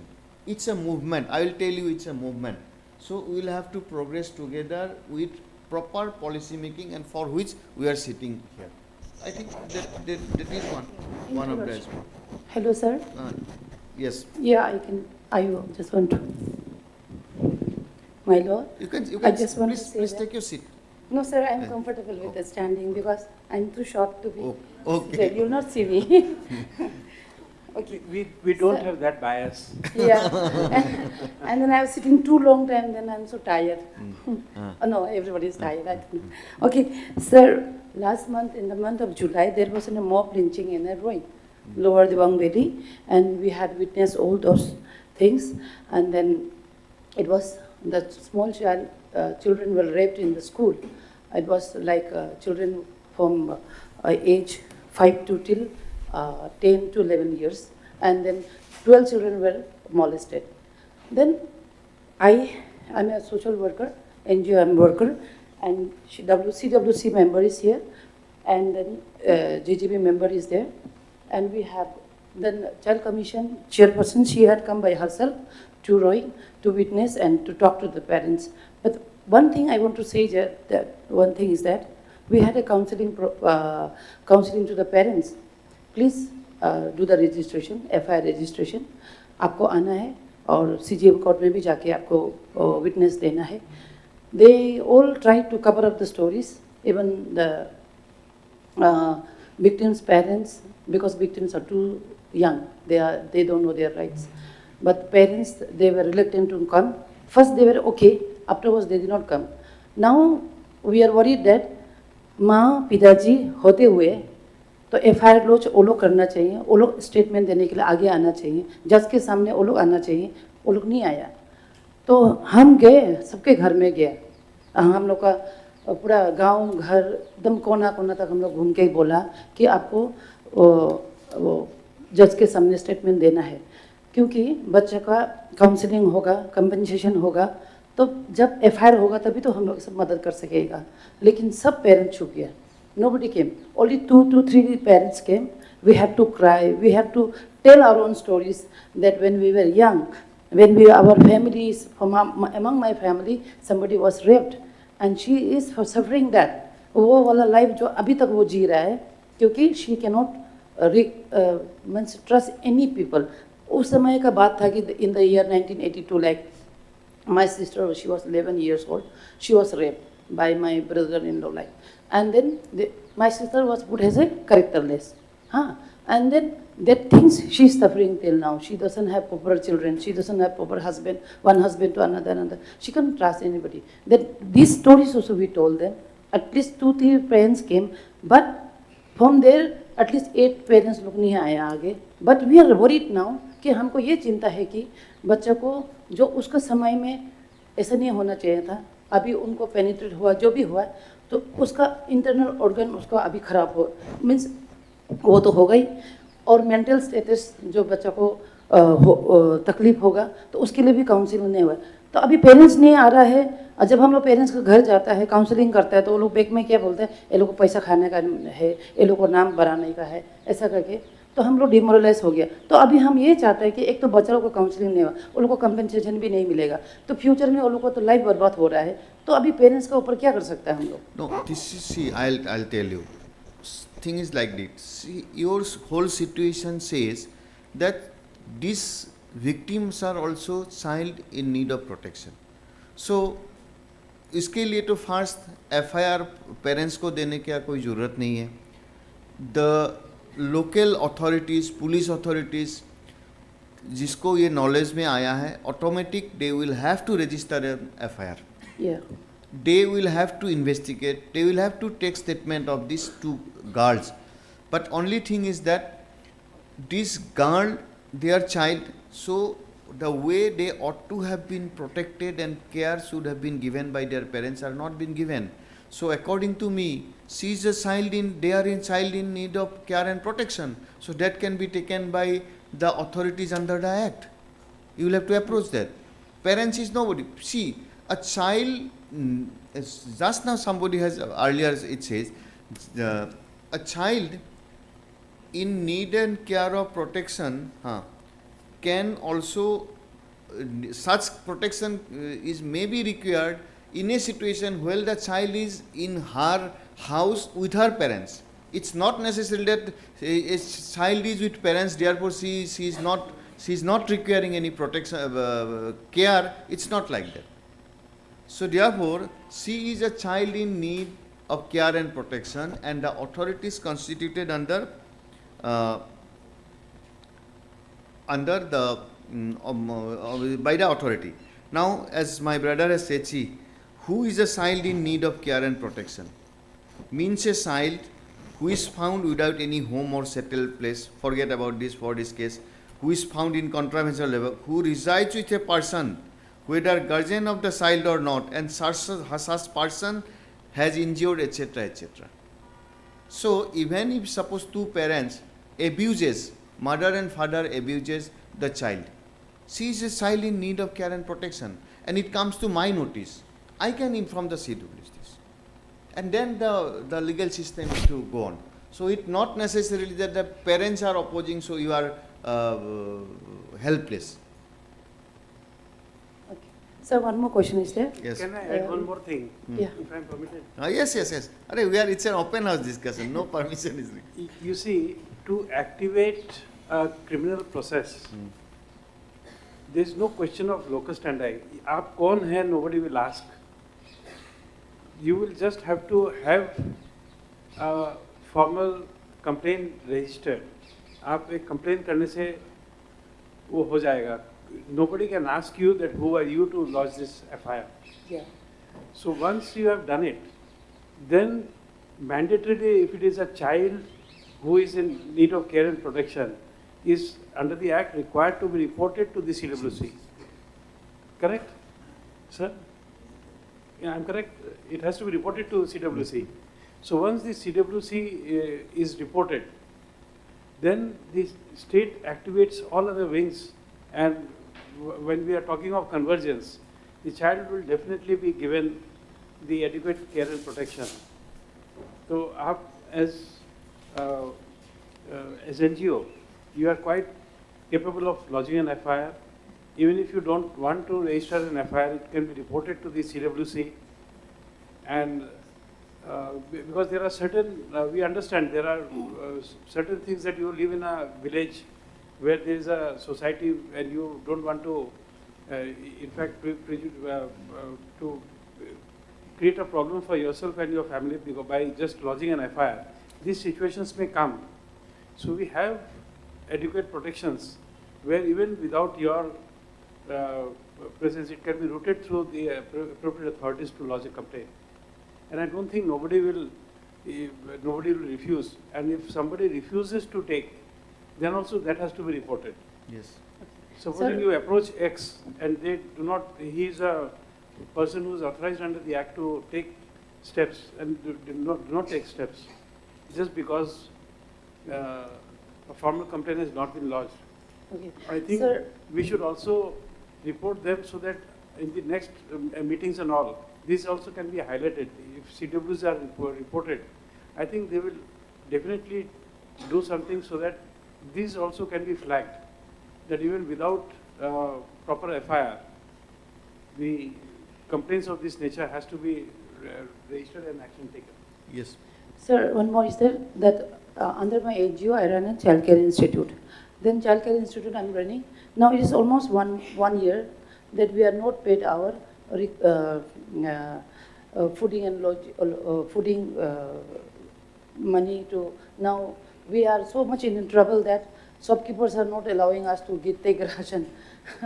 Then, sir, I think I am here because 60 children are in my childcare institute, including the staff. We are 70. I'm not in Kororpati that you will continue to feed all these children. Sir, you know that in a family you have got 2-3 children and you maybe 5 of them. It's very difficult to feed them. But me, you think about the childcare institute, how we are going to feed the children. At least make it into installment for us so that 6 months. Otherwise, next meeting we won't be there because we'll have a very fast stroke or heart attack. I don't know now, shopkeeper doesn't want to give us.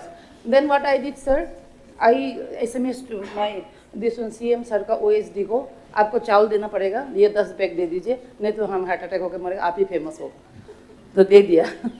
So sir, please ये help कर दीजिए. No, that issue. I don't think that will be there. Other authorities from Arunachal sir, they are. See, this is the issue. Why I am repeatedly saying that the most important stakeholder should be the finance department. Yeah. Had anybody from the finance department been there of Arunachal Pradesh, he could have responded, why not? Why regular payment is not being made? We are at one time we are saying about protection of girl child and all. So again they are now becoming the child in need and protection. They are without food. Now we are. Isn't it? So I think. Thank you, sir. Sir, can I say one? Yes. Sir, I have one question. Yes. Please. Sir, I want to share my experience in 2 cases where birth certificates were refused to children born out of POCSO victims. So one was 2-3 months back, I wrote to the Joint Director of Health Services, then her birth certificate was issued. And one recent case has come up where birth certificate is denied, even vaccination is denied. So I think health department needs to sensitize the... Which state? Assam, sir. Bongaigaon district. Yes, Majumdar, take note of this. It's a very serious Yes, kind sir, of even thing. vaccination is denied, sir, to the child. So my request is also... We will take note of it. Yes, also link with the questions he Yes, asked. yes.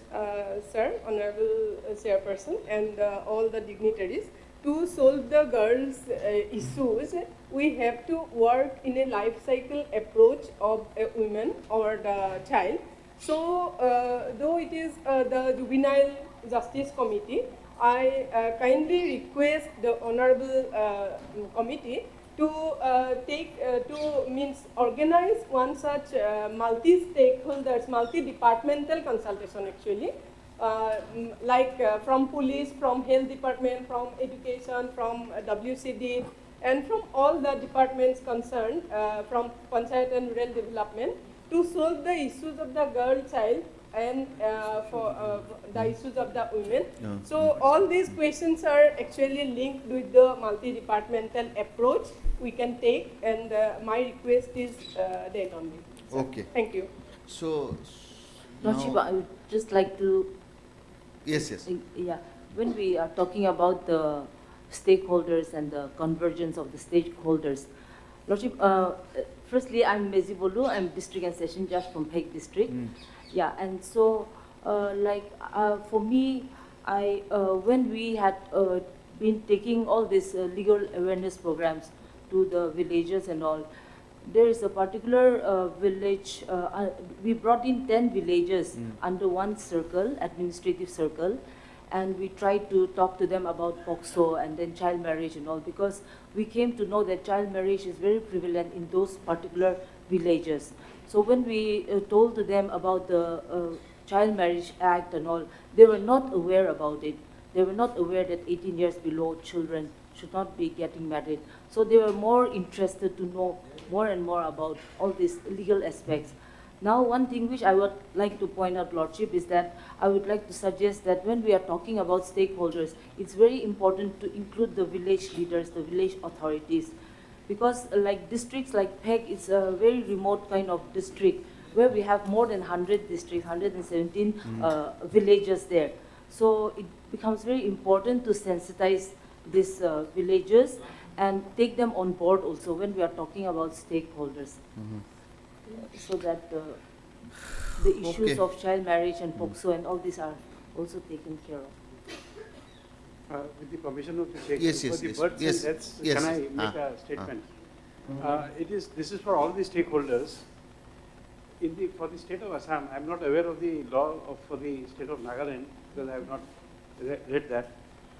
Under the Assam Births and Deaths Registration Act 1935, Section 6 says the registrar to inform himself of and register births and deaths. So it does not require information by third person. He can inform himself that a birth has taken place and register it. Now, the Section 7 says reports of birth and death on land in occupation of an employer or labor. So even if the owner of the land can report, he shall report. The village chowkidar is also empowered under Section 8 to report birth. And Section 9 says, if the father or mother of every child born in such area or death in absence or inability of mother and father to midwife assisting at the birth of such child, or registrar of the circle or the chowkidar or village watchman, they are the persons who are authorized to give information of births. And therefore it's not a requirement that a parent can only give an information of the birth. So please take note of that. If this is violated, then under Section 12 there is a penalty.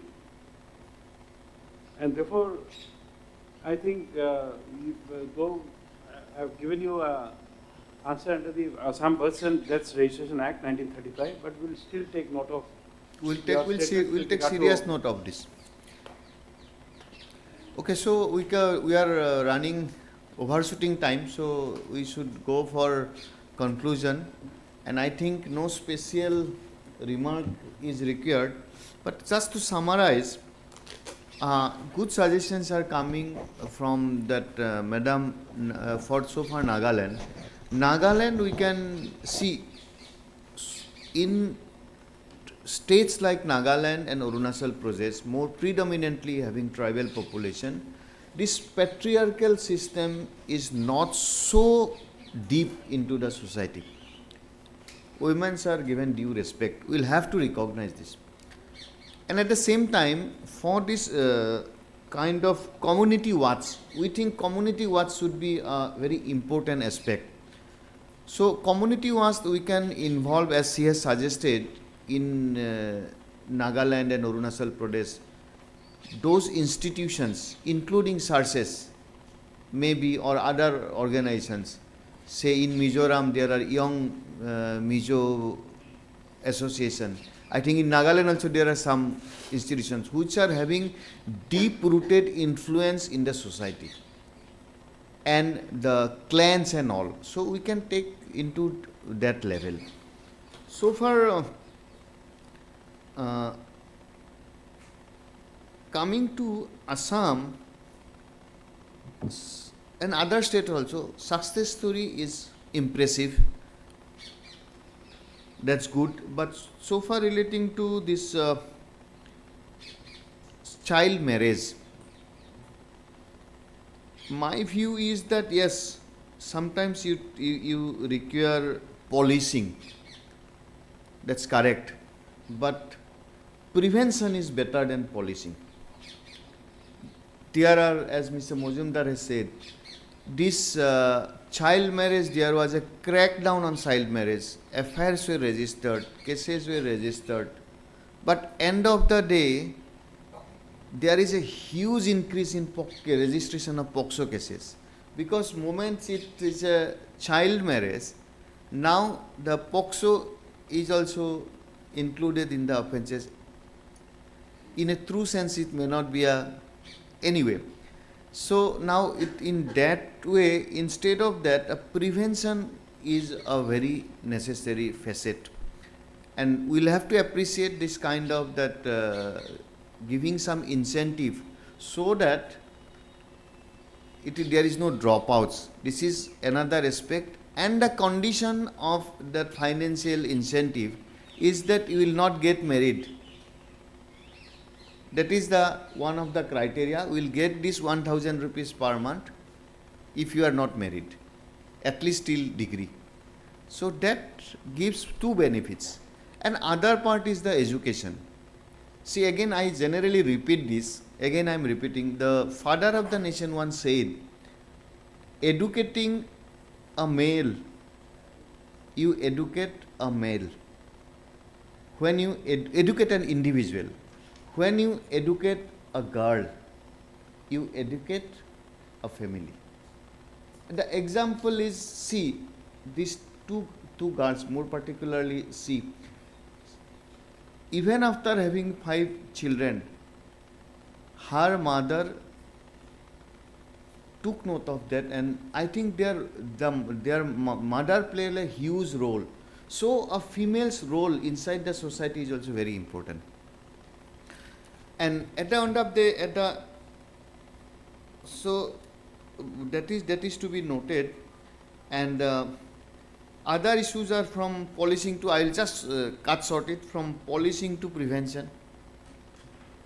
Then there should be an universal birth and marriage registration. That Assam has done, other states also done. But can we take this registration to the panchayat level or to the village council level?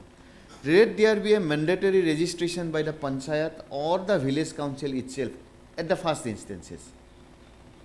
That will involve the panchayats and the grassroots also. Then that conditional benefits, that is already there, that you give a benefit to a female child at least till 18, but subject to the condition that no marriage. That can be there. Then safe school and safe spaces. And education, he has said all these projects, but another aspect is that training and sensitizing the school teachers and staff. This is very important. You might have some committees, and sensitizing and training is very important for the school staff, because the children remains most of the time in the school. This is one aspect. And the difficulty is that we cannot even imagine what a child thinks, and we decide, as he has said, that बच्चे को क्या बोलना है, we'll decide. But until and unless we have that culture to think of them, what they are aspiring, what is in their mind, this is one aspect. So that involvement may be necessary, subject to what the outcome of this thing. Then economic and social empowerment is a basic foundation. Then there are some, so far relating to child marriage, some vulnerable groups. So marriage, so far offense, there is no, we cannot say that all children are vulnerable. But so far relating to marriage, that adolescents, so we can have a target group, 14 to 18, most vulnerable to marriage, dropout and exploitation. So that aspect we'll have to special focus we should give to that. Then again another survivor care, that she is giving an example, I need not explain. She is a survivor, her family is not supporting. So that mechanism is most important, survivor care. And community and cultural sensitivity approach is also most important, again I have repeated. So in that way I will conclude congratulating all the state for their unrelenting efforts, and with a hope and expectation that they will much more in coming days. And everybody is, I think by now is hungry. So that's all. This is good. Thank you very much. Thank you so much, Lordship. We'll now have a lunch break. The lunch will be served on the first floor. I'd like to inform everyone that the third session will commence at 2 p.m. Thank you.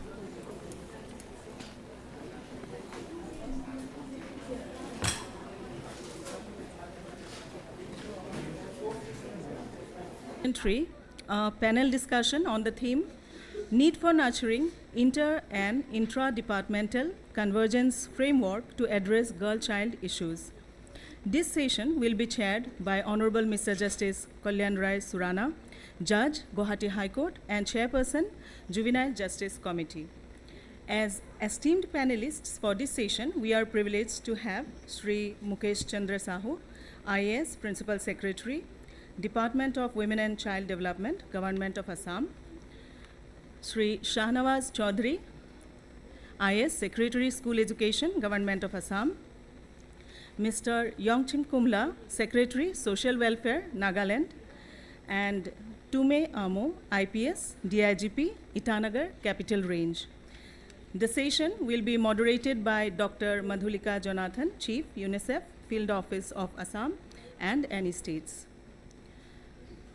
I now request the members of Guwahati High Court Registry and Social Welfare Department to felicitate the dignitaries on the dais.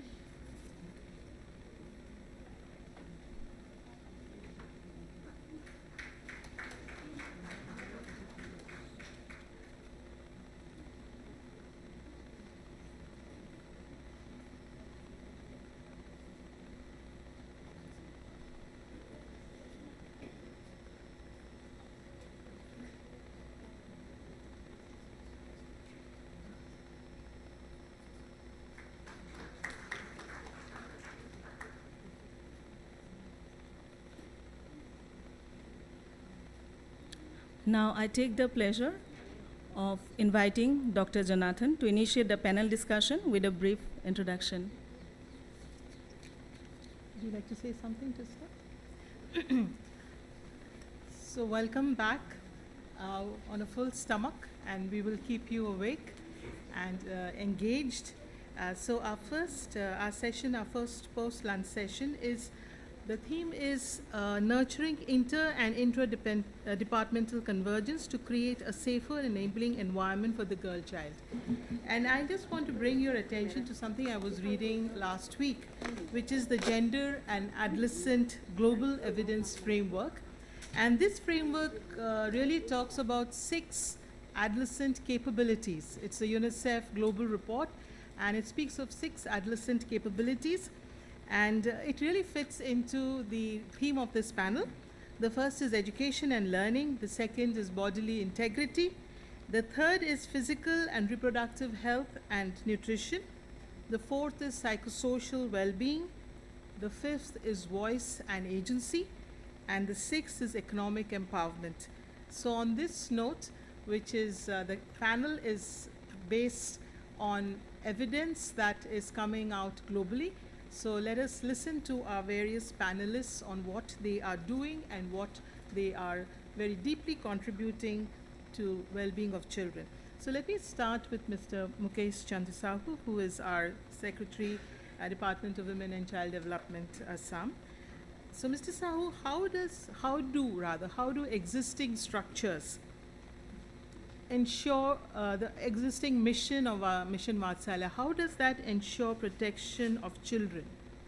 How does Mission Vatsalya ensure protection of children? We already heard Mr. Pathuputam speak in his presentation, so over to you.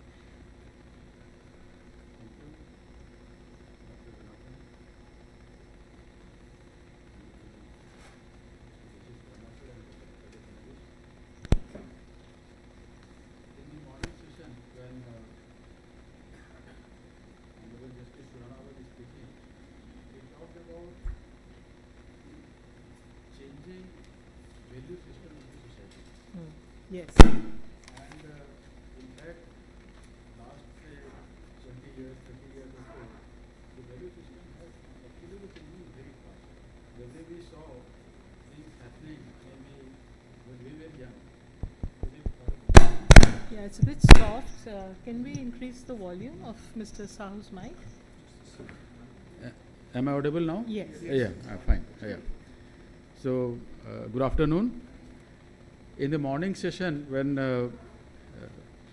Mr. Justice Surana was speaking about the changing value system, which is actually changing very fast, but so is the reaction to those changes that is coming from various agencies and organizations. The response through various legislations, those have been changing, the guidelines have been changing, and every department that way has been formulating their policies to the changing value system of the society, and new problems that are coming, new standards that we're fixing. And in those aspects, every department have now, especially the related departments, they have now come up with various guidelines which speaks about how to carry out the child protection, nurturing, their health, and all other 6 parameters that we're speaking about that. So now, when every department has been implementing all these schemes, so if we speak about the Women and Child Development Department, we also look after 2 aspects in this regard. One is about the health, especially with regard to the nutrition of children up to the age of 6 years, and also girls, adolescent girls especially, then pregnant ladies, lactating mothers, their health, their nutrition. That is one wing of the Women and Child Development Department that is taking care of that part. There is another which works with the women in distress. Now their safety, security, that part. And lastly, the third one is when we speak about the protection, especially of the children in conflict with law, or children in need of care and protection, or children who come in contact with laws. So these 3 wings have evolved in the department over the time, and they have been working, but like the normal system of working in government, these have also developed in silos. I mean, although it is one department, but still these 3 wings now, I mean, if you see the Government of India, these 3 wings have now been formalized as Mission Poshan, then Mission Shakti and Mission Vatsalya. So, but these 3 wings also in government department, and I think maybe in Government of India also, the communication between these wings are very limited. And similarly, if we talk about other departments, that was about the intra department, but if we talk about the other department also, now especially say with home department, police, our a lot of work, especially with regard to child protection, it takes place in collaboration with the police, including preventing child marriages, etc. With education department, we work very closely with regard to the early childhood education and care, with regard to protection of children, especially school-going girls in their schools, and also the education needs of the children who are in the various CCIs. Now, in fact, Government of India is coming up with a policy of co-locating Anganwadi centers with the schools. So we will integrated center. Integrated. So that new guideline is now going to be launched on 3rd September. So, so I'm going to stop you there, because I'll give you time again, and I'm going to bring in Ms. Yongching Kamla to talk about your work in Nagaland. And I know that the guidelines are from the Government of India and the frameworks are similar, but what is Nagaland doing differently? Thank you, Madam. As far as this Mission Vatsalya and Mission Shakti, Poshan, since it comes under Social Welfare Department in Nagaland, we have been working jointly along with we have commissions, the Disability Commission, the Women Commission, and the Child Commission. So when we see these, the department has been working very jointly, and then we have been trying our best to lead our adolescents, especially the adolescent girls, to come up forward. And with the Beti Bachao, which has been going on for many years, there's lots of improvement among the girl child. And as far as Nagaland is concerned, we don't have any prohibition that a girl child shouldn't be educated, girl child shouldn't be The given value the of girl child is disadvantages placed and all. differently. Yes. Yeah, please go Thank you. ahead. Okay, no, thank you for that. And so segueing from the nurturing care to the next stage of a child's life, which is learning. So moving on to Mr. Shanawaz Chaudhary, who is the Secretary Department of School Education. Evidence, Mr. Chaudhary, evidence says that education and learning are critical to improving adolescent capabilities. And we now talk about capabilities as functionalities, how an adolescent is able to function. So not just, so it's, I would say, beyond learning. It's a plus plus. So what are some of the steps, and what are some of the steps that the Department of Education is doing to ensure that girls stay in school, to reduce dropouts and girls stay in school? Thank you, ma'am. Honorable Justice, honorable judges. The state government, to retain the girl child and the child care of the girls child and the girl students, we are the biggest stakeholder. We have 58 lakhs students in our stream, and 45% of the students are girls. And it starts with 6 lakhs of students in class 1. That means 3 lakhs of girl child are with us in class 1. And pre-primary section also, sir is also here. So Anganwadis are being co-located. We are having huge infrastructural changes getting into Anganwadis. We are signing MOUs with agencies for funding of our Anganwadis to create Anganwadi environments there. Not only the rooms, we are trying to create both the departments in convergence through trainings, through curriculums, through syllabuses, and the ambience. To create an ambience, we are creating the Anganwadis to get the base for creating a girl child into a good citizen and a safe citizen of our country. That girl child, along with our students, moving forward, we are now concentrating on teachers training. We are very lucky to have another out of total 2.30 lakhs of teachers in our stream. 45% teachers are female teachers. That is our biggest asset in the entire school stream. In each of these schools, we have large numbers of deployed lady teachers who can take care, obviously and naturally, of our girl child. And that has, in a long way, the history of Assam or the legacy we have inherited shows that we have a good gender parity in our schools. We have now been going through creating infrastructures, fundamentals. We are even looking into the fan availability of fans during summers, not only the buildings. We are in the country, through the Vidyanjali scheme, we have got the highest number of donors in our schools. Donors. To give us the minimum of facilities and each and every facilities that is required for a student. We are taking care even to the bulb and the fans and the chalks and pencils. Apart from that, we have a legacy of long historical legacy of education in Assam that began in 1800. That began in only with 18 government schools. Now we have 40,000 schools in the system. So developing those, and each of the building structures has its own life. We are also taking up the constructions of the buildings because that also comes with the education. Because the attraction, just now, the youngsters were, the guest youngsters that we had in the morning, they are here. I was asking about the tea garden model schools that we had constructed. Apart from the schools we are having in the tea gardens, newly constructed modern buildings.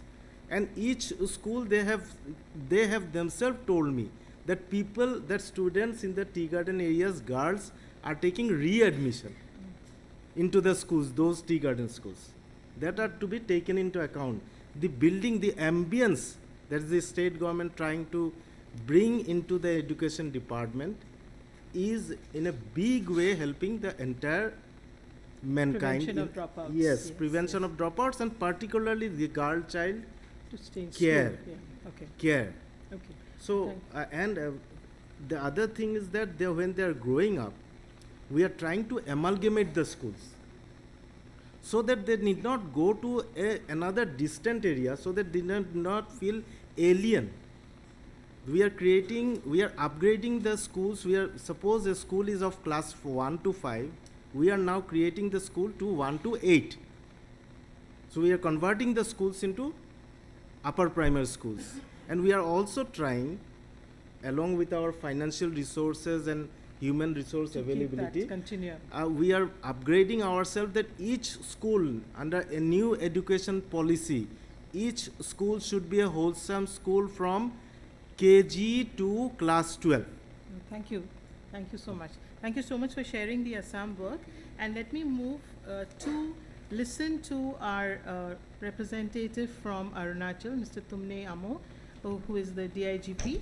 And Mr. Amo, what I would really like you to share is what Arunachal is doing differently, the police is doing differently, especially in the context of child-friendly policing, connecting with the missions, and how are you looking at that space? Thank you, Dr. Jonathan. Good afternoon, everybody. Mr. Justice Kalyan Rai Surana, other panelists, fellow participants from various states and far-flung areas of Assam. I am from Itanagar. I am presently DIG Capital Range, Itanagar. First, I am very happy to know that the Guwahati High Court is organizing such interactive program every year. I did not know till day before yesterday because in the last moment only my DGP directed me to attend this program. I am thankful to my DGP also, and this session has been thought-provoking, especially on 2 points. When Honorable Justice Kurana was saying that there has been erosion of value systems, I fully agree on that. I'll come to that later on. And second one is, believe sir, that let girl child not be just passive recipient of protection, let them be active participant in deciding their career, their well-being, their own safety. I fully endorse it. Coming to my experience, I would like to share 3 cases very briefly, madam, with your permission. Yes. One is a case of child marriage. I was SP. A girl was coming to police station crying that her father-in-law is harassing. When we inquired into it, the case was that in fact he was not harassing, he was keeping her as a wife because he had paid 20 mituns at bride price, and his son, both were subjects of child marriage, the bride and the bridegroom. The boy went to town from the village after passing class 8, so he was having a girlfriend and he wanted to be loyal to the girlfriend. So he was neglecting the child wife. And then father was not having a wife because his wife died. So they wanted a solution that they will return back 20 mituns plus 10 more mitun. That is the system in our custom. So the brother said, we will not return the mitun because father has died.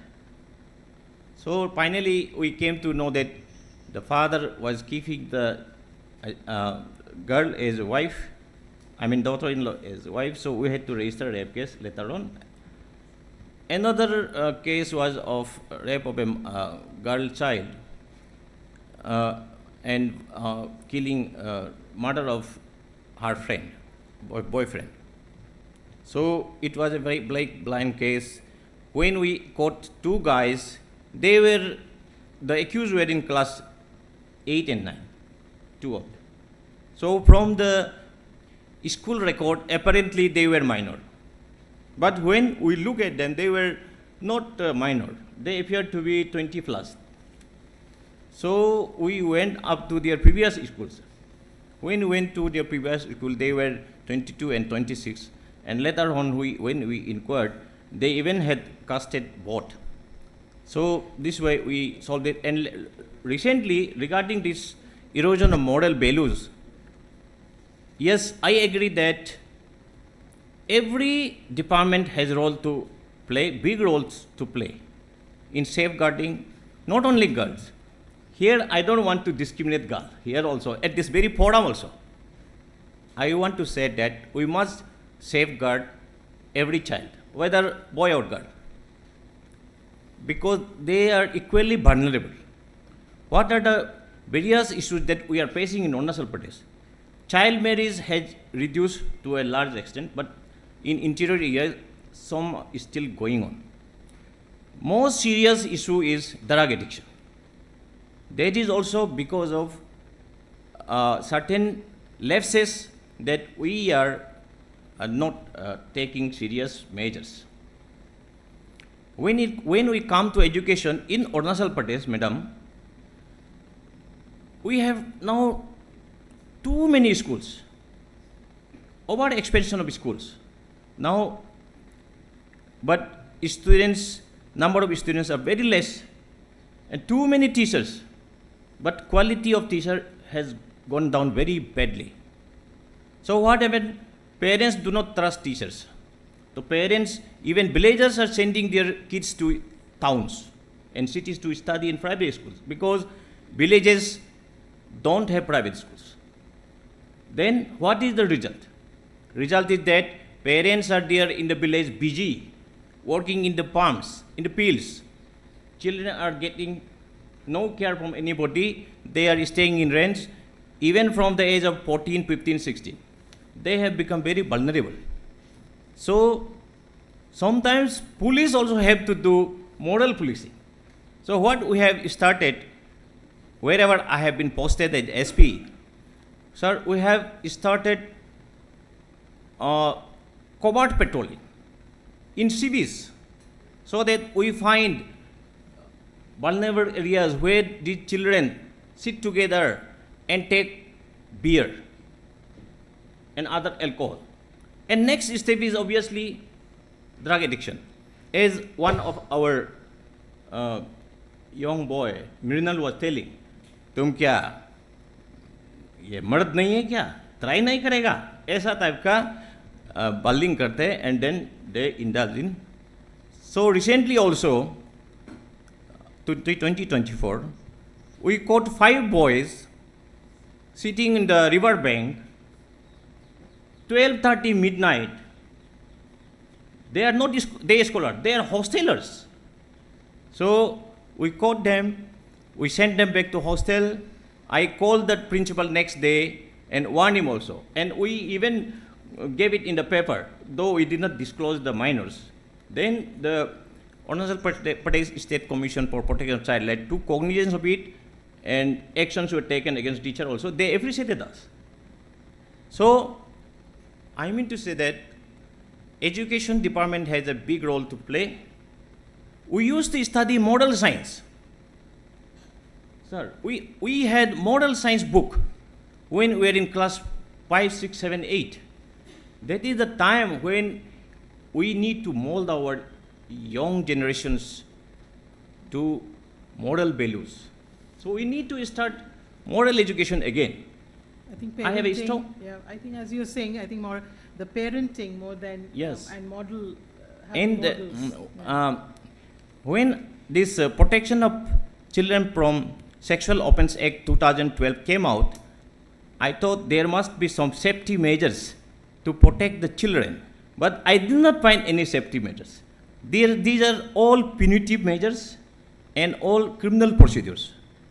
how to investigate, how to record the statement, how to examine the girl child medically, and when should the investigation be over, when should trial be over. But there are no any standard prescription for ensuring the safety of the girl, as Philip sir was telling. I believe that not only the departments, but parents have big role to play. Parents, of course. Because 60-70% of the time, children are spending in the home, where parents must take care of them. And crimes happen where? Either home, either school, or the hostel, or traveling from school to hostel, or from school to home, or in the market. We must ensure that every place they are safe. Every hostel must have foolproof security measures. Every school, toilet, buses, bus stand should have CCTV cameras. Without violating the privacy, classroom should also have CCTV cameras, because there have been crimes in the classroom also. So I have a strong belief that we have National Security Act, but we don't have Citizen Security or Citizen Safety Act. At least we should have Children Safety Act, so that those who fail to provide safety should be punishable. Thank you. That, okay, thank you, ma'am. Thank you so much. And I want to then bring in the whole concept which Justice Arundev Chaudhary, he had talked about in his previous thing on finances. And I will then pose this question to Mr. Mukesh Chandra Sahu, that how do we then look at the inter-department and intra-department, I would say interdepartmental coordination between labor, health and education, especially from a budgeting lens, because where there is money, where there is a fund allocation, somehow those activities happen. So what do you think about it? How does it work for the department? Thank you. As you said, this interdepartmental coordination is very important, and for the departments to coordinate with each other, they will have to have their own targets, their own tasks, and also supported by the relevant budget, because finally without the budget they will not be able to do anything. So nowadays, in fact in Assam at least I can say that almost all the relevant departments like labor, panchayat and rural development, health, education, police, all are actually taking a lot of steps with regard to protection of children, especially girl child, and they are as Secretary Education Department said, in fact one of the scheme, Nijut Moina scheme in the Education Department, yes. I think it's the state government is providing a lot of money just to ensure that the girls remain in school, not in primary or anything like that, even post graduation. And as long as the girl childs remain in school environment, in close proximity with other friends and teachers, etc., the safety goes up. Similarly, labor department, they have been also been given sufficient budget to look after the child labor issues and how they are rehabilitated. In fact, we coordinate with them properly through our child welfare committees. Any child labor that has been that is brought.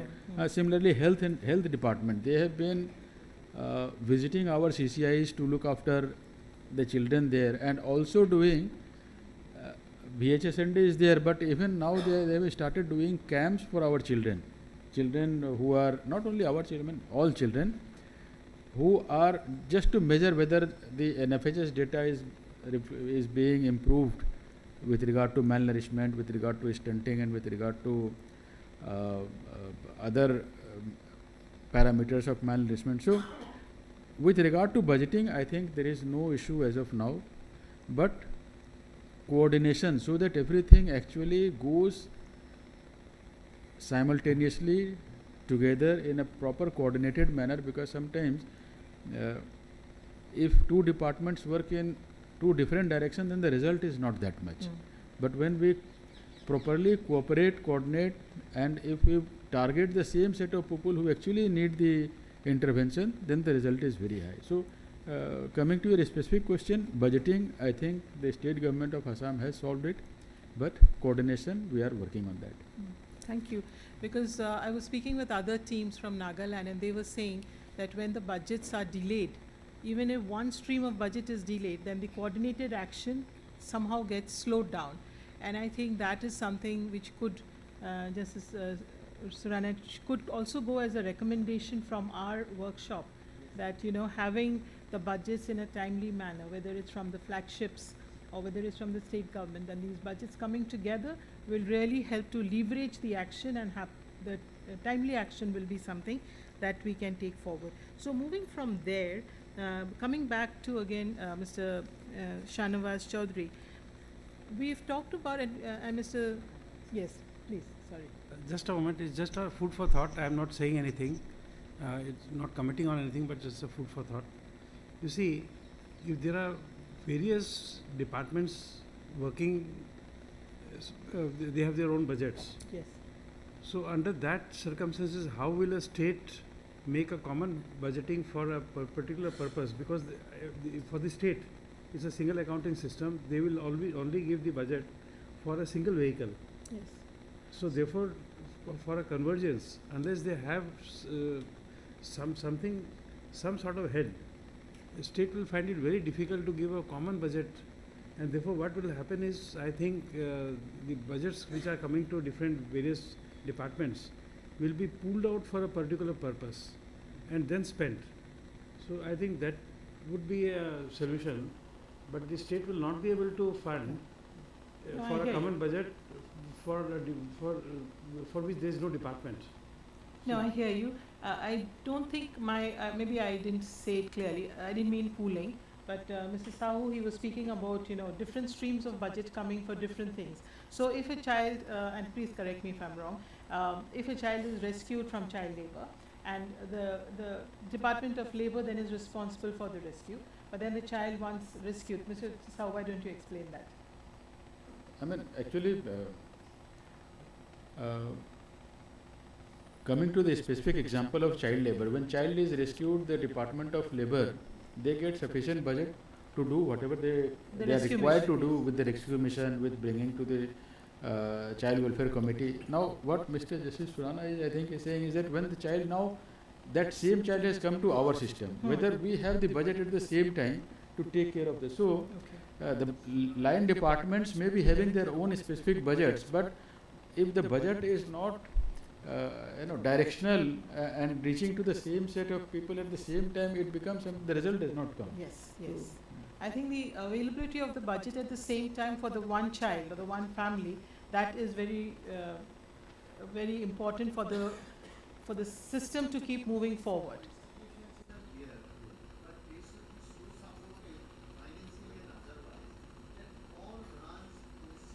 Yes, yes.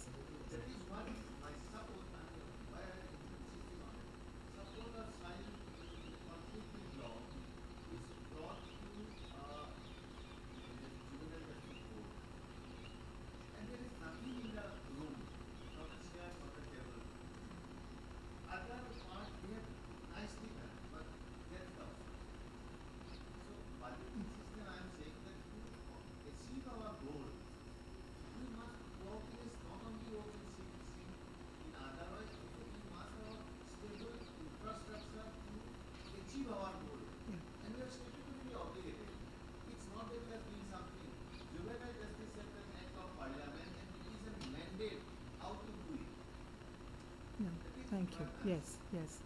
So taking that forward, I was coming to Mr. Shanawaz Chaudhary. How can schools, and looking a little bit again in a convergent way, how can schools, because we spoke about dropouts, how can schools also contribute to psychosocial well-being?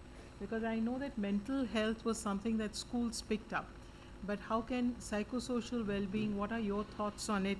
What are the collaborations you need? Department of Health was supposed to be here, but unfortunately they could not be here. But what are collaborations that the Department of Education needs from other departments to make children's well-being at school more real? In every schools, already convergence with the health department, the district administration is in place. Now in every school, the daily routine not only has the classroom activities, it starts with the morning prayer. So the effect on a student, and the morning prayer has also a set rules, how to begin with and how to end with it. Then again, during the classroom activities, there are co-curricular activities, there are skilling activities within the course curriculum that helps in the child growth and the students' growth. So in that way, the convergence from the district administration, from the education department itself, and the NGOs that are coming in a big way recently. Of late, the NGOs are coming in a big way, and they are getting into the system to put those things in proper shape. That was already in there, but more it is done in an articulate way. So I think that the convergence is already going on. But what I again feel that I was saying, if I have the time, Yes. that what I am saying that now have we always say that education, what I mean is that at today's parlance it is not education, it is professional skilling that is going on. We want to market ourselves through the schooling activity. That is, at the end of the day, we want to sell ourselves, put on sale. But if that happens, if we do not change that mindset, that we are not to put ourselves on sale, but to put ourselves as a human being at the end of the day, unless that part is taken care of, we are now speaking lots, and that is also required. I don't say that is not required. We are saying lots about skilling in mathematics, in skilling in strengthening science, but at the same time we are again forgetting what our DIG Sahab has said, that about the social science, that we in our childhood, we had lot of social sciences, moral science. It is name of the book itself was a moral science, but that is missing at this point of time. I don't say that it is imbalance, but that has to be taken care of, and that I think it is to be strengthened once the teacher. Again, I'm about the Arunachal Pradesh, teachers in Arunachal Pradesh, or not having the trust. Teachers, yes, in our case also, there are some parts that the teachers are not trusted. There are some teachers, few teachers who are not trusted. At the same time, there are national awardee teachers also in our system. So apart from that, if the teacher also has to read that moral science to teach his students, so he is also giving the sound of morality to himself first, and then he is giving the sound of moral science to the students. So that helps in a long way. Repeating the morality in a person will itself inculcate that habit. So that is actually the need of the hour, and particularly in the LP, lower primary level, that social science part has to be strengthened so that the society, the students, and the upcoming citizens have a taste of what is goodness. Now we have to create an environment that will put goodness on professionalism. That goodness has to come in the professionalism subject. True. We have left goodness to psychology, and we have brought everything to profession, but we forget about that what goodness is. So that part, I think, I'm not saying about as secretary, I'm saying as a citizen also, that we should have we should have the window to goodness. True. I think we're running out of time, but it's been a very interesting and insightful discussion. I think the focus remains on values, and the whole thing of universal values of care, trust, respect, integrity. I think that is how we are looking at our work, and would not want to sort of be bound by morals, because that can be a very judgmental space. And we look at values because values are there forever, they are universal. And also looking at the different thoughts that were shared I think one thing that I'm learning also from the senior panelists is the whole thing of value of girl-child. So that value is a social norm, and that has to be built within the community, within the family, and that is something that a girl grows up with, that her brother learns to respect, so that the girl finds that respect.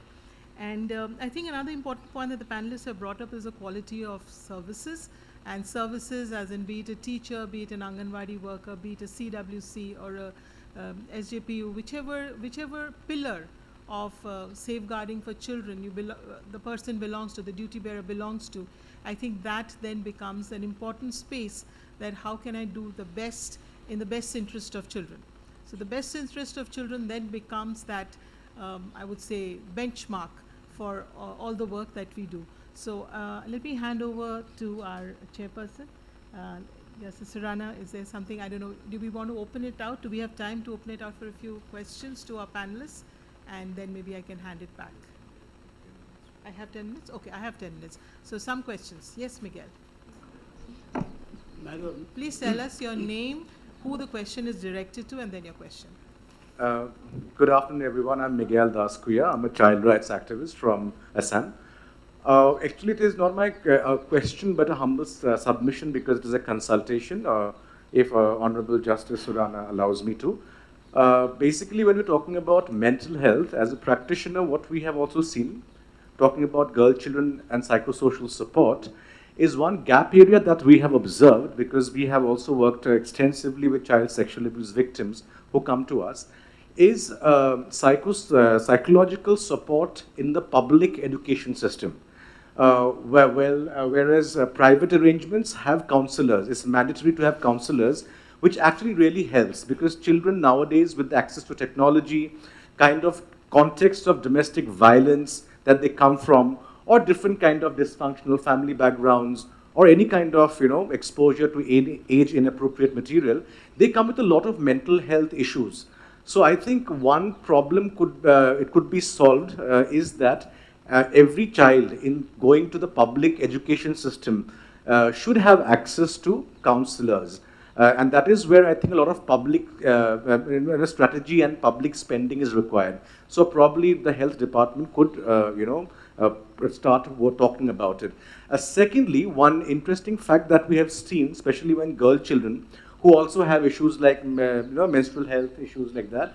So menstrual hygiene management in schools is another area which has a massive gap that we have seen. So the washrooms, disposals, vending machines, or even the awareness on menstrual hygiene management is extremely critical, especially in schools. The third and the last point is basically what we have seen is when younger children, again from different contexts, go into school and they access education, some of them also have issues like ADHD, or post-traumatic, some kind of distress disorder, which are never assessed. So for example, if a teacher is teaching A, B, C, D in a classroom, a child who has an ADHD will not understand that. So how the teacher would try to solve it is by scolding the child, using corporal punishment against the child. So an assessment of every child who's coming into the education system, a mental health assessment, is absolutely critical, so that the curriculum or the educators who are imparting their education can be duly equipped to deal with children having various kinds of mental health issues. I think these are 3 submissions that I had to make. Thank you so much, Honorable Justice Surana and the panel. Thank you. Ma'am, yes, my name is Bobita Soikia. I am representing Baswan Basao Andolan.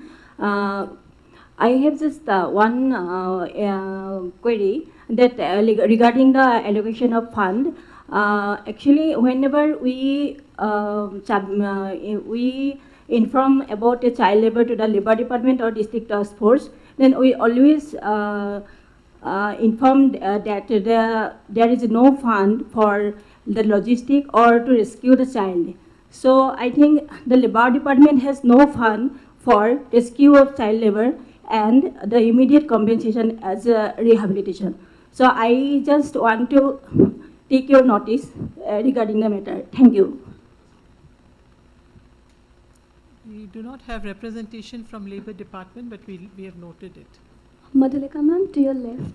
To your left, yes. Okay. My question is to Mr. Just Chaudhary. introduce yourself, please, Yes. though you did, yeah. My question is to Mr. Chaudhary from the Department of Education.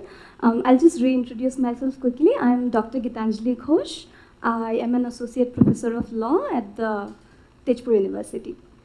Sir, I know this will resonate with a lot of parents sitting in this room, and this question is personal to me. I am the mother of a 4-year-old neurodivergent child. My daughter is on the autism spectrum, and a big chunk of today's discussion is also to talk about intersectionality. So a girl child who is also disabled at the same time. And the thing is that because intellectual disabilities cannot be seen, you do not get the kind of attention that she would have probably gotten had she be physically impaired in a manner. But nevertheless, so this question has to do with the provision of special educators, not only from the perspective of how they are important for the teaching learning process, but as Dr. Matley had also pointed out in one of the previous sessions, that when anything goes wrong with these children in school who are either non-verbal or they don't have communicative language,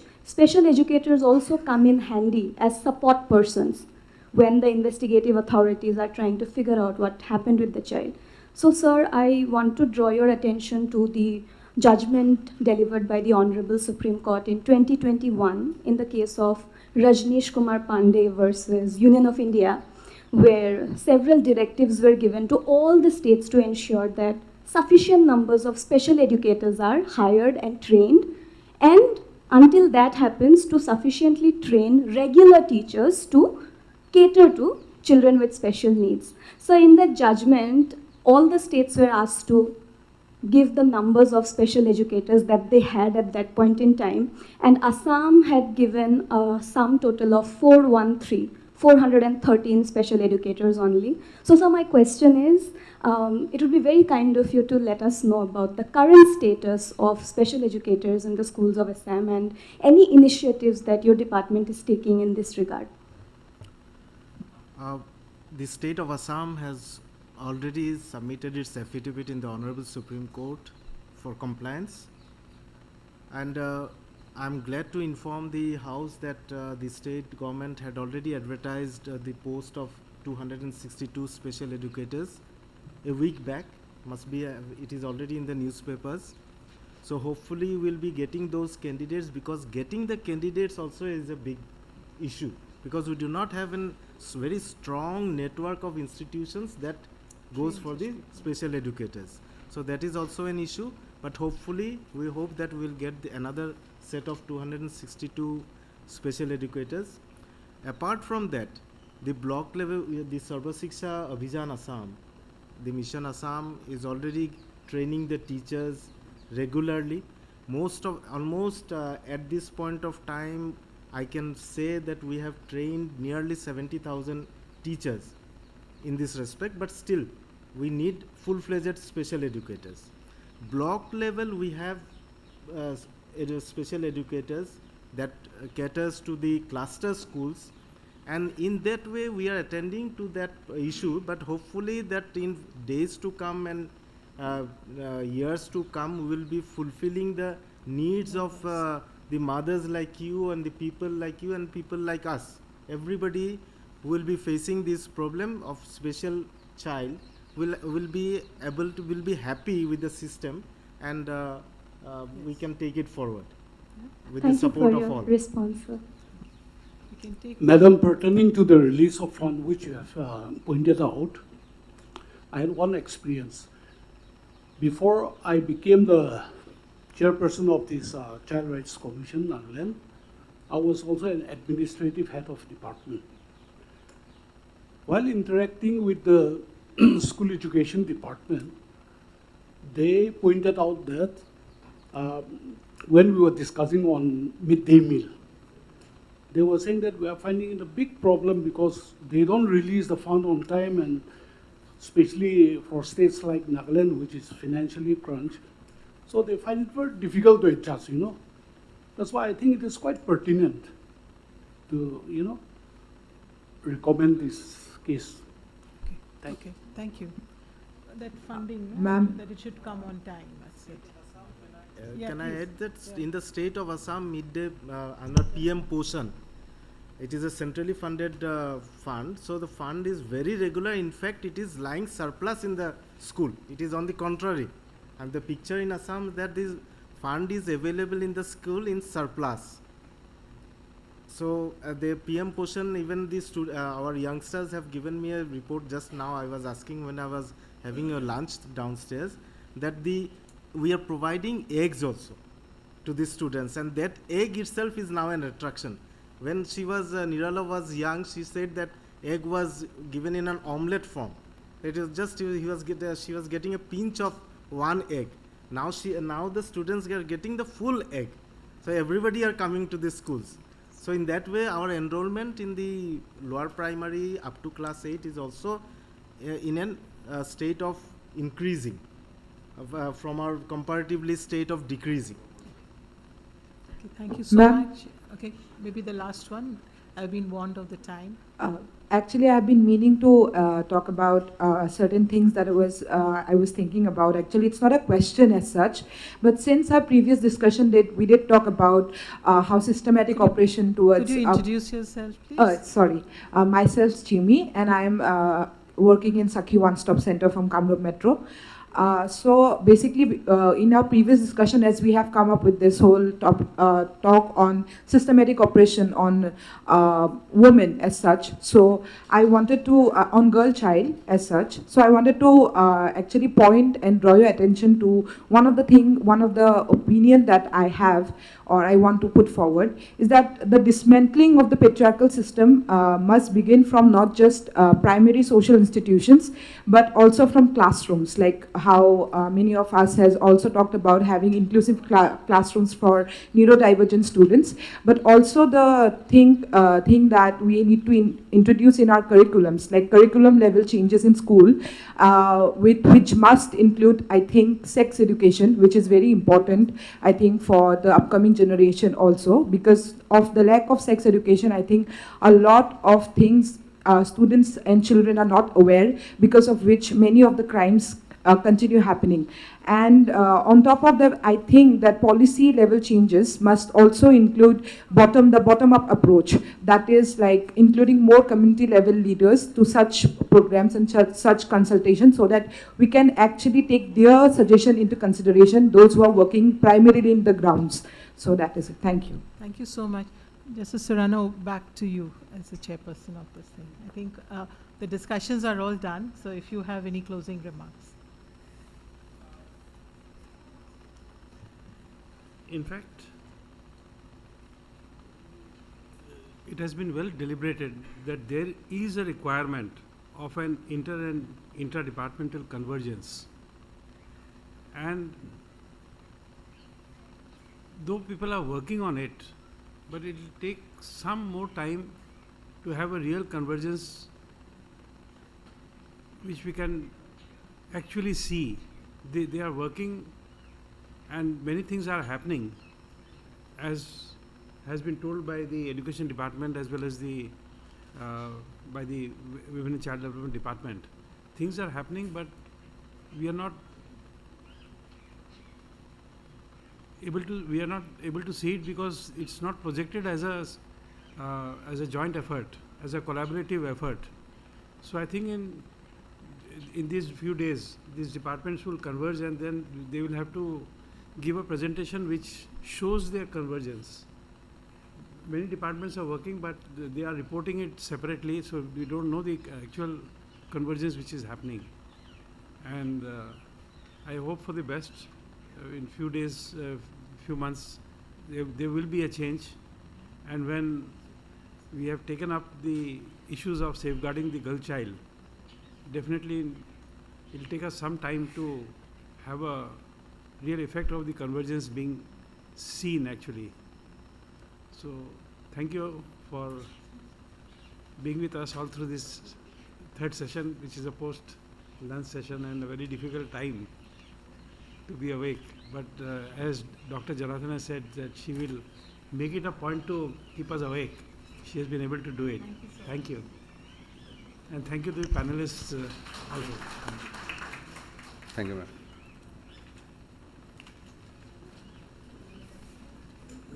Next.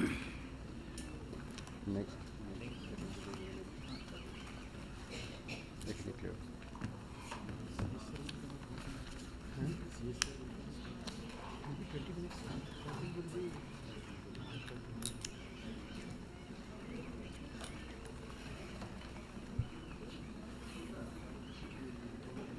Yeah.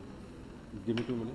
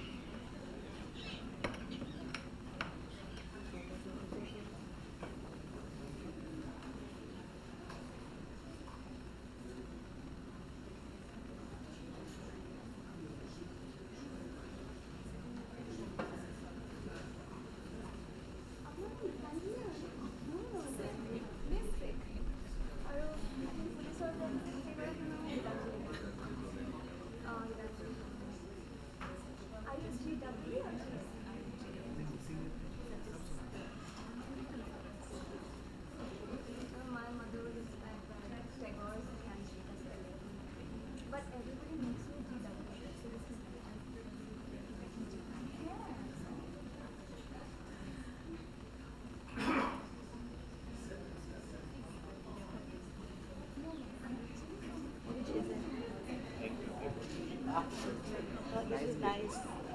We'll have to carry that to Arunachal because we have been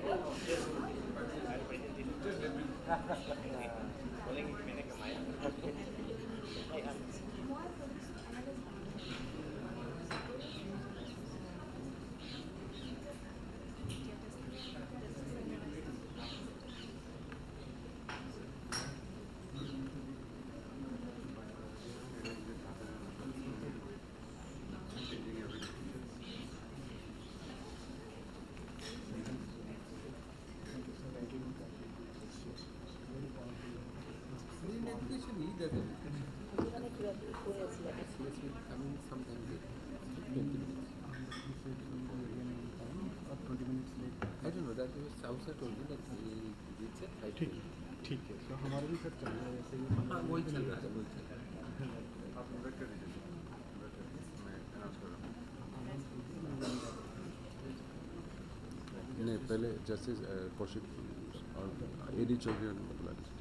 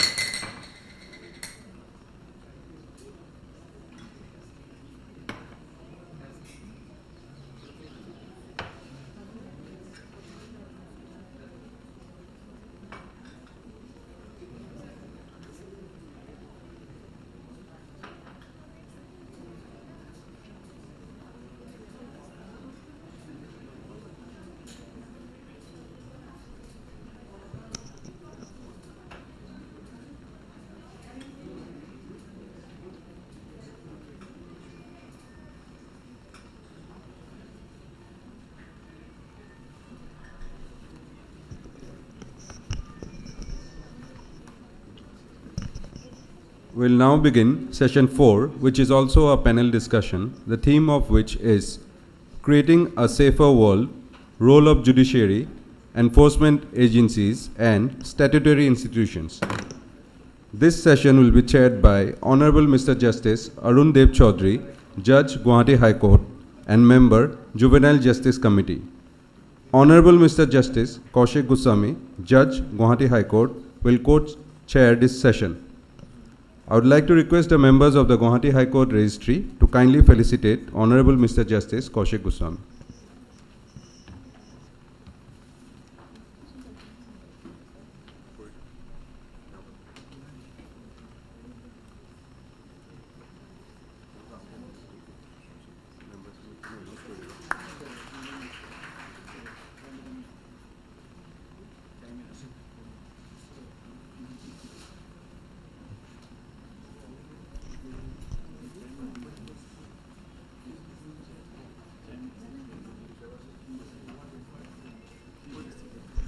Our distinguished panelists for this session are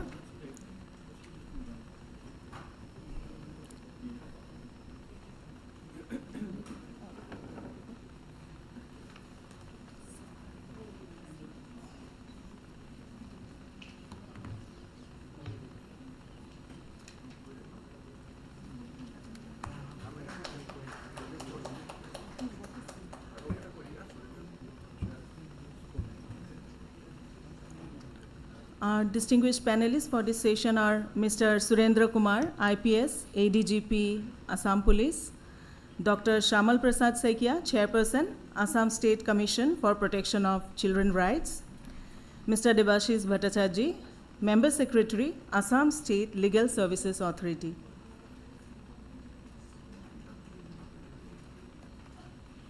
And Akola Longcha, Member, Nagaland State Commission for Women.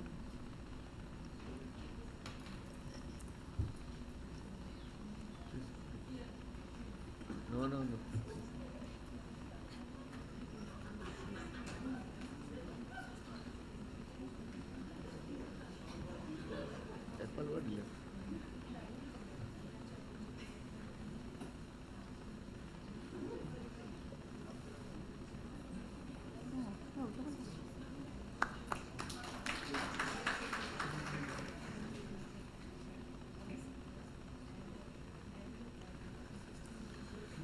The discussion will be moderated by Dr. Gitanjali Ghosh, Associate Professor, Tezpur University. May I request Dr. Ghosh to kindly introduce and initiate the discussion. With your permission, your lordships, am I audible to the crowd?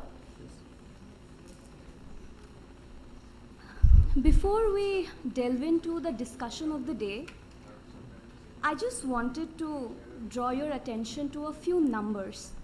First, demographic, and then legal. There are apparently 8 billion plus people in this world, roughly half of which comprise women.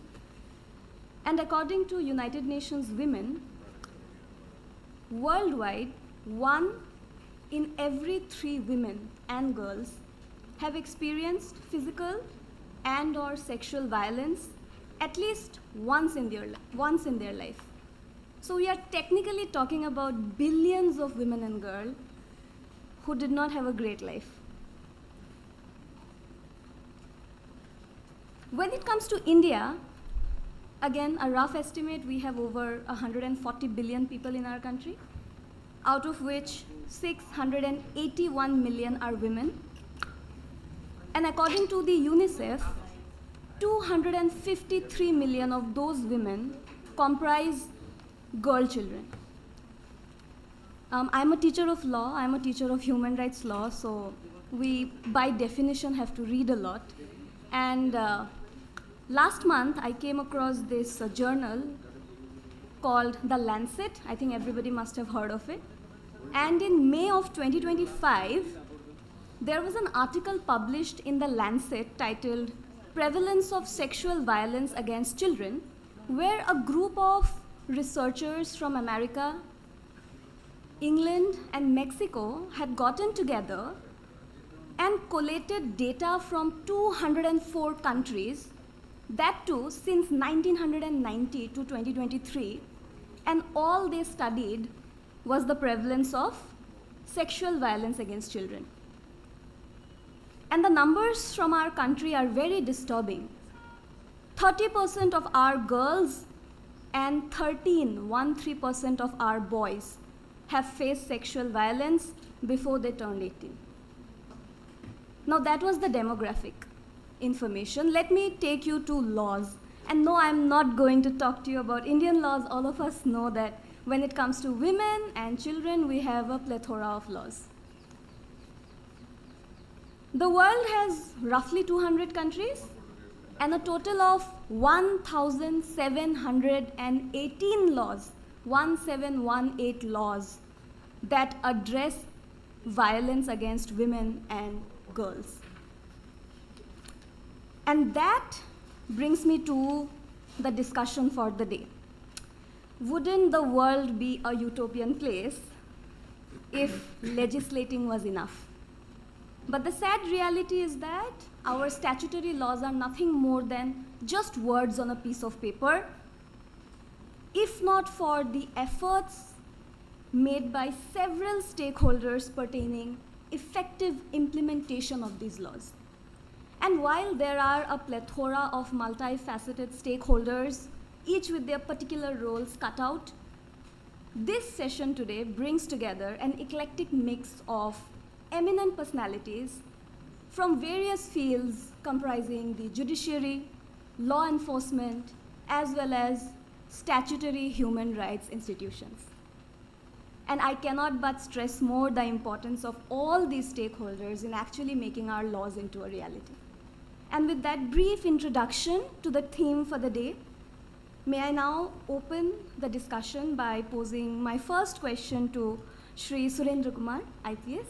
Sir and I go a long back, so it's like having a chat with a friend. So sir, you asked me to keep the questions short. I am sorry, I'm a teacher, so they might get a little longish.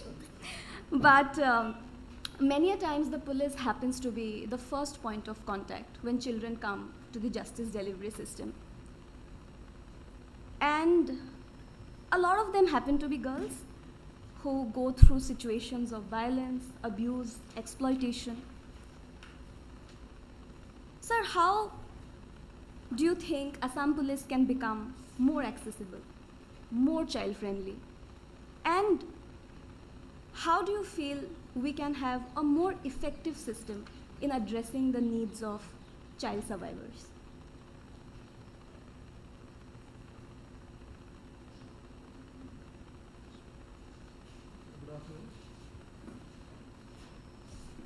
Good afternoon. It's a very good question. Police is first responder generally. Either children approach us, visit police station or child-friendly corner, or our police officers or personnel come in contact with children, either who are in conflict with law or in need of care and protection. Being first responder is a great responsibility.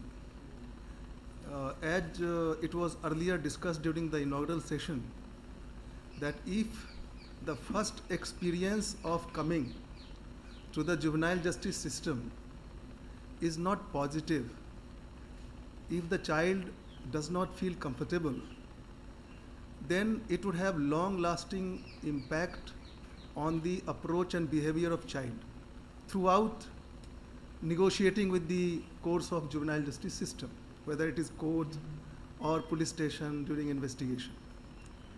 So the role of police becomes very critical, that it should have friendly approach towards child. I would also like to highlight one more point. Whenever a crime is committed to a child, particularly to a girl child, then two parallel things happen. One is the criminal proceeding sets in motion, the case is registered, investigation starts. And it is primarily the responsibility of police to investigate the case. And there are still a section of police officers who believe that the role of police ends doing the investigation, taking a statement of the child, filing the charge sheet, collecting evidence. But there is another important aspect which also runs parallelly and which is equally important, if not more. That is providing support and assistance to the child. And my observation is, this is my experience, that if the child is supported and provided assistance, then it is more likely that our investigation would also get benefited by the cooperative approach of the child and child's family. But the question is, police is not service provider. Whether it is shelter, legal aid, compensation, relief, counseling, medical treatment. But since child approaches us first, we come in contact with the child, so it is our duty to educate the child, educate the parents about the rights and entitlement of the child and the availability of different services in the juvenile justice system. It is also our duty to ensure that the children who are in need of care and assistance are linked to the service providers. I would also like to mention about one of the good innovative initiative of Assam Police, which has been widely acclaimed and well talked about. This is Assam Police Shishu Mitra project. If you were present during the inaugural session, our esteemed DGP has briefly mentioned about it, and he had left the job of explaining it to me. To fulfill this gap, that police is not service provider, but it has to see that the child is linked to various service providers. This idea of Assam Police Shishu Mitra came. We are also running a resource center under this program. We are partnering with UNICEF and Utsah Child Rights NGO. Whenever a case is reported, investigation is done by IO. We have trained a lot of IOs from 2019 till date. We have trained 3,000 plus IOs. We also provide real-time legal and technical guidance to the investigating officers through the helpline number which we run in the resource center. Thank you for your... Yes, and we also link the children to the service providers. And one example I would give, in a case of Dima Hasao, a girl child was sexually assaulted, case was registered. The accused was an army officer, and with the intervention of this resource center, 14 lakh compensation was paid to the girl child. So this way we can become more responsive and more accessible. Right. Thank you for your response, sir. My next question is to Mr. Debashish Bhattacharjee, Member Secretary, Assam State Legal Services Authority. Sir, the judiciary, of course, plays a pivotal role in safeguarding everybody's rights, including children. However, it's often noticed that child victims and survivors encounter several kinds of barriers in our justice delivery system. Sir, in your capacity as the Member Secretary of the Legal Aid Services Authority, how do you feel that the justice mechanism can be made even more accessible, inclusive, and child-friendly, particularly for girls? And so when I mean child-friendly, I would like to see a lot more child-friendly people as well, in addition to child-friendly infrastructure. Thank you so much. His Lordship Honorable Justice Arun Dev Chaudhary, Honorable Justice Kaushik Goswami, His Lordship Honorable Justice Kalyan Rai Surana, Honorable Justice Midil Kumar Kolita, Honorable Justice Romi Kumar Ifukon, dignitaries on the dais and off the dais. I, being Member Secretary of the Assam State Legal Service Authority, I want to say that the question is completely pertinent to judiciary. How judiciary treats girl victim, child victim. So, as a senior district judge, from my experience, 4 or 5 months back, I was also heading a district. So, and I also, alongside, I was also deciding POCSO cases. So, I can share my experience. Generally, judges are very child-friendly. Whenever a child comes, if it before recording of statement under section 164 CRPC, now it's BNS, for adducing evidence, so judges give first preference to the child's cases, because in a day, but in a particular day, 50, 60, 70 cases are being fixed. So courts judges are completely child friendly. And one more thing I want to add, that in POCSO courts, there are special provisions for victims. How victim adduced evidence, you'll find the procedure is that the victim, while victim will adduce evidence, while victim will stand in the witness box, the victim must not see the accused.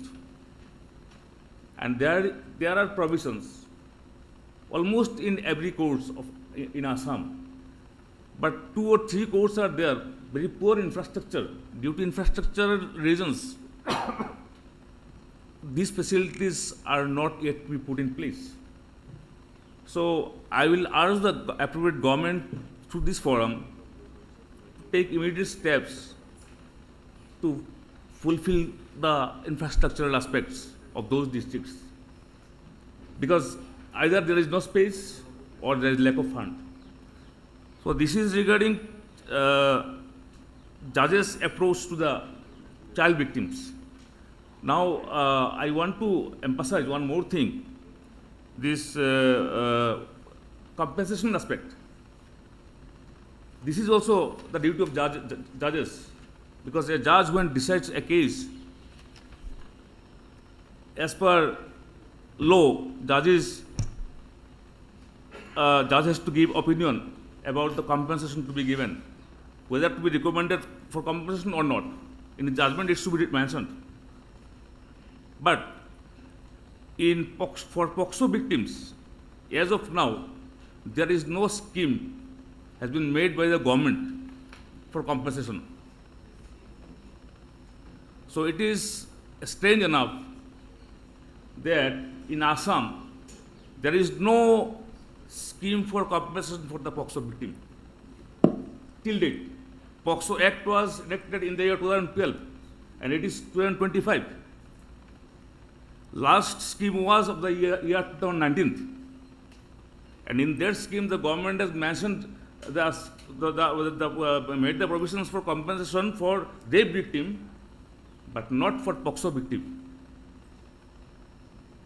So we are surprised enough that how the judges will provide justice to the people.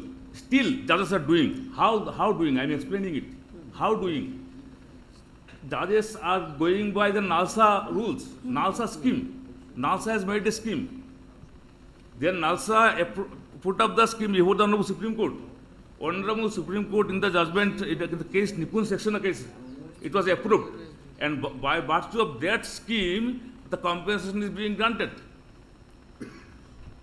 So I request the government through this August House to make provisions as soon as possible so that we can dispense substantial justice to the child victim. Thank you so much. Sir, as a follow-up to your submission about the victim compensation scheme, so as member secretary of SALSA, you will agree that DALSA and SALSA play an important role. Absolutely. As being an intermediary role. Absolutely. We are doing extensive work. Yes, madam. We are doing extensive work from NALSA, SALSA, and DALSA. Every people are doing extensive work. So, sir, the question actually was, how do you think with your work you can improve the ecosystem even better, that victims, child victims and their families can have an even smoother access to both justice as well as victim compensation? Yes, we have paralegal volunteers. In every district we have paralegal volunteers. Paralegal volunteers, as per our guidance, they make the people aware about this victim compensation scheme, about their rights, and the things are going on. It is just still people are aware about this victim compensation scheme and the children's right. So legal service institutions have been doing extensively good works. Thank you. For the overall development of the society. Thank you so much, sir, for bringing this to the attention of this gathering. I will now pose my next question to Srimati Akokla Longchar, member, Nagaland State Commission for Women. Ma'am, in human rights, we often talk about intersectionalities, right? And there is a very strong intersection between women's rights and child rights. Although I'm not a fan of the fact that in law schools, women and child law becomes one paper. Human rights law is not even a compulsory paper, but nevertheless. As member of the State Commission for Women, ma'am, how do you envision integrating child rights, particularly those of the girl children, within the broader framework of women's rights?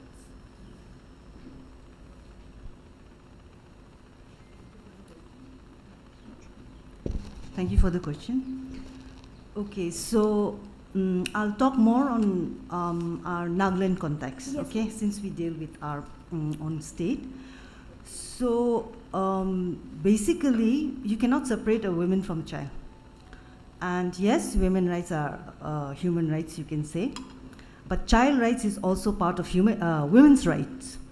Because what we have faced is that in our state, as Women Commission, of course, we deal with women problems most of the time. But child problems means our women bodies, since we deal with apex women hosts, ours is a very tribal community. So those ways, we have like apex men hosts, men council, that is ho means council, and women council as well. So most of the child-related problems, it comes to us through the women bodies. Because children, like elsewhere, children may go and make a complaint at a police station or to anywhere else. Ours, it comes through the women bodies. So even when there are women child problems, like say girl child, because mostly girl child problems we get to hear first, then like we work very closely with the Child Commission. So those ways, like the women bodies are the ones who first brings their child related, crime against children to us first. So those ways, like it's very interconnected, and that's how like we try to work together as to how to go about it, especially dealing with, like, say for example, Section 27 of the POCSO Act, which says that a medical examination has to be done by a female doctor, right? So the complaint comes from the women bodies as to not all the districts have got women doctors. So ours is a very dispersed settlement. So they have to take the victims to a different district for examination, or else a male doctor has to check. So now a girl child who has gone through, a crime, a sexual crime, how can you again impose, medical male practitioner to again, Yes. you understood, right? That is yeah. a technical problem. So yes. So those ways, like all these grievances that they face, the children face, are brought to us by the parents. That's the mothers. We have very strong mothers association. So that's how we work. Thank you for your response, ma'am. I will now go to Dr. Shyamol Prasad Hoikia, Chairperson, Assam State Commission for Protection of Child Rights. I'll keep it short, sir. So, sir, we know that under the Commissions for Protection of Child Rights Act 2005, you have not only a clear mandate, but a very broad mandate when it comes to monitoring each and every child-specific legislation. Not only in terms of ensuring that the government does its bit, but you can even recommend the government that so-and-so law doesn't exist, make sure it comes, and so on and so forth. So, sir, very broadly speaking, could you share your experience with the role that ASCPCR has been playing in our state, and exactly how successful have you been in fulfilling your mandate under the CPCR Act? Well, thank you very much for your question. Being the chairperson, after my joining here, because before that I was a police officer, so I got opportunity to supervise, rather to investigate a few cases in my districts where I was. So with that little experience, I had to join in the commission, and after joining, what I found that a clear mandate is there, approved by the central government as well as the state government. With that mandate, what I found that monitoring in a very systematic manner will definitely help in progressing the cases against children. I mean atrocities against children, because atrocities is everywhere. You can consider about child marriage, then sexual offences, child labor, child trafficking, and child health, and moreover dropout cases are rare. I got opportunity to monitor each and every component, being the chairperson of the commission. Accordingly, I had held a number of discussions with my members as well as senior government officials. After my joining, I got good guidance from Honorable Justice Surana sir. I called on him in his chamber and he guided me. About more than 35 minutes I took briefing from sir, and I could learn many things. And after that, with all my little experiences and good guidance from judiciary as well as other senior officers, civil officers who are no more in service now, but I got guidance from them also. With all these experiences and guidance, I could monitor. And good thing is that I may be fortunate, I don't know, after my joining, number of reporting of cases, I mean information about cases, and we have also constructed a team to monitor each and every news items, because it is not possible for me, being the chairperson, to go through each and every news in the state. So I made responsible one of my member, and with her two officers, junior officers, and in that way and from other members also of course, but I got the information of each and every cases of the state. So next day, if it is not a holiday, in the evening itself, I took stock of the entire fact of the cases. I personally called the concerned officers of that particular district, because as I was in police department, it is now a little bit easier for me to interact with the district SP, because all the SPs are junior to me.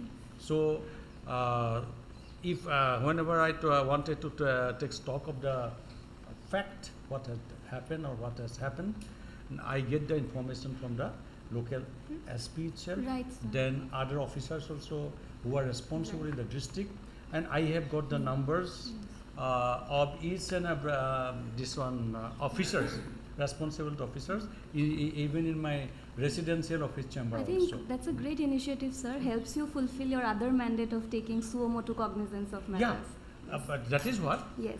After just getting the information, I next day Right, I make it a point to take a suo motu Right. case. It is registered in the district. It is different Right, way, sir. but I take suo motu cognizance of each and every case, and immediately after that, of course, I take a little bit time, because whenever after getting the fact, I apply my mind how much time it may take Right. to investigate the case by the police. So keeping time in mind, I will now move on to the next leg Okay. of questions. Thank you. Thank you, sir. Thank you so much. Surendra sir, I come back to you, and now we will go into a very different world. We are going into the digital world.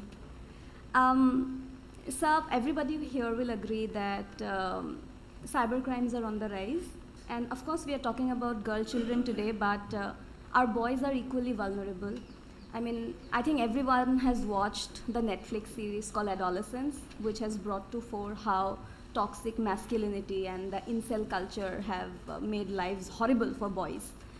So keeping all that in mind, sir, what are the key challenges that enforcement agencies as yours face, particularly in addressing digital violence against children?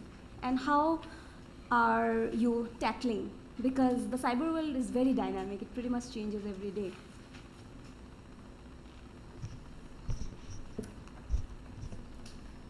Cyber crime is very much favorite area for me. I was in CID looking after cybercrime for the state.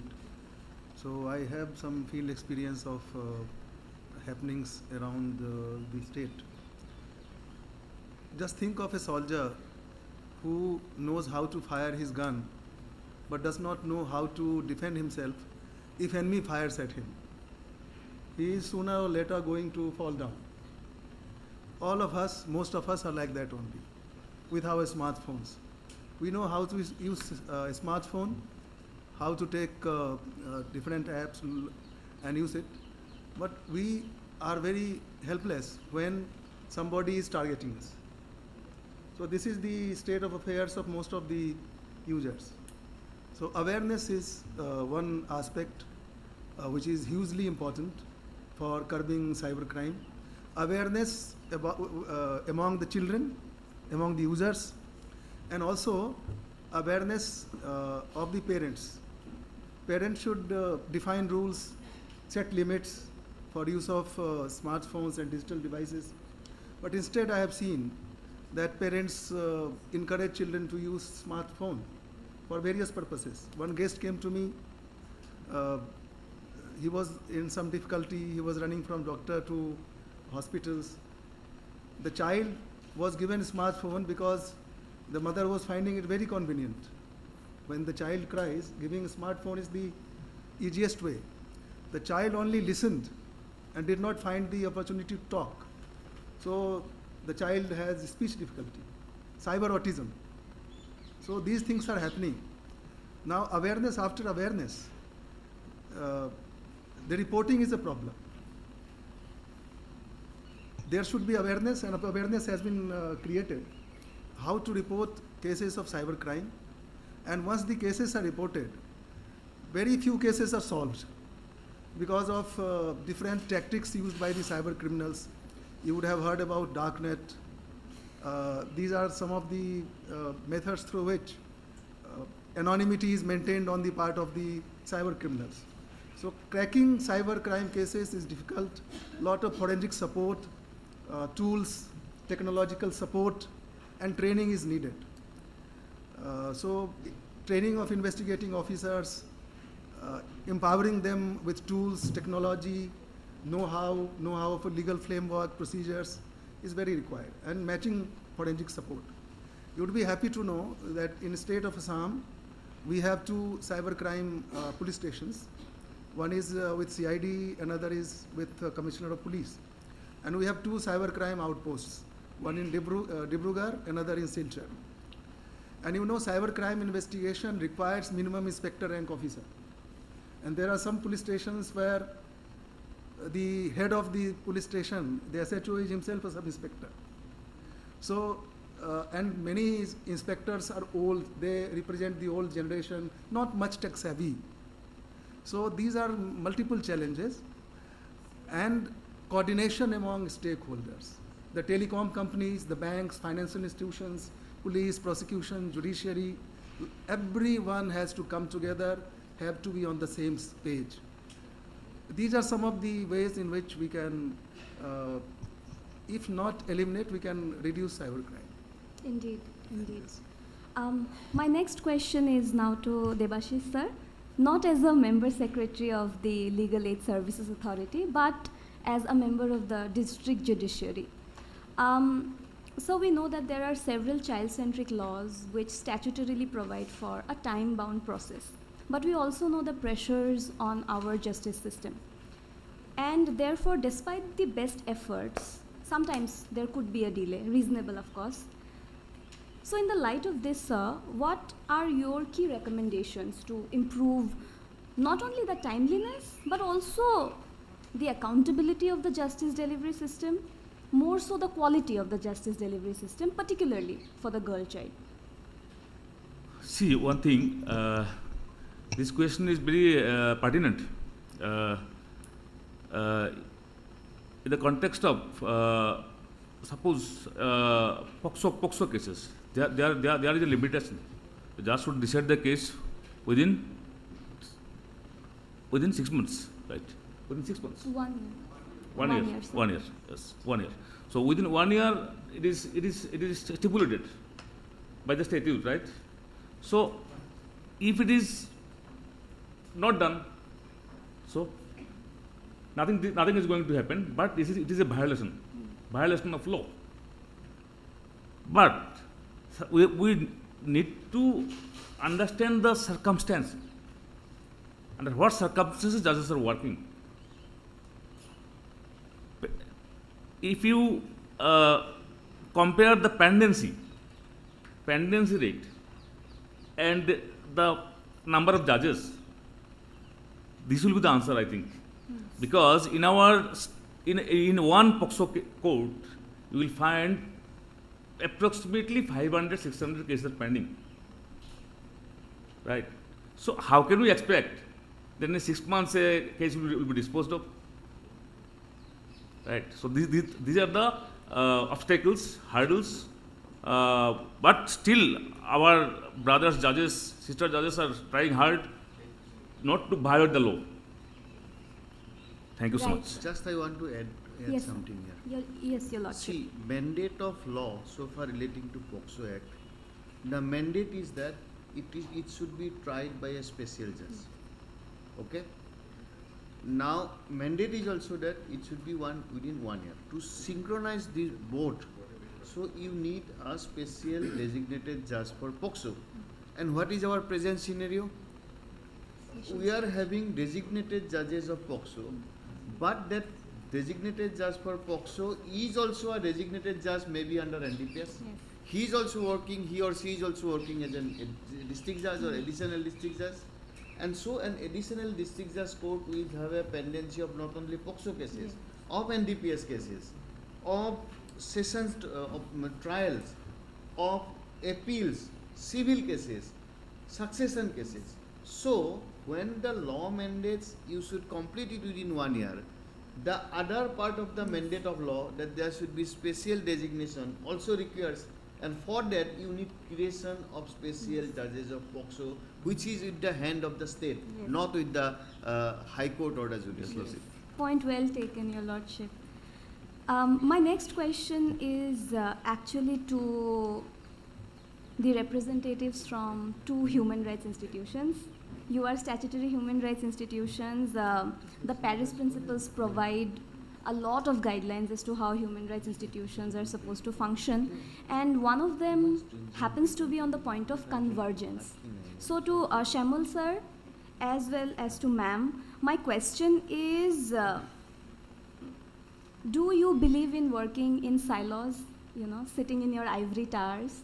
Or, of course, you believe in convergence. What I want to know is, from the perspective of Assam, how is it that the ASCPCR works alongside, say, for example, the Commission for Women, the Commissioner for Disabilities, the Assam State Human Rights Commission? And same question goes to you also, ma'am. How, in the context of Nagaland, do you collaborate with all the other stakeholders, including statutory human rights institutions? Ma'am first, and then sir.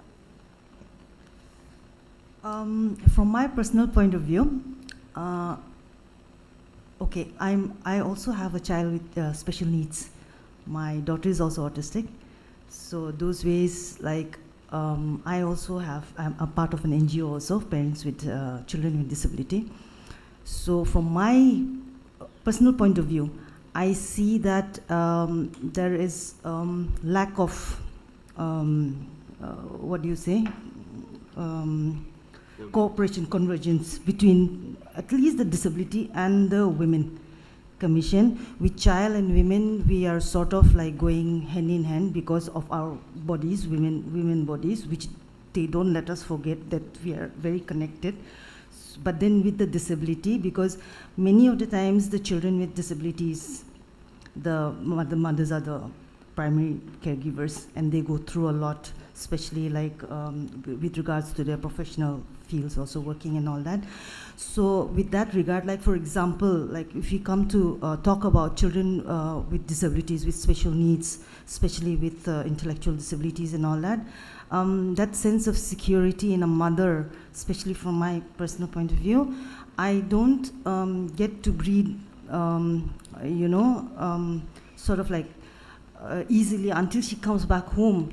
because that fear that something will happen to her in school. So school education she needs, of course, but then I also have to keep someone with her in school so that during that hours of school, because even if you keep CCTV, that is very much needed. Even if you keep CCTV in the classrooms or outside in the compound, if she goes to the washrooms, something can happen to her, and then she will not be able to come back and tell me. So those ways, like, I think if we really have to think about the vulnerable sector of the society, which children with special needs, they're the most vulnerable, I think the Women Commission and the Child Commission has to work very closely with the Disability Commission if we have to provide justice for them.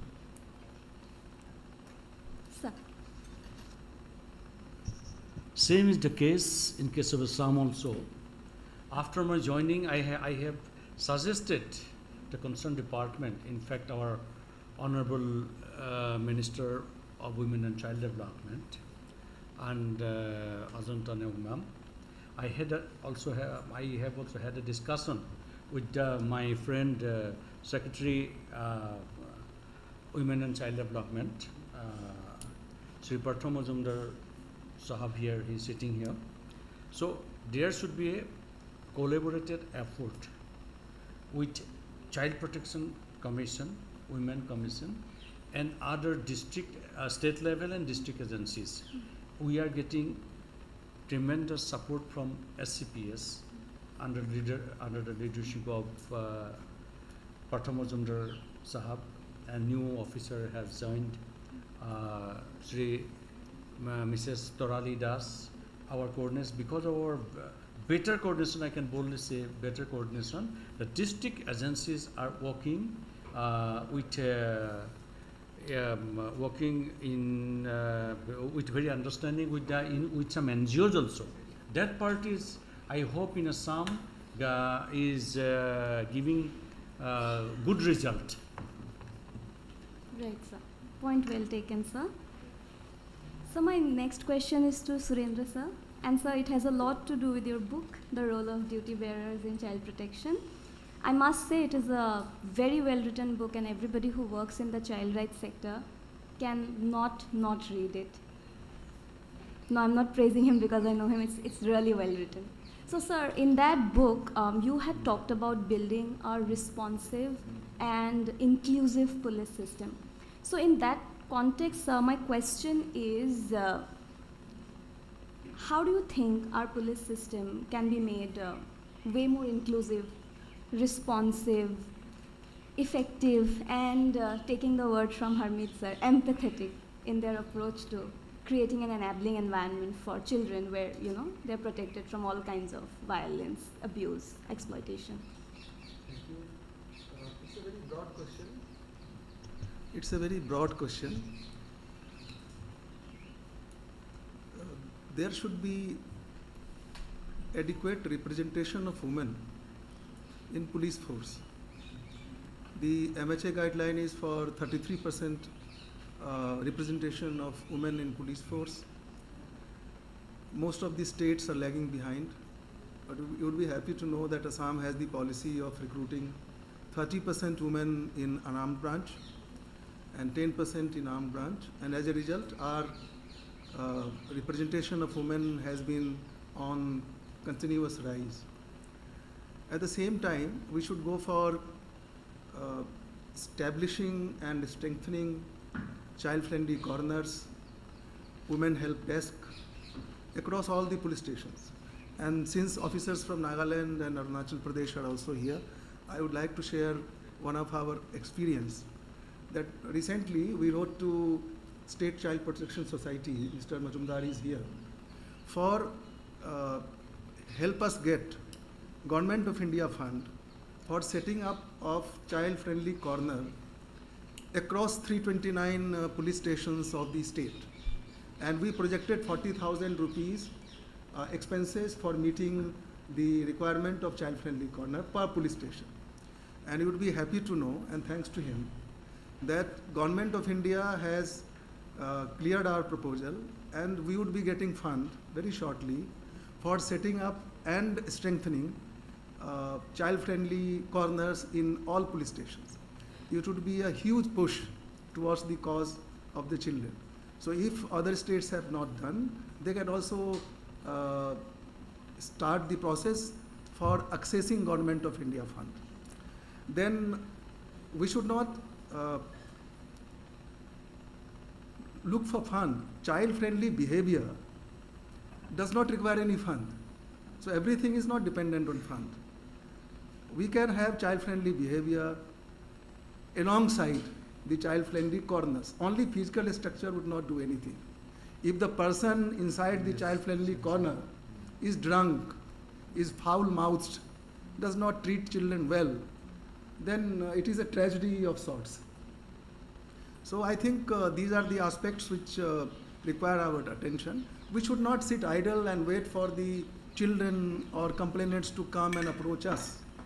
We should reach out physically and also digitally by making available online platforms, digital services, so that the children in need of care protection, those who are victim of abuse, exploitation and neglect can approach us, and our system can become responsive by going for large scale training, sensitization and capacity building. I guess as much as everyone would like this panel to keep going, but we are now at the fag end of it. So a quick 1 minute final message from each of our esteemed panelists on the theme of the day. I will start with Debashish sir. Thank you so much. After a dialogue deliberation, what I have heard, so I would request to this House to initiate a proposal with the government to select the chairpersons or chairpersonal members of Child Welfare Committee, competent persons, because I have seen lot of things which disturbed me during our works in the districts. So competent persons with good background, because now every role, the future of destitute child and those the child in need are depend upon this Child Welfare Committee. So there should be most competent persons. This is my message. Thank you so much. Thank you, sir. Shamal sir, your message, please. Yeah, I simply wholeheartedly appreciate the initiative taken by the Honorable Guwahati High Court with collaboration even.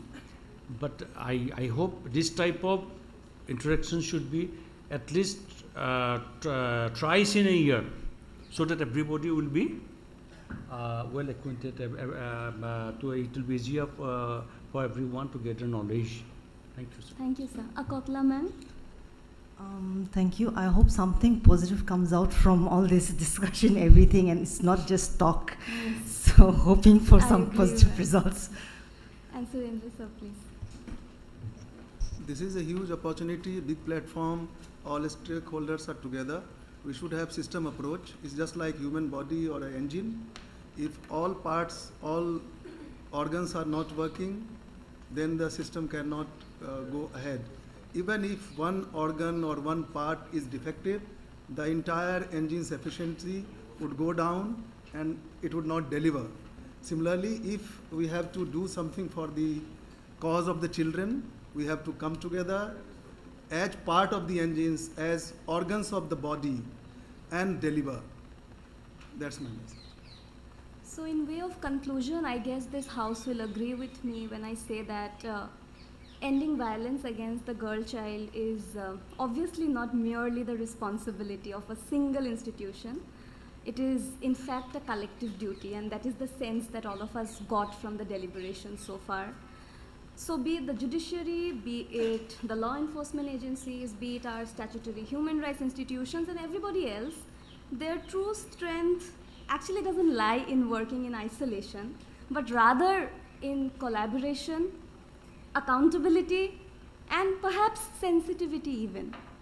And let's hope that the deliberations that we have had today in this august room translates into concrete action, thereby ushering in meaningful change in the lives of all our children.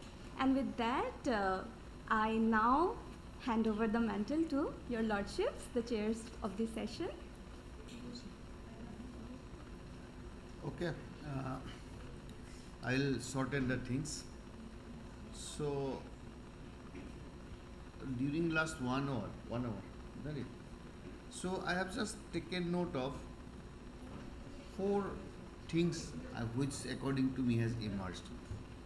Firstly, that the violence and child marriage are not merely legal violations, but fundamental denials of dignity, equality and promise to childhood. They cut short education, erode health and perpetuate cycle of poverty and discrimination. Secondly, law like Prohibition of Child Marriage Act, POCSO Act and the Juvenile Justice Act exist. Their full impact depends on how effectively they are enforced and how sensitively they are applied. We have seen that punitive action alone is not sufficient. Prevention, awareness and empowerment must work hand in hand. Thirdly, the institution, whether courts, police, child protection units or commissions, must work in synergy and not in silos. Every delay in coordination translates into prolonged trauma for the child. Girl-child safety begins at her home, extends to her school, her community and finally to the justice system. Its link in this chain must be strengthened if we are to create a truly protective environment. So then what is the takeaways for future? Just I have taken again 4 points during this discussion what should be our future course of action. A stronger focus on prevention,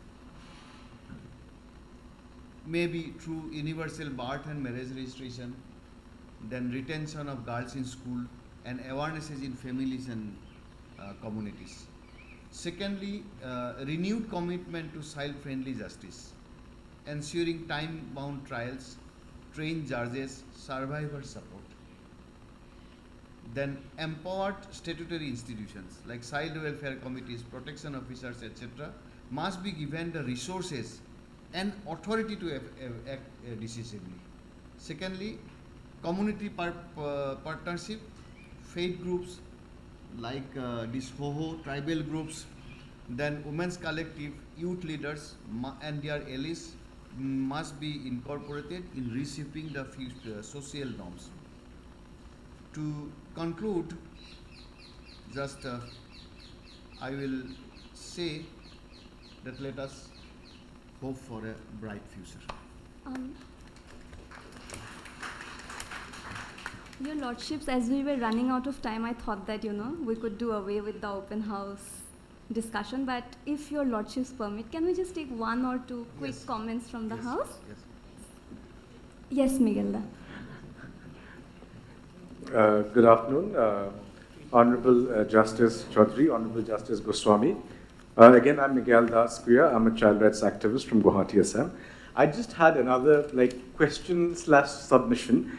When we all know that Section 25 of the Commissions for the Protection of Child Rights Act, it talks about establishment of children's courts so that children who are victims of crime, they get a very child-friendly kind of, justice procedure. When it also says that the proviso says that if there are special courts under any other law, and if there is no children's courts, then those special courts act as children's courts. But what we have observed is, apart from POCSO offences, children who are victims of other forms of crime, for example, child labor, have to undergo trials in a CJM's court, which is absolutely not child-friendly. So if there is any process taken to ensure that special courts are also trying other offences against children, so that the children receive the procedural protections under the child-related laws, or else the cross-examination, examination in chief is all happening in open court. So the child does not receive those protections. So that is one observation that I had to make. Secondly, the Legal Services Unit for Children, that has to be formed under the NALSA's Child-Friendly Legal Services Scheme for Children 2024. I don't think these units have been formed as of now. So if they are formed, then girl children can have better access to legal aid and services for their during the trials and other processes as well. Third, very important and critical point is what are we doing about the witness protection scheme? It is still in a narrative. What happened in one of cases of child sexual abuse, wherein the accused, who was a stepfather, had gotten bail, he got out and he killed the child and the mother. This is in Guwahati city. So these kind of issues are happening time and again. So what are we doing about the protection scheme, or is it important at all? So I think we should have more focus on getting these things activated so that children receive more protection, especially children who are victims of sexual violence. Another last, just 2 seconds, is like Mr. Debashish had said, that the NALSA scheme currently kind of is the framework for compensation for POXO victims, which actually is through direction of the Honorable Supreme Court in Nipun Saxena. See, at least we have a compensation there. The problem is, despite special courts are willing to give out compensations. District legal service authorities are willing to give out compensations. The problem is, they never have the funds. So then what happens is, the victim is waiting for years on, just hoping that someday, sometime, in the meantime, the accused reaches out to the victim, there are offers, and then there's more possibility that the victim turns hostile. So I think these are certain areas that if can be taken into consideration by the August House. Thank you so much. These kind of suggestions only will not Yes, yes. So as much as I would have liked to take more questions, but Miguelda was like 4 in 1, so that pretty much sums it up. So thank you so much. Thank you so much for being so patient throughout the discussion. Much obliged, your lordships, and thank you so much to all our eminent panelists. Thank you. Thank you.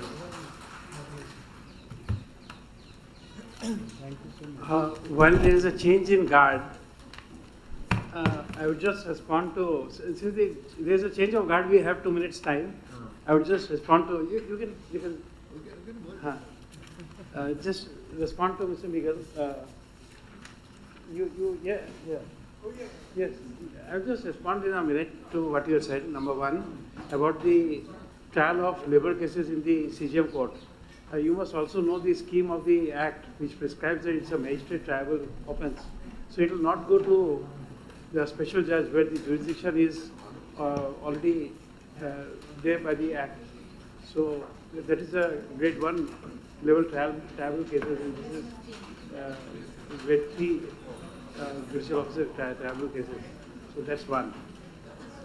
So that's what I wanted to tell you. And the amount of compensation you were referring to, you see, the courts do not generate funds. So therefore, and this is nothing, and this can't be a budgeted expenditure. The state does not know how much crime would happen.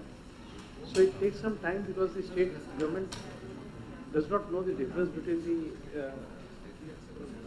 the nature of amount spent.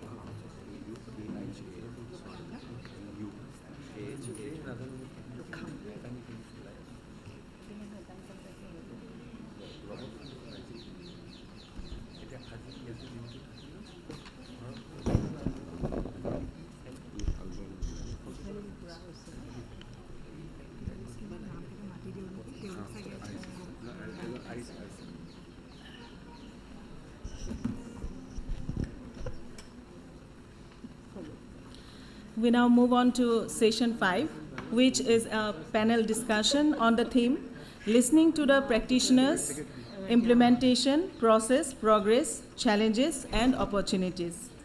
This session will be chaired by Honorable Mrs. Justice Rumi Kumari Fukan, former judge, Guwahati High Court, and chairperson, State Police Accountability Commission.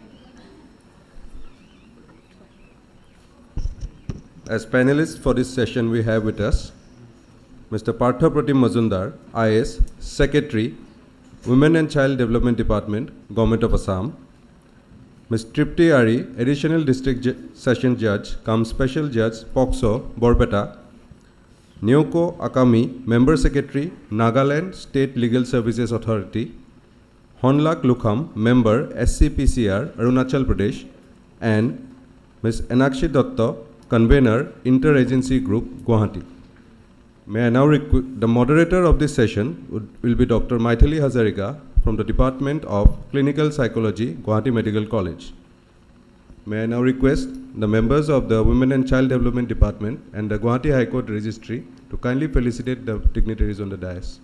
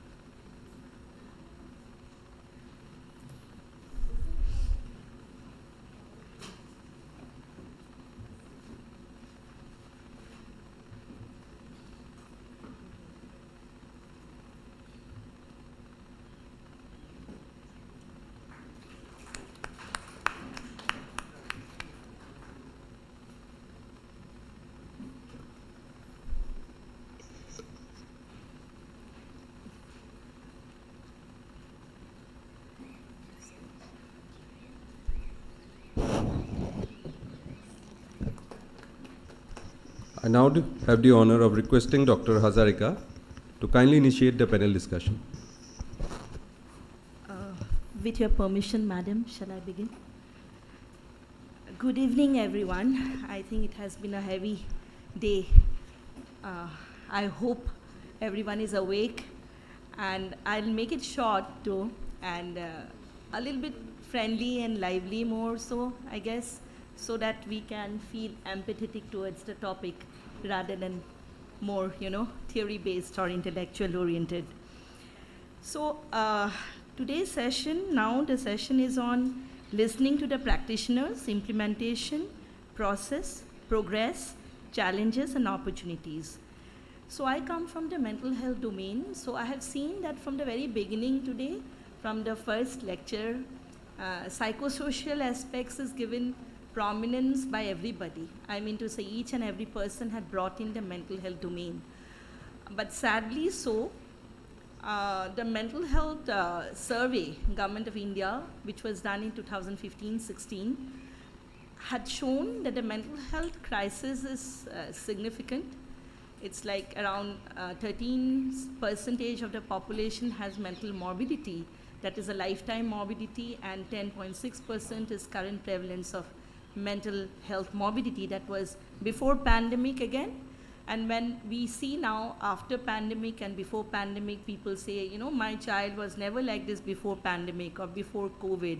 Now he is like this. Whether pandemic is the cause or the mental mindset, the mindset of the people, all the time thinking about pandemic making a difference in the child's mental growth is an issue, and it's a concern for every mental health professional. The kind of substance use disorders that we see in children, we had done a lot of research from Guwahati Medical College. I was a part of one. Alcohol and tobacco use is very significant, and tobacco use disorder is highest in Assam, and because of that, a lot of other lifestyle diseases, cancer, we all know about it.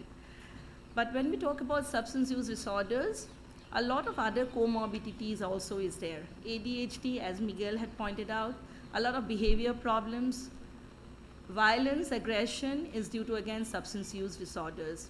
So how to curb that and how that could be curbed also in the school mental health program, we need to really think about that. I think our policy changers here would give us some light into that matter also. What I see, the sexual and gender-based violence is also very prominent, because what I'm saying is, in my practice of more than 20 years, when we see relationship issues or women issues of depression, anxiety, more than 50% of the people who has mental illness had its first occurrence in childhood and adolescence. I mean to say any kind of diseases you say, bipolar affective disorder, schizophrenia, you know, any kind of mental illnesses has its root in early childhood and adolescence. That is in 14, 15 years, that is again adolescent time, and sometimes, you know, early childhood also, when we see ADHD and externalizing disorder. So early identification is very important for risk mitigation. We have to definitely take steps, not only in our family level, but also in the school. Again, somebody talked about pediatricians, health system, you know, that pediatricians can see all those injuries in the sexual organs of children, but I don't know what they do. So how to converge all these different systems? We definitely have to be more empathetic. But again, as a mental health professional, I always want to question, can we teach empathy? You know, we have curriculums on empathy, you know, how to build up empathy, empathy first step, second step, third step. But can we really teach empathy to anybody? I always feel it has to come from within. You know, everyone who is present here, I believe some amount of empathy is there to be a part of this program today. But can we really apply empathy in the work that we are doing in our day-to-day life, in our profession, from the child, from the adolescents, from the women perspective? Keeping that in mind, today I would like to start with Rabindra Tagore's Spirit of Freedom. The day every girl walks freely, fearlessly, and with dignity, India will truly be free. And we have an incredible panel of leaders and change makers here who work tirelessly to protect and empower our children on the ground. And I'm very sure they confront with systemic gaps daily, often with limited resources. Limited resources in mental health also, we see 70 to 92% of treatment gap. We don't have psychiatrists, we have no clinical psychologists, we don't have social workers, we don't have special educators. Sir was saying 262 people would be recruited. I don't think anyone is trained as a special educator, more than 10 in Guwahati. And in Assam, out of Guwahati, none. So I really don't know how the office or the government is going to get 262 special educators because they have to be trained professionals. We can't just get anybody and everybody, because special educators or occupational therapists are trained people. Physiotherapists are doing occupational therapy in Assam. You know, people who have no training, they are becoming special educators. Rehabilitation counselors, no training. So trained people are required, and when we talk about school mental health program, what I have seen in the groundwork, in the ground level, is that I have proposed ideas to the Department of Education, 4 ideas just 2-3 months back, and they said they had no fund. But it's very important to have those proposals, they said, and also they have written my name and said whatever Professor Hazarika had written, she can ask for CSR fund, and we will give her all the logistic support, because this year we don't have the fund, but all the proposals that she had given are very, very important. So I mean to say, if I have to go forward for CSR fund, then why did I go for government support? So that is one. And second is, you know, all the proposals which are there are also about how teachers in the government schools could be trained as master trainers or psychologists, or do some kind of training with 2 or 3 teachers from each and every school in the rural areas. We can make clusters, and how we can train them in psychological counseling rather than getting psychologists, you know, and pay them, which is again the fund crunch in the government. So with the limited resources that we have, can we do some training program, you know, but they have to be monitored.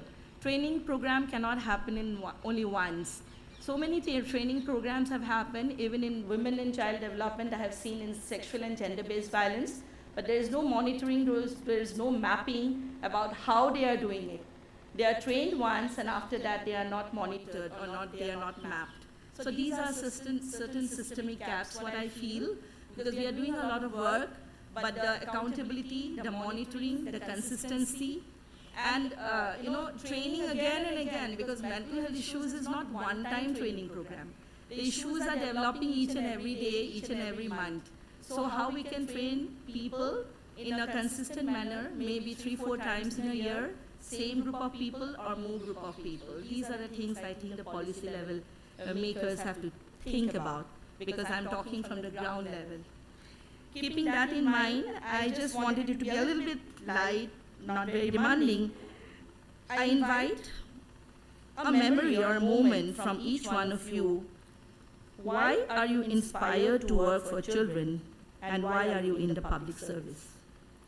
The first question goes to Partha, sir. Why are you in the public service? Interesting question. Thank you, Dr. Natiri. Honorable Mrs. Justice Rumi Kumari Fukan, former judge and now chairperson of the State Police Accountability Commission.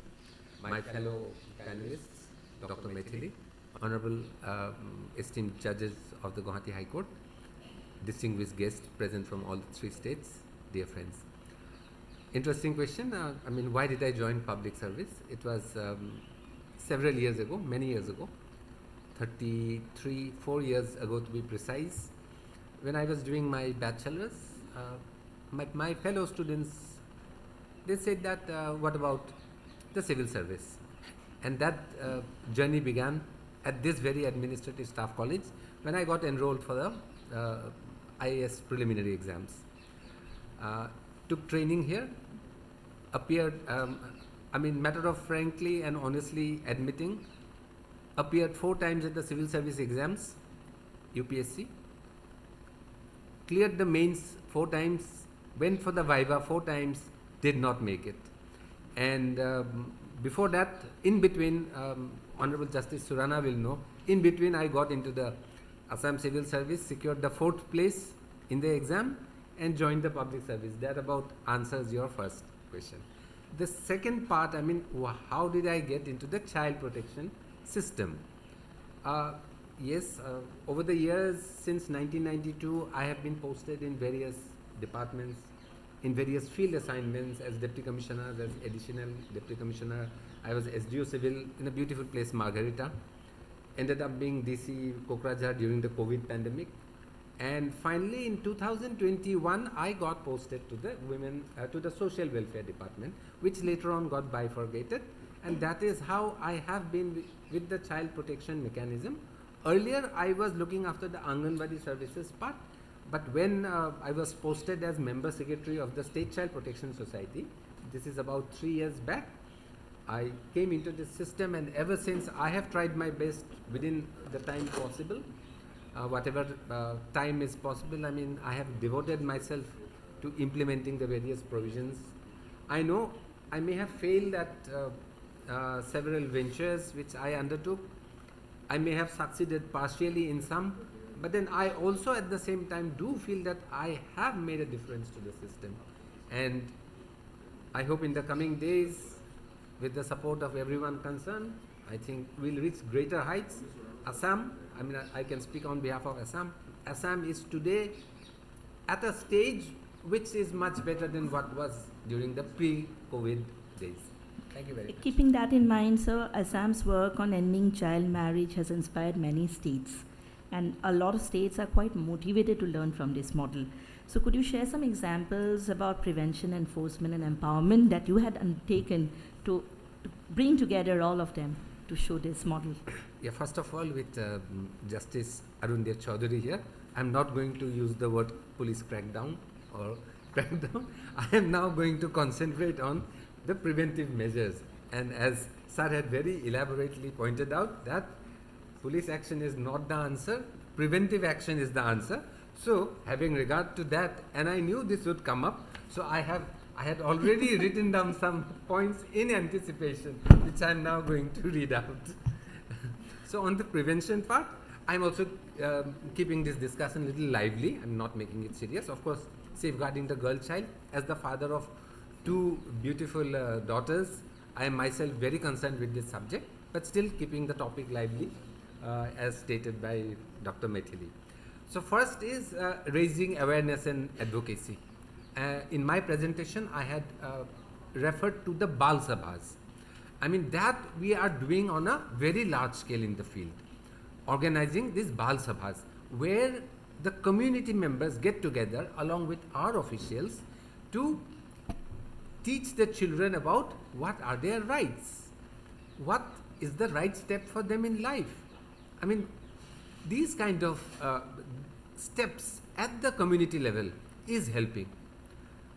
It will help in the future. We have just started, we have just laid the first few steps, and I think in the long run this is going to help. Secondly, with regard to all the schemes of the government of Assam as explained by Secretary Education, we need to empower girls. We need to give them access to education. We need to give them access to healthcare, skilling, economic opportunities, and this itself will make them take informed choices about what they want to do, including saying no to early child marriage. Now, the 3 young adults whom we encountered during the first session, they are not with us now.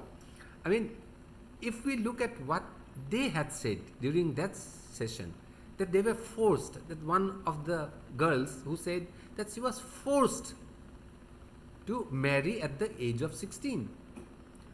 And she went to her teacher. Now that situation exists even today, and there are many girl child even today who are afraid to speak out, to go to their teacher, to speak to their parent that no, I do not want to get married, I want to become someone in life. I mean, another speaker had in the morning session said that silence, we are forcing girls into silence, we do not allow them to speak. And these are some of the reasons why child marriages and other negative things are happening, and that is why there is a need to empower girls. We need to empower them, just as the way of course I may belong at the present stage to a middle income group, but everyone, I mean, irrespective of their status in the society, irrespective of their family income, the first emphasis should be on empowering the girl child. Addressing harmful social stereotypes. We had seen in the morning session when the grandmother forced the father to have a son, and in the hope of having a grandson, the person went on having daughter after daughter after daughter, ending up with 5 daughters. These kind of stereotypes should stop. Gender responsive social protection like Nijut Moina scheme, scholarships, scooties, laptops that we are offering. I think we need to broaden this base. We need to look at other things as to how to prevent child marriages. Of course, I will not refer to the police crackdown, but still, since 2022, we have managed to bring down teenage pregnancy by 1/3 in the state, from 9,330 in April 2022 to 3,400 in June 24. That is one great thing, great achievement. Thank you. I would like to ask again, Srimati Triptiari, Additional Session Judge, Guwahati High Court, about your contribution and why did you join this profession to begin with, and in the Child Protection Unit. What is the interest? Thank you. Honorable Mrs. Justice Rumi Fukan, former Judge, Guwahati High Court, and presently Chairperson, State Police Accountability Commission. Honorable Mr. Justice Kalyan Rai Surana, sir, Judge, Guwahati High Court, Chairperson, Juvenile Justice Committee. Honorable Mr. Justice Arun Dev Chaudhary, Judge, Guwahati High Court, Member, Juvenile Justice Committee. Honorable Mr. Justice Midul Kumar Kulita, sir, Judge, Guwahati High Court, Member, Juvenile Justice Committee. Respected dignitaries on the dais, esteemed participants, dear friends. The question which is posed, like as sir has also said, it has been a long journey for me also as a public servant, and during those time I was very jealous. Maybe I saw my father also, he was a former district judge, so I've seen it in the family, and I really hoped to make a difference in the society. Maybe with that I did appear, I cleared, and I've been serving. As for why I selected the child front, that is like we are not, we are in the service, we are to serve wherever we are being placed. And that is why I asked, sometimes is a profession given to us because of the way it is, or do we choose our profession? So many a times it is like, whether I want to do this. Passion and profession, if it doesn't match, sometimes it's the kind of interest that we give lessens at times. I'm not talking about public service servants as such, but otherwise, in the personality also. So many a times when people are saying about post-pocs and stuff like that, so the empathy and the passion, if it is not there, then it will become like a post-poc service. If you are committed to your service, wherever you are placed, I think you will do the best with empathy, of course. Right, so that is what because of that the question was posed. So I just wanted to know from you, you are on the front line of justice for children. How do you see the judiciary's role in making laws like POCSO, PCM, JJ Act truly child-friendly? And could you also share a moment when a child felt safe and supported in your court? I think Supreme Court, High Courts have really acted where legislation has not been able to address to the needs of the children, and has then thereafter the statutes have come up. So I'll not ponder much on that, because that is for the Supreme Court, High Courts and the legislature to take care. We being in subordinate courts, we have a very limited role with regard to making statutes or having a say in the policy making or so. We can of course give our opinions, share our experience, give some suggestions. And but working as a POCSO judge, what I can say is, you have asked me to share experience where a child has felt really safe and supported in your court. I'm Just sorry one to say, experience. I'm really sorry to say, it's very difficult to point out any such case, because there is lack of support person, which I felt within my tenure as a POCSO judge, because hardly I have come across a support person, though it mandates that there should be a support person. And when a child comes, to take evidence of a child it needs time. The child is not aware what is happening. So at times it happens like to make the child comfortable, but you are in a position where you cannot leave your chair, your neutrality. It's very difficult. But then again, at the same time, you have to at least make the child comfortable. So there, since there is no support person, or we don't have any other person to come in, then we have to take care of help of our staff members. Then maybe if the child is very stiff, not being able to answer, is refusing to even interact, then we just take help of the staff member. We tell them that please take the child, make the child comfortable. Thoda you talk to the child and explain there is nothing to fear. We can do it in a limited manner with the councils in their presence, but we cannot go beyond certain boundaries, because we need to again have the trial, we have to judge. So sharing a good moment I will not say, but this way using the staff in absence of the support person, that has helped. And but I honestly, this forum, I don't want to leave without saying that support persons is really need of the hour. CWCs have to look into it, police have to report it, because that will make a lot big difference. The statute itself mandates the child should be not only for the evidence part, not only for throughout. The child should know, the parents should know, because believe me, I'm sharing an experience which is out of the context. Now we don't have to do it, we do it through VC if it is at all required. As magistrate, we used to record 164 statement. So in session courts, we were called as witness to depose. My experience, first experience, I was a magistrate at that time. I used to preside over courts, but when I was standing in the witness box, like I was really looking at the judge, please help me out. It was terrifying, because there is a person who is prosecution clueless what to ask, what not to ask, defense is putting questions. So if a person like me can be so fearful of a court scenario, you can very well understand a child's condition.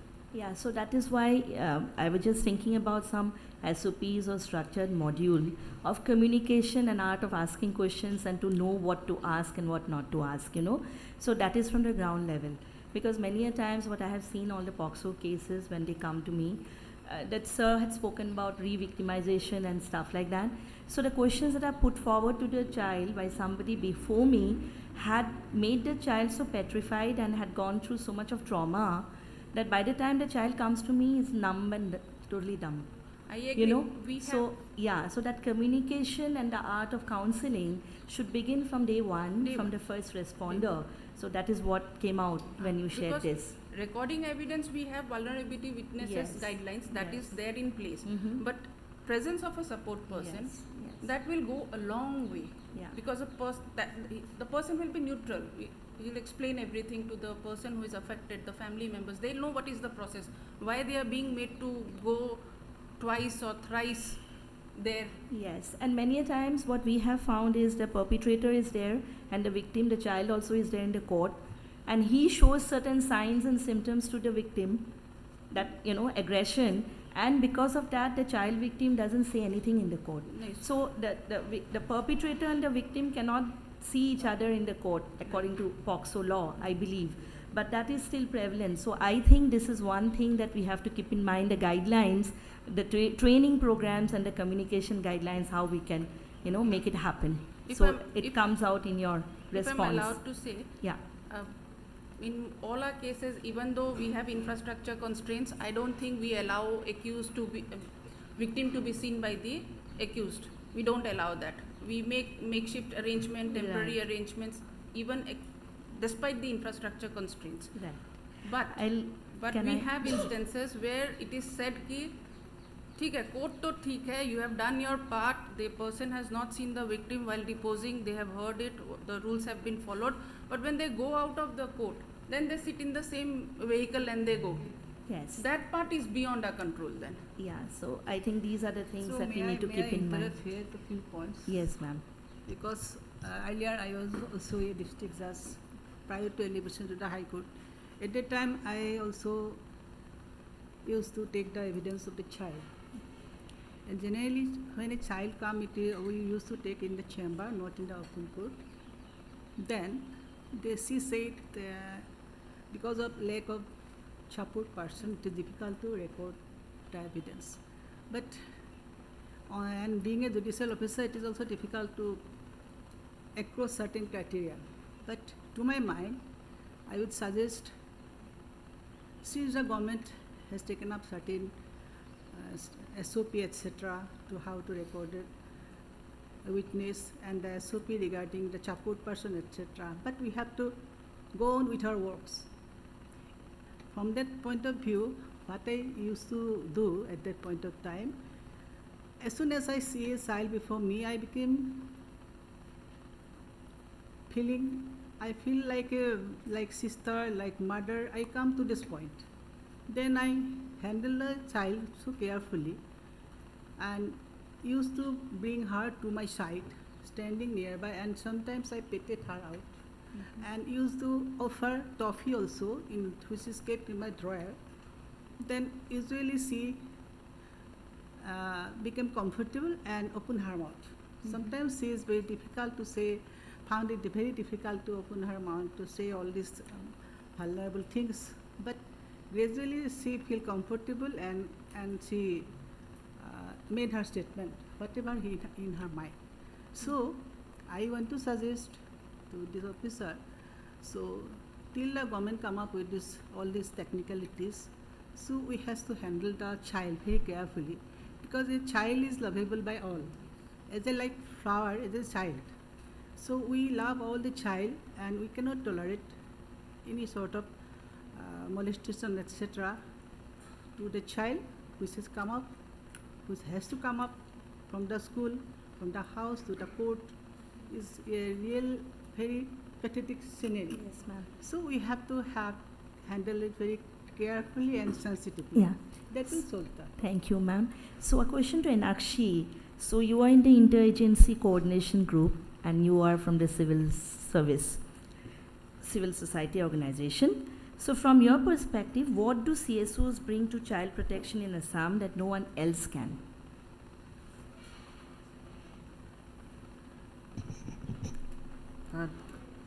Honorable Justice Fukan and all the dignitaries on the dais and off the dais.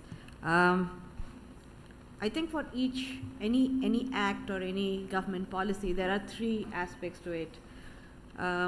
Prevention, redressal, and rehabilitation. And I think when we think about the girl child and the acts of whether it's juvenile justice or any of the others, I think a lot of involvement of CSOs has been in the redressal part. You know, everyone, we saw the presentation, CCI is the key component of civil society's engagement in this whole system of child protection. But I think, like what we have been hearing since morning, prevention and rehabilitation are key components. If we don't engage civil society in prevention, I think we will be fighting a losing battle. And I say this because civil society is embedded in the community and they are best placed to do any mindset shift. So I think whether we were talking about parenting in the morning, we were talking about patriarchy, most of the cases, if we see really, there have been a lot of researches done, and it is said that the whatever the cases are from people who the child knows. It's the closest to the children whom they trust, which means it's a part and parcel of a society that all these issues are there. Until we don't address that, we might do as much of redressal and acts in place, but like someone also said earlier, we need to work on the prevention and the mindset change in communities, and I think civil societies are best placed to this. I would also like to bring in one issue here, and since we have people from Nagaland here, and I think even some parts of Arunachal, in Northeast, one more particular very thing is there is of the scheduled areas. Customary laws are allowed. It's heartbreaking to hear when, I'll just take a case. where, and I have come across multiple of such cases. One of my colleagues came to me and said, she's from Nagaland, and she said that one of her nephews has been molested very close to rape, but she survived. They could save her from being raped. And the community is saying that it has to be addressed in the customary laws and not go to the police station, and FIR is not allowed, and then the customary. And the final judgment of the customary, the village council, was of a punishment of 10,000 rupees, which was so painful for all of us. And I think, how do we bring in the customary laws within the ambit of the larger? Yes, sir. Yeah. Yeah, so that is one concern as civil society groups that we keep talking about. There have been places where we have, so how does this whole, the acts, how do we bring down in the autonomous, in the scheduled areas, and how do we counsel the other judicial bodies which exist within the customary laws? So you I spoke think- about Nagaland. I'm just cutting you. Sure. Two more panelists are Definitely. there, and time is very short. So I want to ask you, Neko Hakami. So you're in the heart of local action. So what hurdles do you face in bringing and converging all the different, departments to run some flagship programs in your state of Nagaland? Thank you for giving me the time.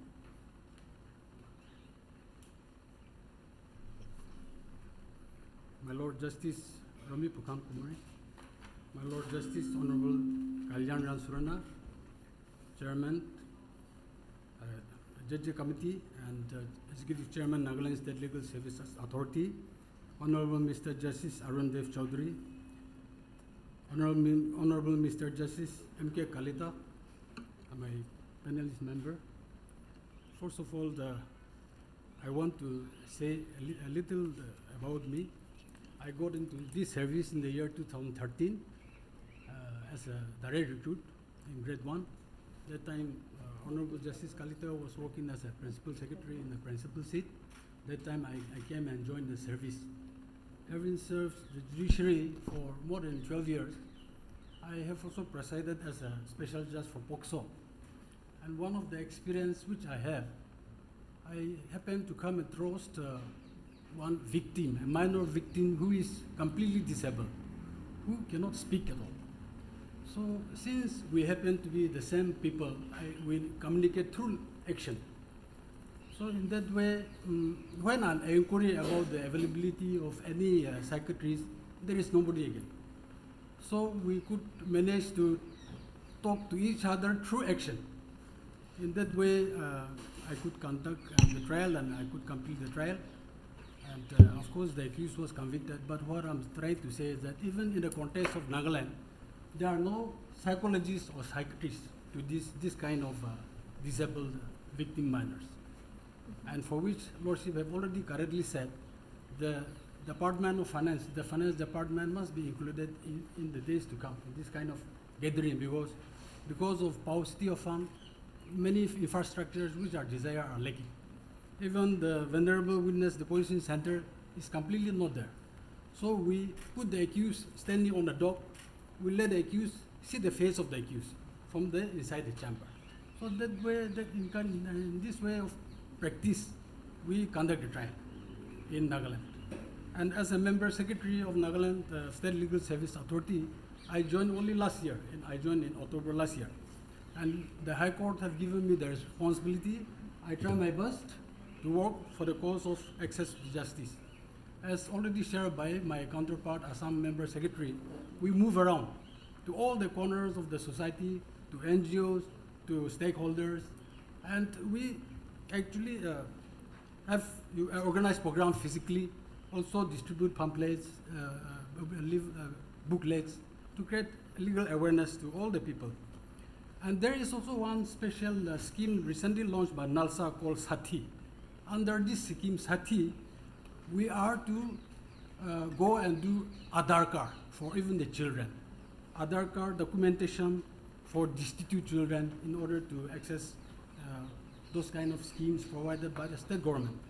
So I'm very happy working under Nagaland Legal Service Authority under the leadership of Honorable Justice Kalyan Singh as my executive chairman, and we are carrying forward to do all things that is possible in our government. Thank you, sir. Now the last question goes to Honlok Tokham, sir, member of SCPCR, Arunachal Pradesh.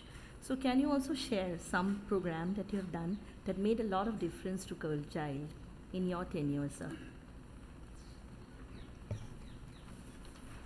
Thank you, madam. Honorable judges, on the dais and off the dais.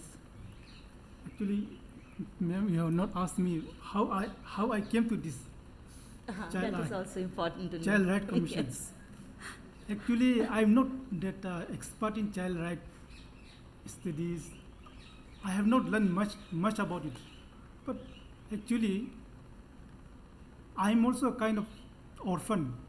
Actually, I have lost both my parents during my early childhood. First, I lost my mom, then my father, and whenever I used to come across an orphan in Hindi, one song is there, no? If you want to smile, जैसे होठों पे कर्ज मन रखा है, इसी type का. Like that, whenever I used to come across any orphan, I used to think that why she is not smiling, why he is not smiling. Yes, it used to pick always in my mind. And come to the Child Commission in context of Arunachal, when there was an advertisement, then one of my friends, he told me to apply it. Then once I applied, it was all of a sudden, tomorrow you have to join. Then after joining also, I had to learn fast. Means I had to pick up fast what exactly the Child Commission does. And by the way, I learned a lot in this commission. In context of Arunachal, one thing what we are doing is that what we have found is that the most deprived child are CWSN child with special needs. There no much care is not there. So what we did is that to get the benefit from the government, some schemes are being launched. For that to take the Aadhaar card also, we had to bring the child, especially in Itanagar. We had to bring those child in our office. And that is again an accessibility is a problem. Yes. In Arunachal And Pradesh, maybe. Moreover, you know, in notice, even out of notice, our people might not be knowing that Arunachal is the largest state in terms of area. From my place, going to Itanagar is much more tougher than going here, coming here. Yes, sir. It is very easier to come here, but from one end of the other end to reach Itanagar is very difficult because of the large geographical area. So these are the things, and so the digital health system has really worked. So you can maybe everyone is using now for disability assessment also. Yes, the yes, digital yes. system can be used. we So have to- we have sir. started now. Okay, sir. Thank you so much for your challenges that you have shared No, with in us. the course of time, if you have some more, No, I will interact. we are just kind of winding now because we're just short of time. I just wanted to just share with you about your orphan status that you said. I'm from the Central Adoption Resource Authority. I'm in the mental health consultant for psychosocial consultant. So adoption is another area because you have brought this topic. I'm just kind of sharing this. The psychosocial issues of adopted children and adoptive parents. A lot of parents disown the children after adopting because they cannot manage the children, because they don't know how, and they don't know parenting, they don't know what the challenges they have to undergo after adopting the child. So these are various psychosocial domains of, again, children, adopted children. So I think this is one area Assam has not worked, not at all, because I have not seen in my practice anybody coming from the state adoption resource, SARA, to me. But people, the parents bring those children to me for mental health issues. After probing, I come to know that the child is adopted. After probing, I come to know that the child doesn't know that he or she is adopted. So the whole process of adoption, the whole process of dealing with these children also is zero here. So I think in the state level, we have to think about that factor also. Girl children is one and adopted children is another, area. So I think I'm so happy that we had some rich and thoughtful insight. We had heard a lot from today's morning session till now about prevention, capacity, justice, innovation, and collaboration. Convergence is the main theme that has come up, I guess. But what truly stands out is the passion and the humanity each of us should bring in our work. That is very, very important to work with children and with girl children particularly. And let us remember that policies and systems matter, but it is the collective commitment of practitioners, communities, and institutions that will ensure every child in Assam grows up safe, empowered, and protected. On that note, thank you once again to our panelists. And the microphone goes to Ma'am, Rumi Ma'am. Can you give us the closing remark, Ma'am? Thank you so much. Thank you. So good afternoon, everybody here. So I have heard a lot second part deliberation. Anyhow, many hurdles that has been come up in implementation of this act has been discussed.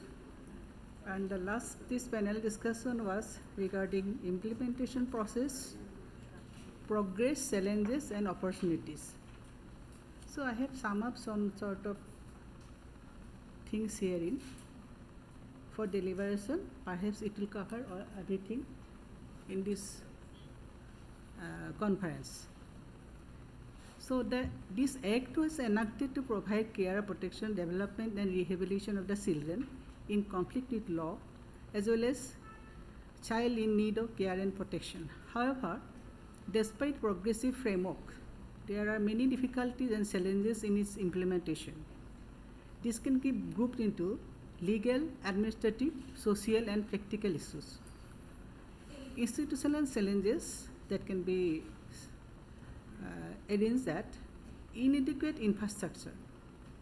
Many childcare institutions, observation homes, special homes lack proper facilities, trained staff, resources to cater the children psychological, educational, and health needs. Overcrowding and poor living conditions. CCI often house more than capacity, leading to neglect, abuse, and poor rehabilitation. Uneven implementation across the state. Some states have active juvenile justice board and CWC, while others faces delays in setting up or ineffective functioning. Next is legal and procedural issues.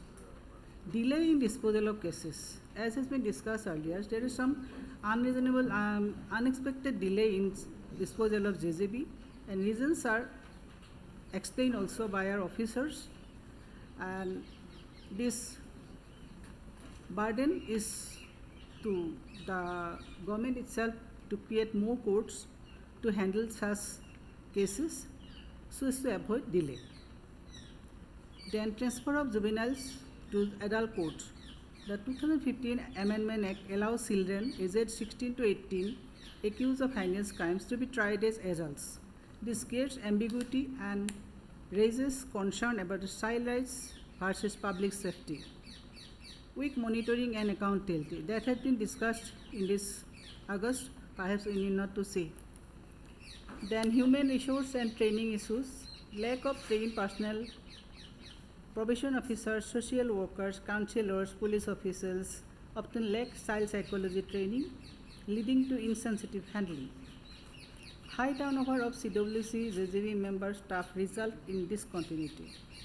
Inadequate capacity building programs for law enforcement and judiciary on child-friendly procedure. Next problem was found, rehabilitation and social reintegration. In this point, we have come across that the limited rehabilitation programs is not in place. That is why proper vocational training, education, and psychological counseling are required in most of the institutions. Stigma and social rejection. Juveniles in conflict with law often faces discrimination, making reintegration into social difficulties. Weak follow-up. Post-release monitoring and rehabilitation support are poorly implemented. This is a big area where perhaps more focus is necessary, because JGB provided certain provision up to that period they are in the home, etc. But after release from the home, there is no actual mechanism which can address the issue, because where the child will go and how to establish his life. Next is adoption and foster care challenges. Lengthy adoption process. Despite CARA, delays and bureaucratic hurdles persist. Law awareness and cultural barriers. Foster care and sponsorship scheme are unutilized due to lack of awareness and social stigma. Next is protection from abuse and neglect. Incidences of abuse in institutions.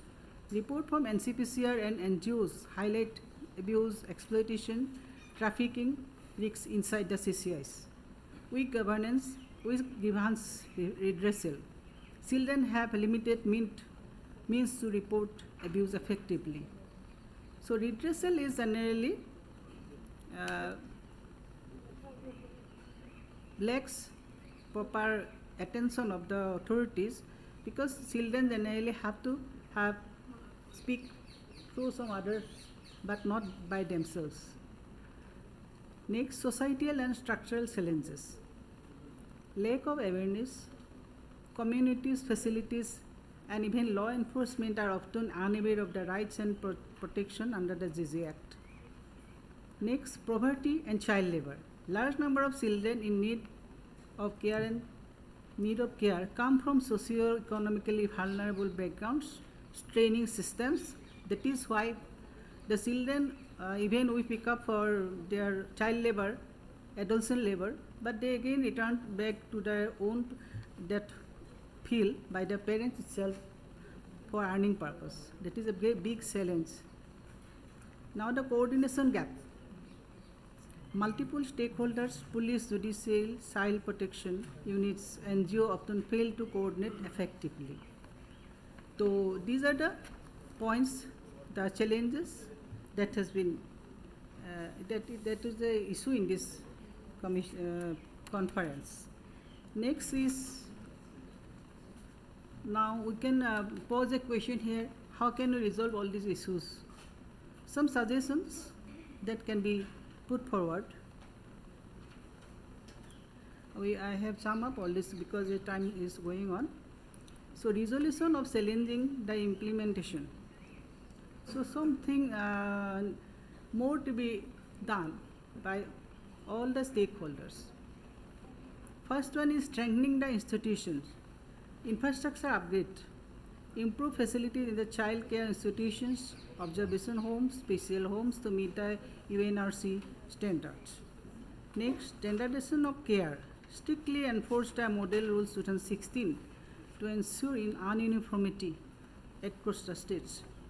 Regular monitoring, strengthen National State Commission for Protection of Child Rights to conduct surprise inspections and audits.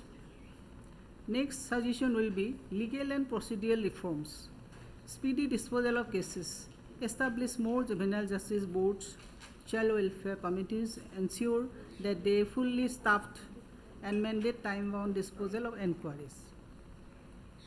Next is balancing child right and justice.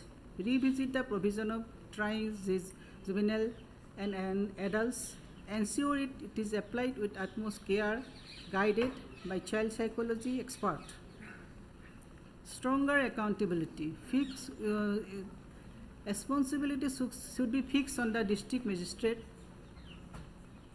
as per the amendment of 2021. for oversight of CCI and adoption processes.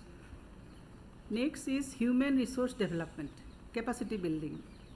Regular training of police, judiciary, probation officers, CCB, GGB members in psychology, trauma-informed care, child rights. Next is dedicated child protection workforce, and then to reduce the turnover. Two more pointers there. Next is rehabilitation and social reintegration, skill development, counseling and mental health support, community-based rehabilitation. And this next is adoption and foster care. Simplify the process of adoption. Digitalize procedure fully through CARA to minimize delay and rape case. Promote foster care. Launches awareness campaign to popularize foster care, guardianship and sponsorship schemes. And transparency. Ensure strict monitoring adoption agencies to prevent trafficking and illegal adoptions. Next, preventing abuse and ensuring protection. Child-friendly grievances redressal cell, toll-free helpline, child-friendly complaint mechanism with CCI, zero tolerance policy, strict legal action against the staff found guilty of abuse. Partnership with NGO, engage civil society in monitoring the capacity building. Then awareness on community participation. Awareness drives should be made in schools, panchayats, urban slums or child rights and JJ provisions. Then community-based child protection committee should be made by involving local communities in identifying and reporting the children in need. Reducing stigma. Mere media and civil society. The media and civil society must promote stories of rehabilitation rather than crime sensitization. Way forward, I must conclude here that our approach should be holistic approach. Our focus should not be just on the punishment, but on reform, rehabilitation and reintegration. And the coordination mechanism should be strengthened to achieve the goal that has been set forth by the Act. Child-centric policy, resource allocation should be made by the government to every possible way so as to give appropriate relief in appropriate time. This is my conclusion here. So I hope and believe this conference will help a lot to all of you. Thank you so much, ma'am. It was a very comprehensive recommendation. Thank you all.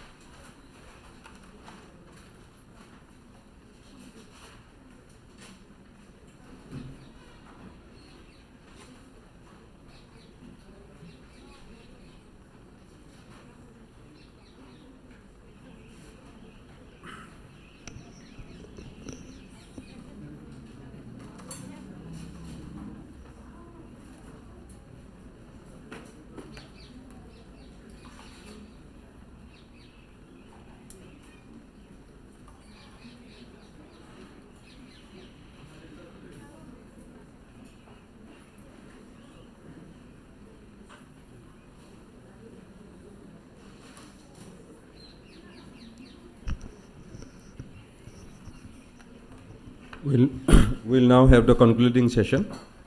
In the concluding session, we have on the dais Honorable Mr. Justice Kalyan Rai Surana, Judge, Guwahati High Court, and Chairperson, Juvenile Justice Committee. We also have with us Dr. Ravi Kota, IAS, Chief Secretary to the Government of Assam. May I request the members of the Department of Women and Child Development to kindly felicitate Dr. Ravi Kota.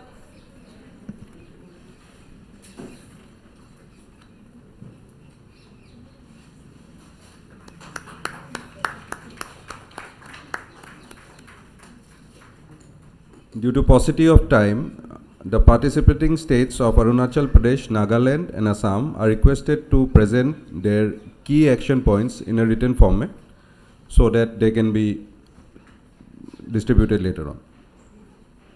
I would now like to take this opportunity to invite Dr. Ravi Kota, IAS Chief Secretary to the Government of Assam, to address this session.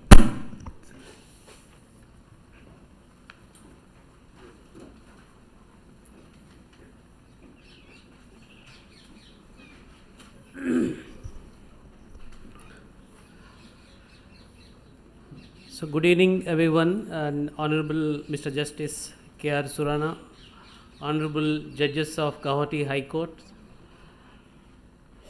and various stakeholders from all three participating states of Arunachal Pradesh, Nagaland and Assam, officers of the judiciary, law enforcement officials, representatives of academic institutions and civil society organizations. At the outset, I would like to convey my heartfelt gratitude to Mr. Justice K.R. Surana, Honorable Judge of the Guwahati High Court and the Chairman of Juvenile Justice Committee, for having given me this opportunity to stand before you.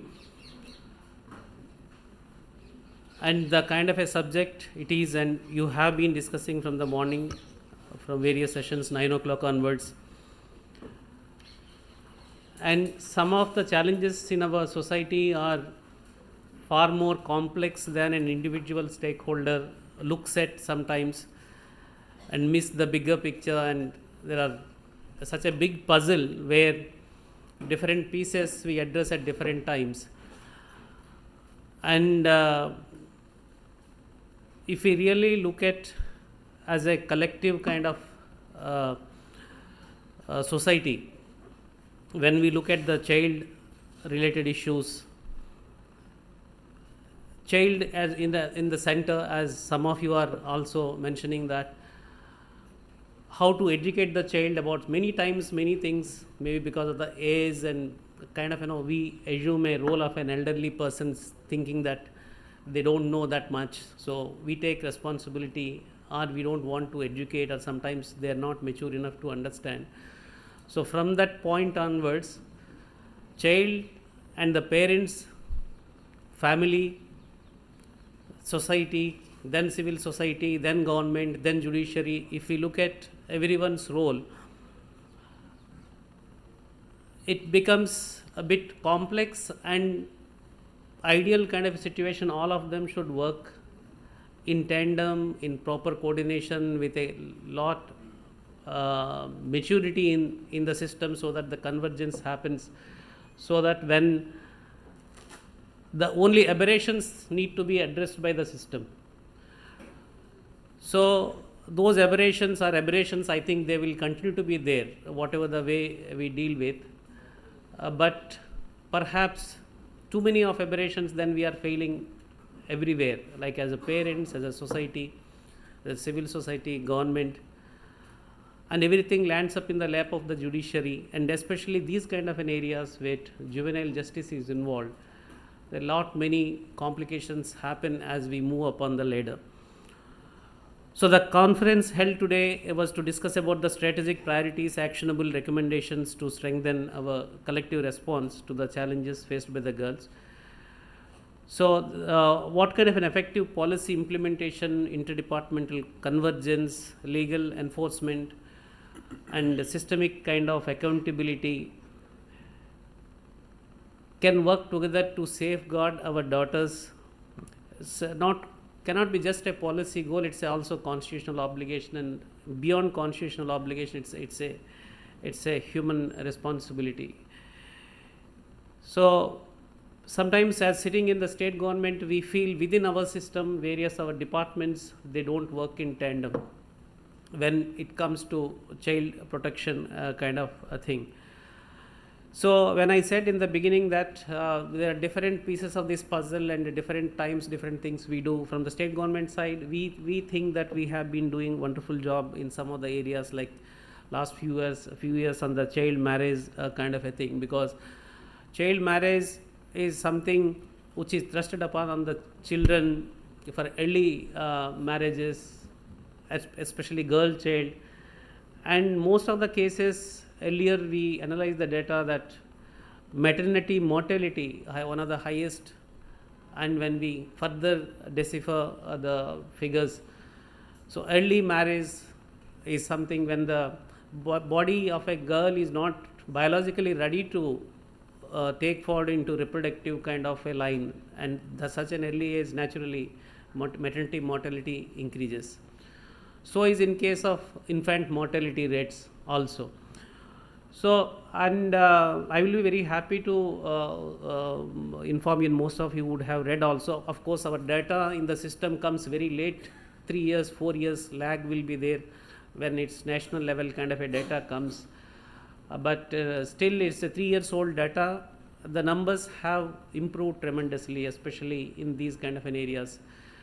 So, and also there is another indicator how the children are getting, girl child are educating in the, how they are getting into secondary level education, tertiary level education, how long they are into formal education, so that marriages can be delayed.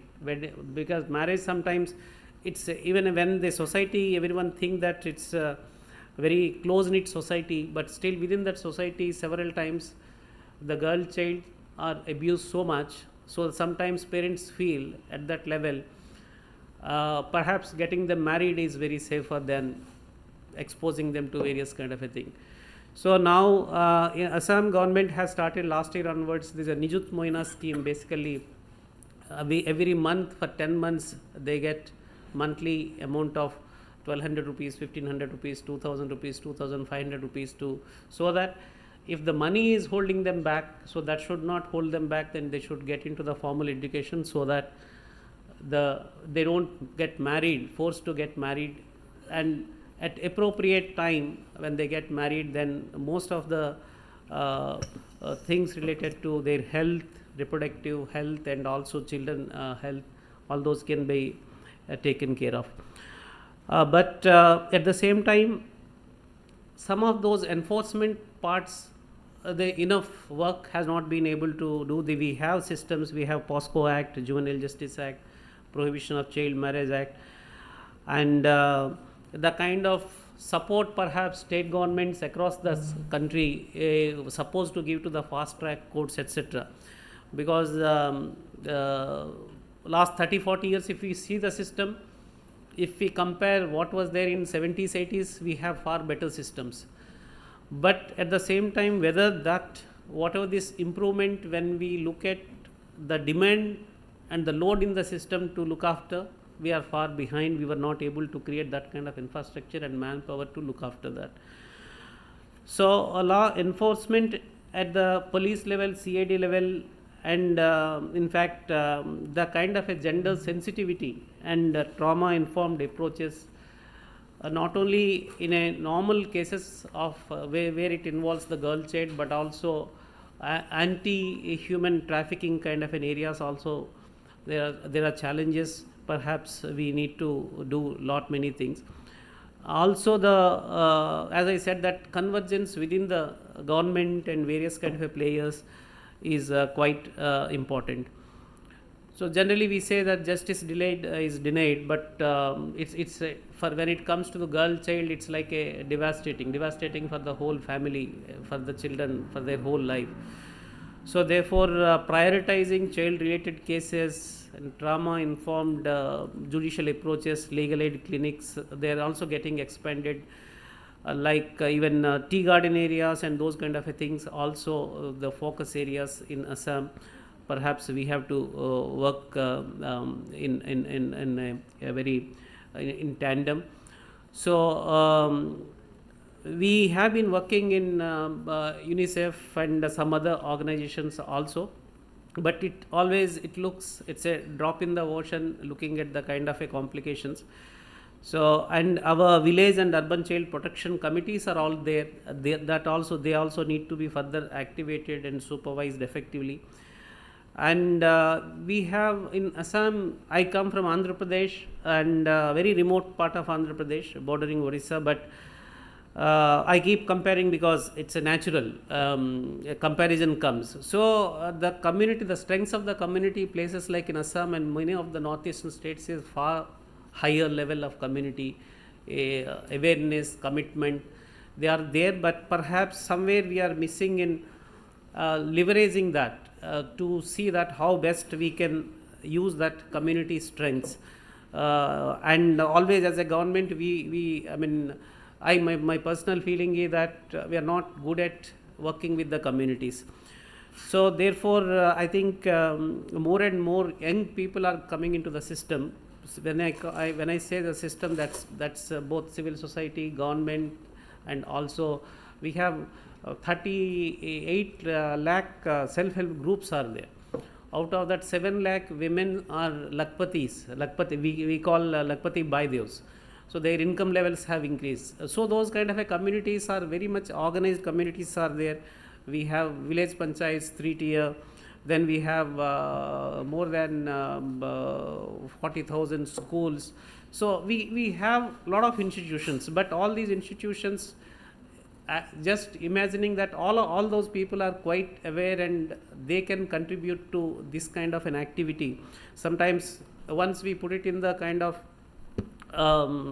silos that this department is responsible for this, so thereafter that department doesn't think about the child kind of activities. But all these organizations, if they can come together, perhaps we'll be able to do better and effective ecosystem that every girl feels safe, valued and empowered in her home, in her school and also in her society. So I thank again the Juvenile Justice Committee of the Guwahati High Court for having taken this initiative and organizing and bringing all these 3 states together, and for a day-long program, and I think quite a good number of outcomes have come, as I could see from the note they given to me before this session. So, and I thank UNICEF and our all resource persons who have come here, and I thank again for this unique opportunity to address you all and share my thoughts. Thank you so much.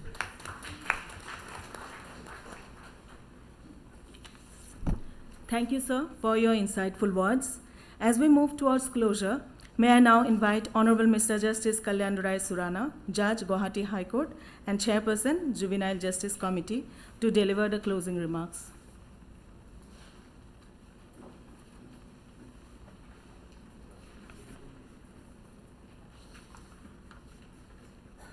Good evening to everyone.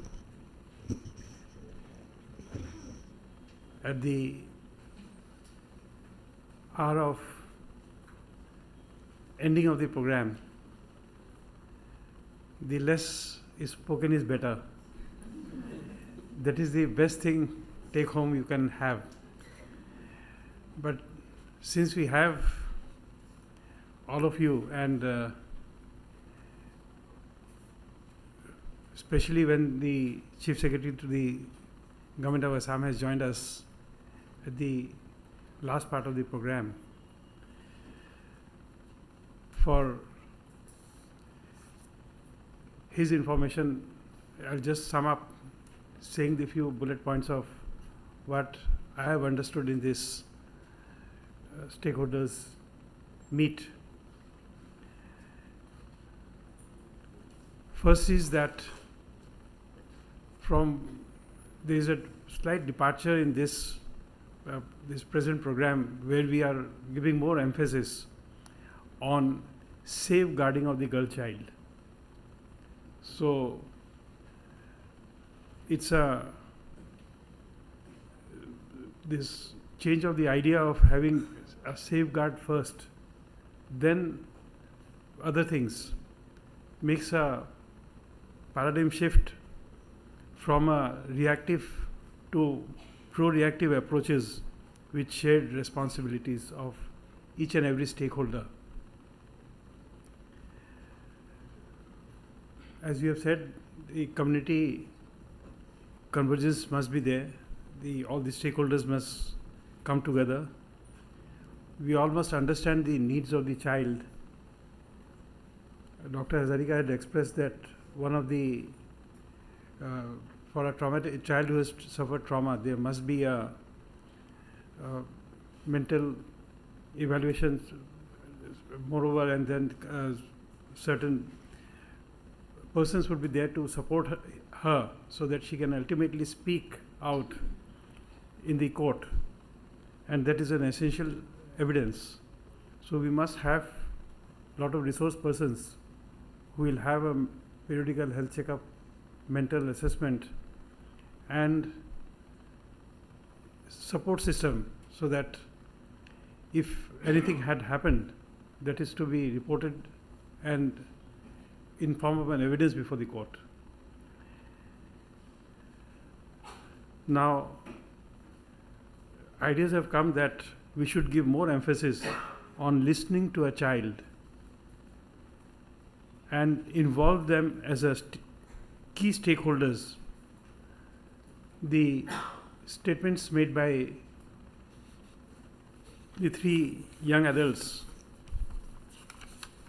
who were there in the first session, Niharika Lohar, Lotasa Sona, and Mrinal Nayak, gave a very insightful thought of they coming from an unprivileged class to make a difference and become the educators for the community and to support the system where every child is taken care of. I would also suggest that since the state is doing so much for the eventual care of the children, that there should be periodical meetings, interdepartmental meetings, and have a nodal officer appointed, so that the you see, because we have seen that every department makes their own expenditures, but this Juvenile Justice Care and Protection Act, it must converge into one. The efforts of all these stakeholders must converge into one. So therefore, there must also be a state presentation, so that what you have done collectively for the purpose of this Juvenile Justice Care and Protection Act must be highlighted in an appropriate manner. And if you have interdepartmental meetings frequently, say once in a quarter, then you will do more for the safeguarding of the child rights, and also take care of the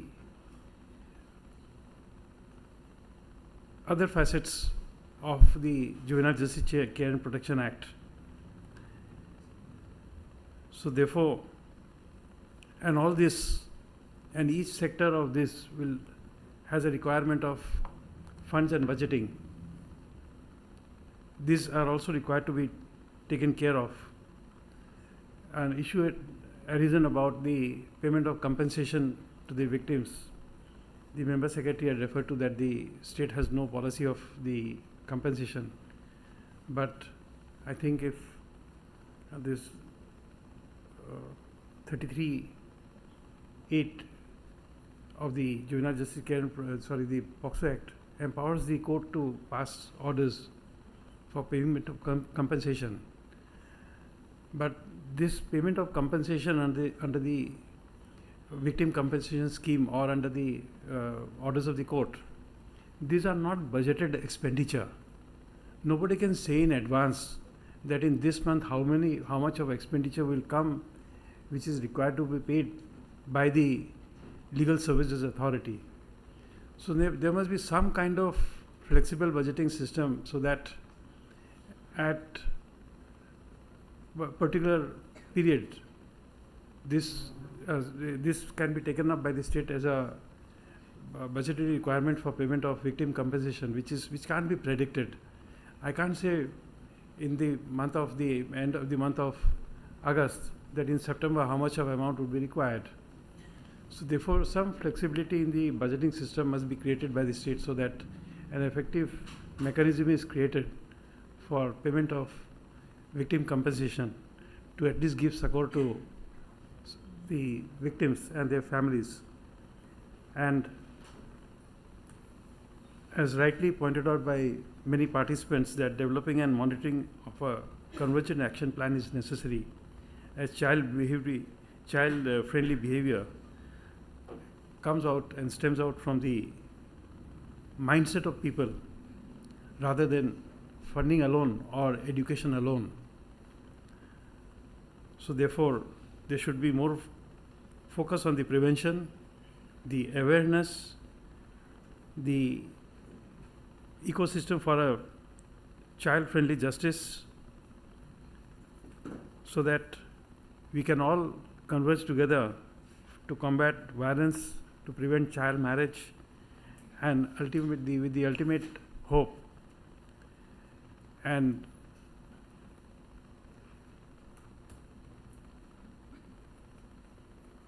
with the ultimate hope that we can really empower the children, and especially for safeguarding of the girl child.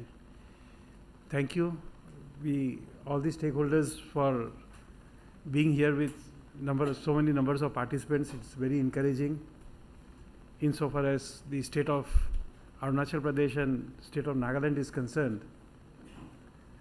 we would also request you to see that next time onwards you have your own state presentations, because it gives more time to your officers to interact and to bring out your policies for the state which is unique to yourself. Because in Assam the problem may be different, in Arunachal Pradesh problems may be different, and in Nagaland the problems may be different. So the focus is lost when you have a convergence of 3 states in a stakeholders meet. Maybe your priorities would not have been taken adequate care of, or maybe you did not have an opportunity of showcasing your achievements, and your requirements could not be highlighted.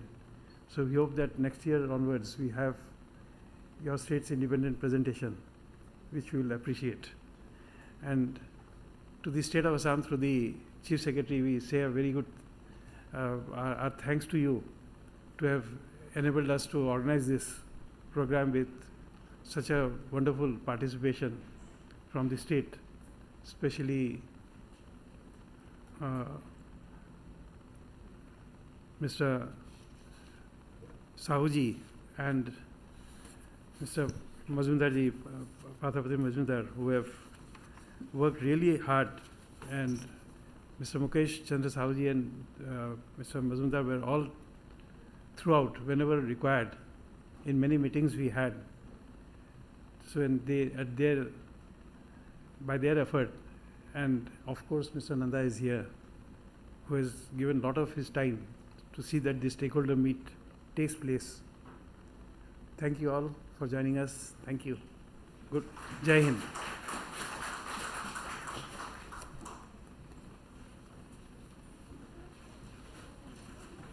Thank you so much, Your Lordship, for your inspirational closing words. On behalf of the Juvenile Justice Committee, Guwahati High Court, the Department of Women and Child Development, Government of Assam, and UNICEF Assam, we extend our heartfelt gratitude to all dignitaries, panelists, and participants for making today's program a success. With this, we conclude today's consultation. Thank you and have a wonderful evening.